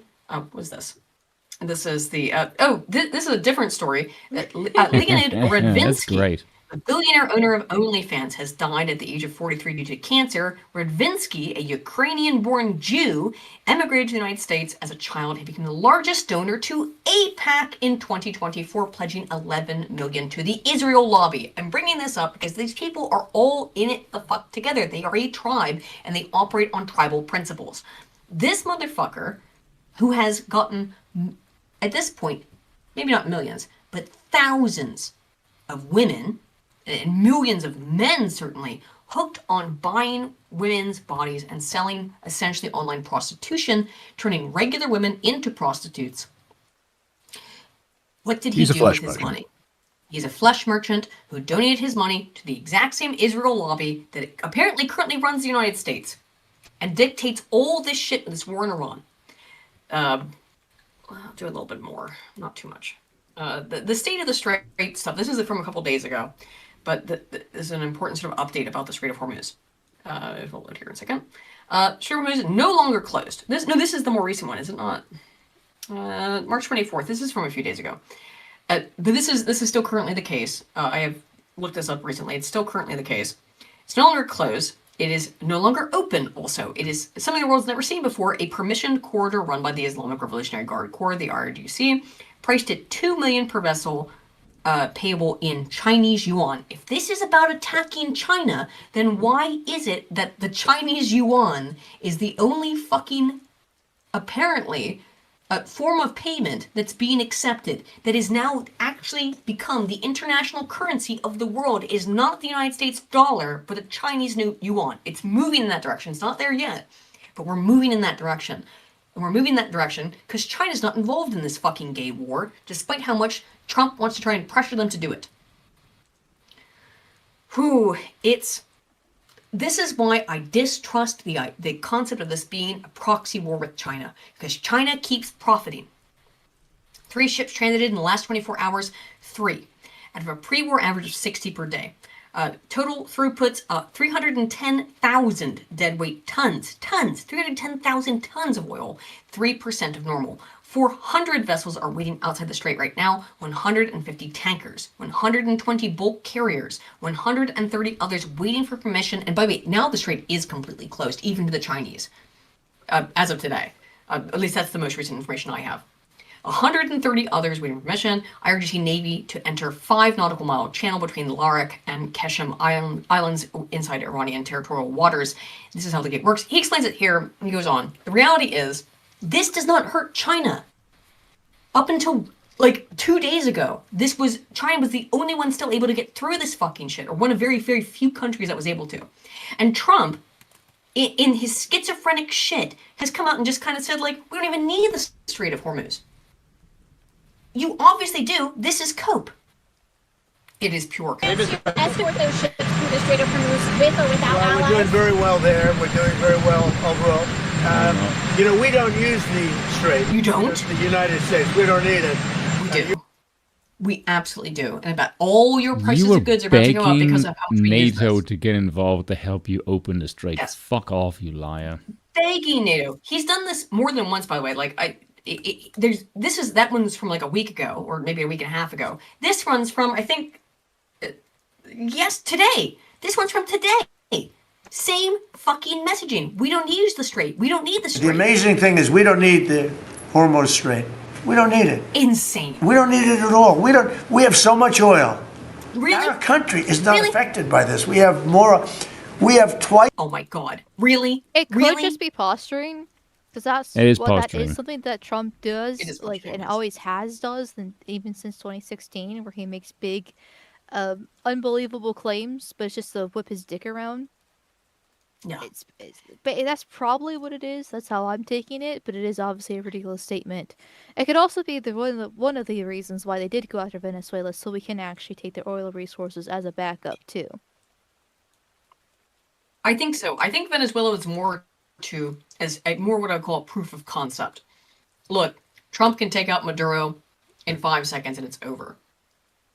Well, so we can obviously do Iran the same way. I'm going to play this clip. This is from Fox News. This is the news source that Donald Trump listens to. They're going to tell you, again, oil is at $98 per barrel. It's nearly at 100.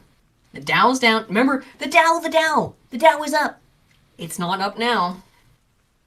And this is Fox News, Trump's source. We better take a look at the price of oil. Earlier today, it had reached $98 per barrel, 98 and change. It's at 98 and change right now. That's close to the high of the day. Now look at the market. It had been down, the Dow, 400 points. Now it's down 300 points. But the price of oil going up like this, that is not helping any market. Dow down 300, NASDAQ down 250. We better take a look at the price of oil. I'm playing that because it's Fox News, the only outlet that Trump apparently watches. This is also insane. Trump issued this 48-hour warning saying you have to open the Strait of Hormuz or else. This was on the 22nd, right? Trump issues this 48-hour warning. Here's where we're at now. Iran obviously did not respond, told him to fuck off. Well, now we're at another 10-day warning. You gotta do it within 10 days, right? 10 days to Monday, April the 6th, Eastern Time. Talks are ongoing despite erroneous statements to the contrary by the fake news media. Whatever the fuck, Donald, okay? You're moving the timelines on all this. Your threats are not very persuasive if you have to keep changing them. And as a result, and this will be the last thing I think we'll do here tonight, we'll get out here better, is that his approval is fucking cratering. All that bullshit about 100% fucking MAGA support, Trump's approval sinks lower than ever as Americans turn on Iran war and skyrocketing gas prices. Trump's approval rating slipped to 42, down from 44%. He had a 48% approval in January. A lot of this is people who I think have some very deep psychological fucking problems, and they can't deal with the fact that he's fucking them over. There's a little bit of things I want to get into. Also the fact that yes, go ahead. Well, there's been like the what's that site called? Polymarket, I think, where they have like the online bets and stuff like that. Yeah. Yes. There's been some stuff with that, and just like polls in general for Democrats within states, because the midterms are coming up later this year. And all of a sudden, they've been skyrocketing. Like in Florida, apparently, there's I forget if it's a county or something else, where like a Democrat was like plus 11 points over the Republican. But it's been the case throughout. We're gonna get slaughtered in the midterms. Yeah. Like, I'm hesitant to say that we're gonna get slaughtered in the midterms. If the thing is this keeps on going, we will. I do believe that. Yes. But if somehow a miracle can happen and it ends tomorrow, I think we'll be okay. Maybe. But it's you're not on a good. short timeline for but voters. that's I'd probably say if it's not solved by like July, August, that time period, because August will be way too late. August will be way too late. It'd have to be fixed by July. A very long memory. Like 6 months is like the average normie memory, and midterms are in November. So my dear, the average normie memory is 6 hours, let alone 6 months. That being said, though, I think August is too late. I think August is. I think it had to be. I think July's the last month you got to get out of this. And even so, the dirty, nasty taste this has left in the mouth of voters is going to be. It will taint and it will destroy the aspirations of every quote unquote MAGA Republican. Yeah, but then the options are Democrats, and Fuentes and the Groypers or nothing don't have that much pull.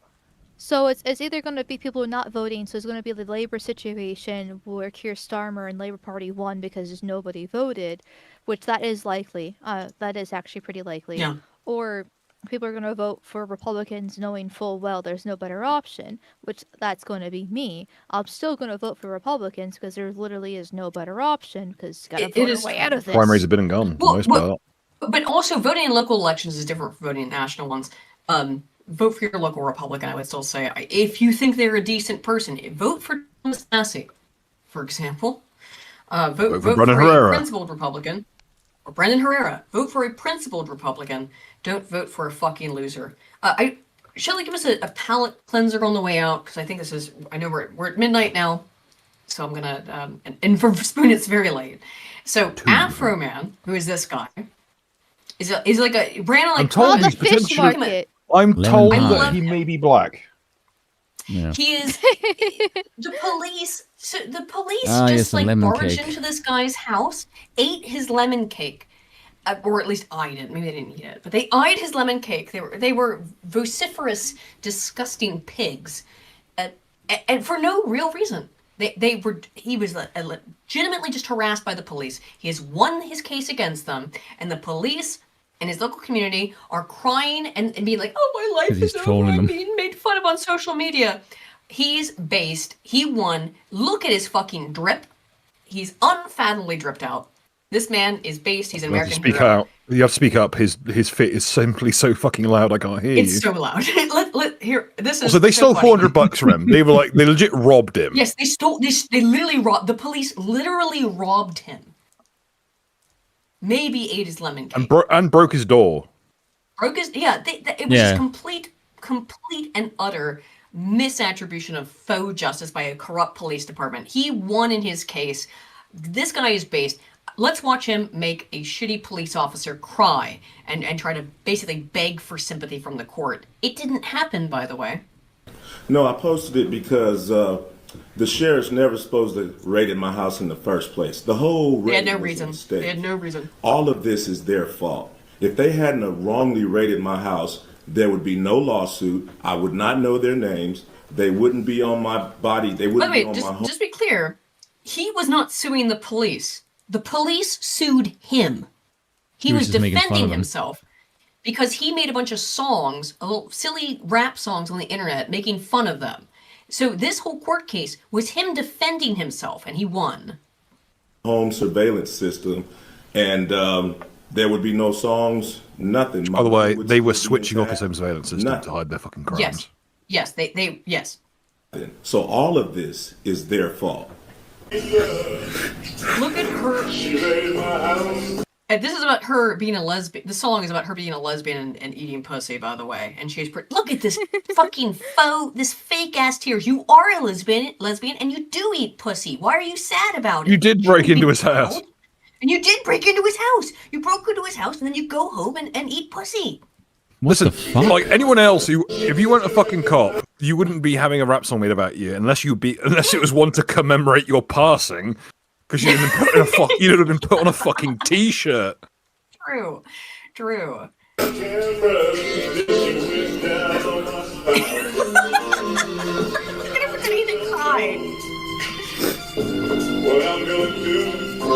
It's so pathetic, isn't it? It is. You're not actually. Oh, come on. Come on. This is funny. It's an obvious joke. Eat your wife's pussy too. Look alone, Lisa.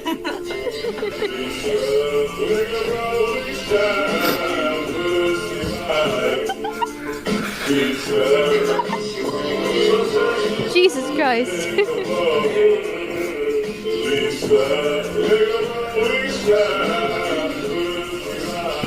It's like a Barry White made a diss track, isn't it? It's hilarious to watch her sit here and pretend forcing the tears out at an obvious satirical song.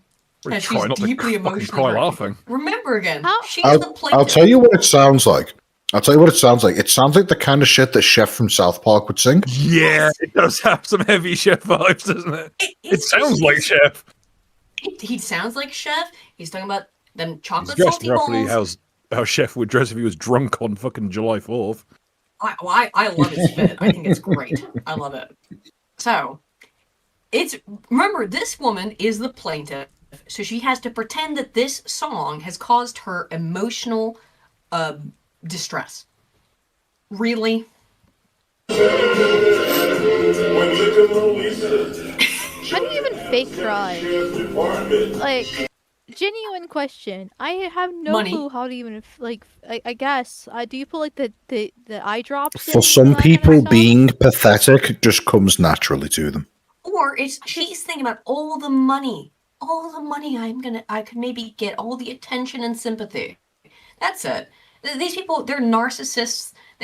By the way, there's an extensive amount of literature that shows people who are high Machiavellians. Machiavellians are people who intentionally know how to manipulate others. And then narcissists who also know how to manipulate others have a strong draw towards law enforcement. And again, I'm not like a fuck the police person, but I am in favor of critical reviews of policing and there being oversight there. As a Lolbert, that's a very early position for me when I was a teenager. And this kind of shit is why I'm in favor of that. This guy, Afro Man, I am so in favor of his win. Fuck these police. Not all, but fuck these ones.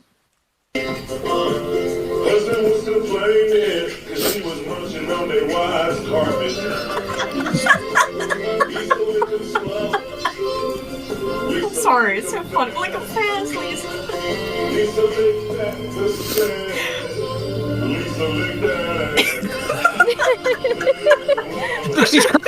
She's visibly cracking up a little bit. She's trying so hard not to laugh because it's fucking funny. She's like, I'm so sad. He's clearly You're right. It does have some heavy duty Chef vibes. It's got the same vibes as like chocolate salty balls.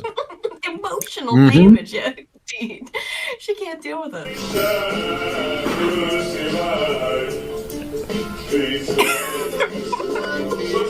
You can tell she's trying not to laugh. She's laughing.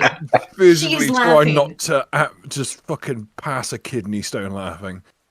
She's trying so hard. You can literally hear her laughing. She's laughing. Like, but please give me money. Please find this man guilty for making a song that hurt my feely wheels. Pathetic. Hey, $400 well spent. Yeah. That is legit like the look of someone who's like, yeah, I'll put it back together. She knows it's funny. Because it is funny. I love, by the way, I love the fact that they made her listen to it. That they made her listen to the entire song in court. Do you think he gets sent them a CD each? I hope he does. If I was a lesbian and someone and made this song about me, I'd play it every time I was courting someone. Exactly. Wouldn't you? Yeah, I'm assuming in between bouts of domestic battery. They made her listen to the whole thing. Yeah, listen to it, bitch.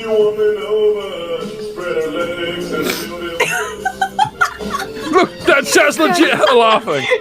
She's laughing. She's obviously laughing because it's funny as fuck.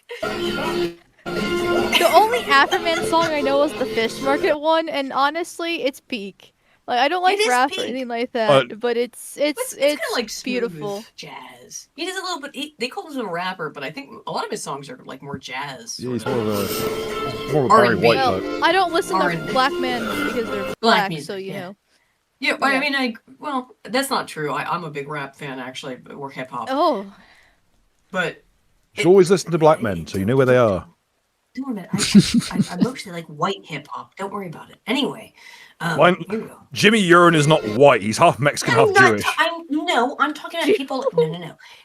Let's get. I like mindless self-indulgence. Yes, but I'm talking more about like MC Chris, whichever like van he's currently living in.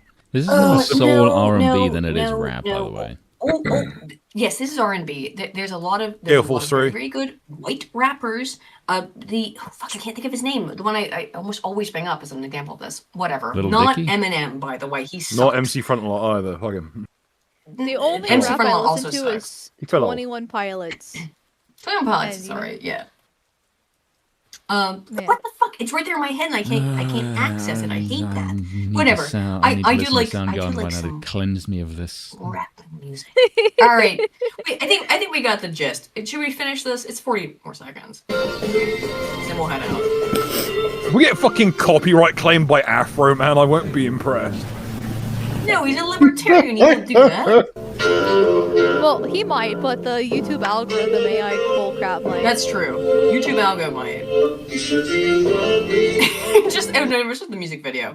All right, I think we got it. By the way, guys, I got through about a quarter of my list of shit. You're psychotic.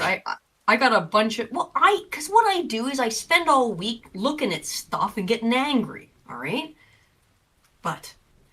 I think we'll end it here for the night. We're past midnight. First of all, Michael the Doberman for 2 Canadian says, high oil prices are good for Alberta and pays me. I guess so, man. And then Eldritch Off for 5. Message retracted. I don't know what was going on there, but thank you for the $5, my man. Sorry, that's a reference to something. Anywho, shall we? I think we'll head out for the evening. Amal, thank you so much for joining us on the fly like that. That was very cool of you. Thank you, Ginger, for hosting me in Northern Scotland. It is lovely here. Thank you, Bill and Spoon, as always. Do we have anything else we want to say before we head out, friends? I mean, thank you for having me on, like just randomly bringing me on like that. So anytime. It's always great to have you on. I do. Thank you. First of all, do you know how nice it is to have another woman on? That is such a feminist statement right there. I'm just surrounded by all these cocks on the patriarchy. I'm being mansplained. No, not like that. Not like that.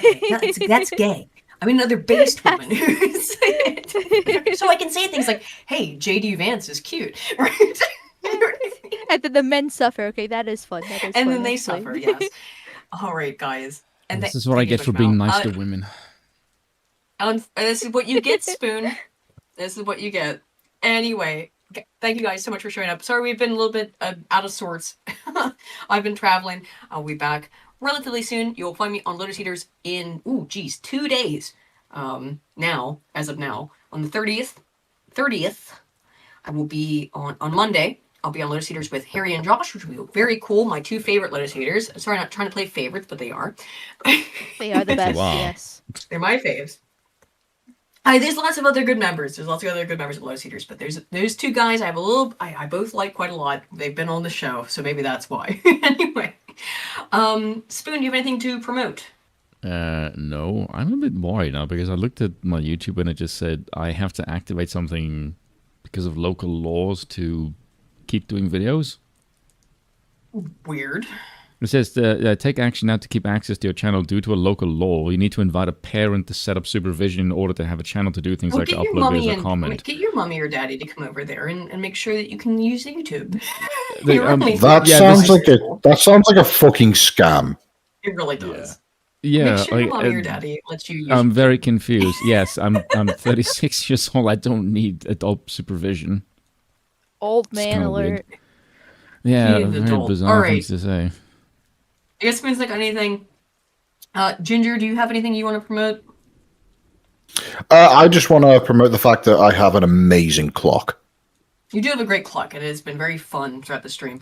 Bill, you got anything? Yep. Sword fund. Sword fund. Hashtag sword fund. Let's sword fund. Thank you all so much for showing up, and thank you so much for joining us. There's way more. It's a never-ending nightmare. Fucking blunt rotation. We'll see you all hopefully very soon on Wednesday. Not hopefully, normally on Wednesday. All right? Okay. Love y'all.